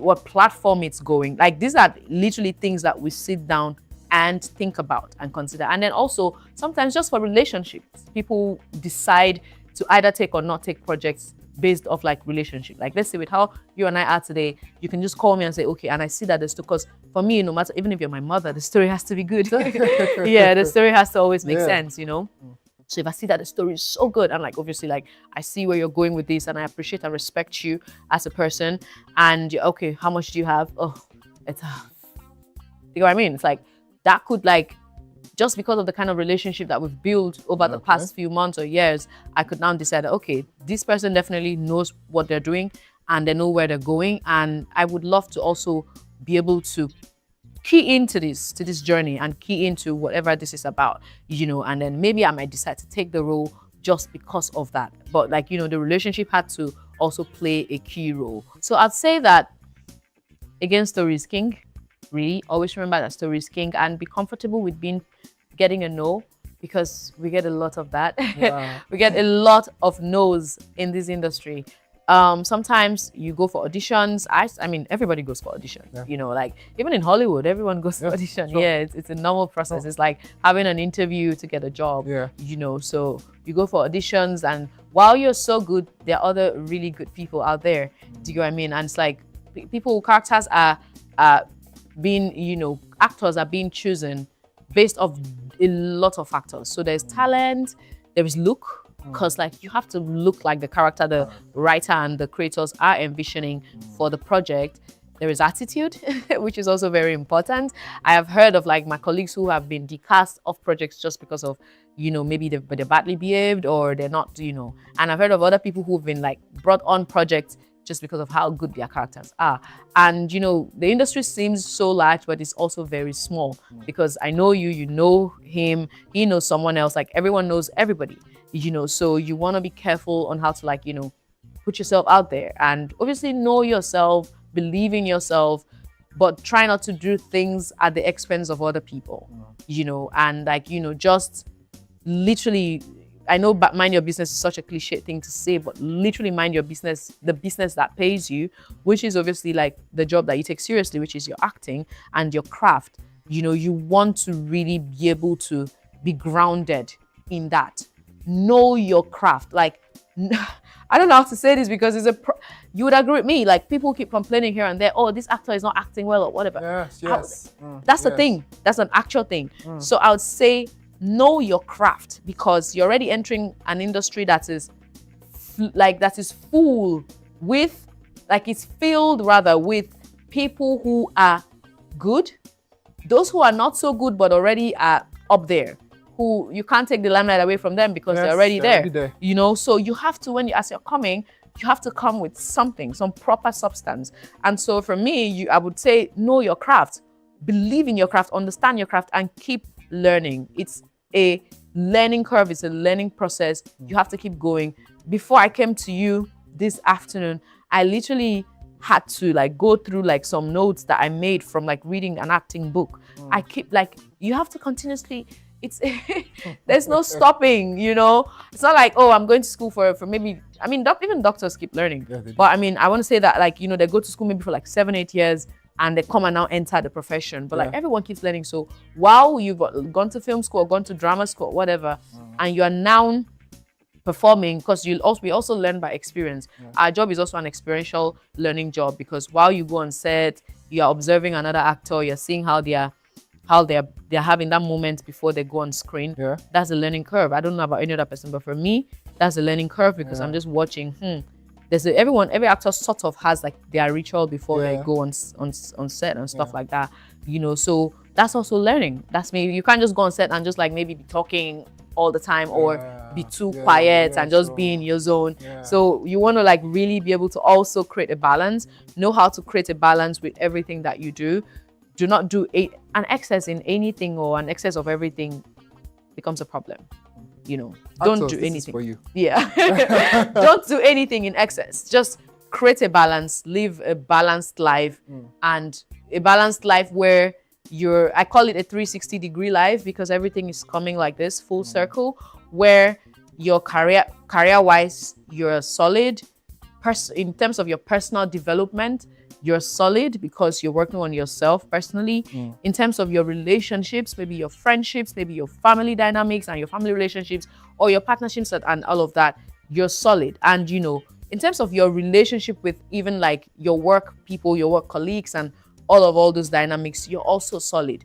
And you're renewing your mind, you're becoming a better person, you're taking the necessary steps just to make sure that your daily 2K is made in the best way possible. So it's like living a 360-degree life. That's what I crave. That's what I strive towards. And that's how I thrive. It works for me like magic because I'm constantly working on myself. And actors, remember that even while you're not on set, you're still working. You're still a working actor. You're a working actor because you're not just sleeping and forgetting about your craft. You're constantly thinking about your craft. You're either reaching out to the next producer, the next casting director to send them your show reel, your headshots to say, this is me, this is what I do. I literally, every January, I mean, every 3 quarters, every quarter rather, at least I do it. I send my headshots, I send my show reel, you know, take new headshots. Like, and if you're entering into the industry, don't let anybody lie to you. Those beautiful, sexy Instagram pictures are great, but have a headshot. It's very, very important. You need a headshot because you're a professional. You need a professional headshot because you want to be taken seriously. So you need to take things, bring your materials together that makes any good meaning or well-meaning producer or casting director take you seriously, because we have like pitch decks. You know, producers have pitch decks where they talk about the projects they want to make, they put the budget, they put the actors, that they are proposed actors. And if you don't have a headshot, what is a producer going to use? They can't use your bikini pictures, you know, they can't. Do you get what I mean? So you need a headshot, you need a show reel. You know, so a show reel is a compilation of like projects that you've been on, like put it together. If you're just starting out, then do monologues. Start off with monologues, get yourself a demo reel, like go to a nice, you know, you don't have to go anywhere. You can be in your house and like just have good lighting, have a good camera, have a good focus, and like, you know, put stories like, you know, monologues together, strong monologues, maybe 1 minute each, or like maybe 40 seconds each, maybe 3 or 4, and put them together so that even when you haven't done enough work, everything about this is just to show a casting director or a producer that you're good at what you do, and they should cast you. And when they cast you, they will not be, you know, making a mistake by casting you. So you should just go ahead and find a way to be professional about your craft by getting your headshots together, getting, you know, your show reel together, and just reaching out via email, via Instagram, like in whatever way that you can, to ensure that, you know, the right people, you're putting yourself out there to the right people and for them to see you and give you work, you know. So yeah, and keep working on yourself. Yeah, thank you so much for that. So let's talk about like your predictions for 2025. What do you think is an outlook for 2025? Let's briefly wrap around right because of time. What's your prediction for 2025? What's an outlook that you think would happen, and what are the thoughts about it? I mean, based off conversations, I know that bigger projects are coming. Yeah. You know, everybody's like reaching for the stars. And I'm very excited because this is a beautiful time to be in Nollywood, right? As an actor, as a film enthusiast, as anybody who is interested about the growth of the industry. It's a really important time to be here. I know that my outlook is that, you know, more projects that are for us, by us, with us, would be made and like would be properly made. It's one thing for a film to be made, it's another thing for a film to be well made, you know, that we would be proud of. Like, because usually that's sort of like being the complaint here and there. Projects are being made, there's like a lot of projects being made, but some people would say, oh, this one was there, or there's always one thing or the other to talk about, to say, oh, this film did not really give in this way. But thankfully, like good films like The Weeknd and the others have been made, and to show also that it is possible to get it all right, to get it right in every way possible, you know. So I definitely am seeing from the things I have heard, you know, I know for a fact that proper projects are still coming, you know, like really good projects are coming, projects that will skyrocket us more, you know, because like films like the film by Sijo Bassi that went to Sundance, I think he's even like, you know, in like, I don't know if it's pre-production or development, but I know that they're going to make another film. And whether or not I don't know, and I don't care if it's a Hollywood film, but he's Sijo Bassi, he's Nigerian, so we'll definitely accept it as ours. Do you get what I mean? And so there are other people who are making amazing films out there. There are films already that are out. Like I know that a film just came out on Amazon Prime some days ago, you know, in Nollywood film, and a lot of beautiful things are on the horizon. So you've heard it from her. A lot of beautiful things are on the horizon. Beautiful films. Outlooks for 2025 is that there are bigger things to come, bigger than what we had last year. Yeah. So thank you, Eta, for coming to the studio. Thank you for having me. It's so exciting to have you here. I'm definitely going to have you again on the show to talk about like your future projects and what maybe towards the middle of the year. No what problem. You've done. We're going to look at Chetam as well and see how far.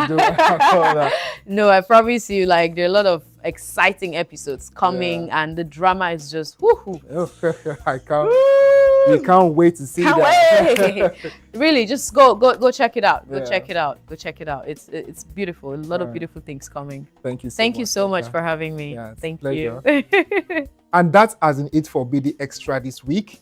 We've heard from Eta herself on her journey in film, her time in London, and her latest series, Chetam, which is streaming on Showmax. Thank you for watching BD Extra. I am Anthony Uduba. Have a nice weekend.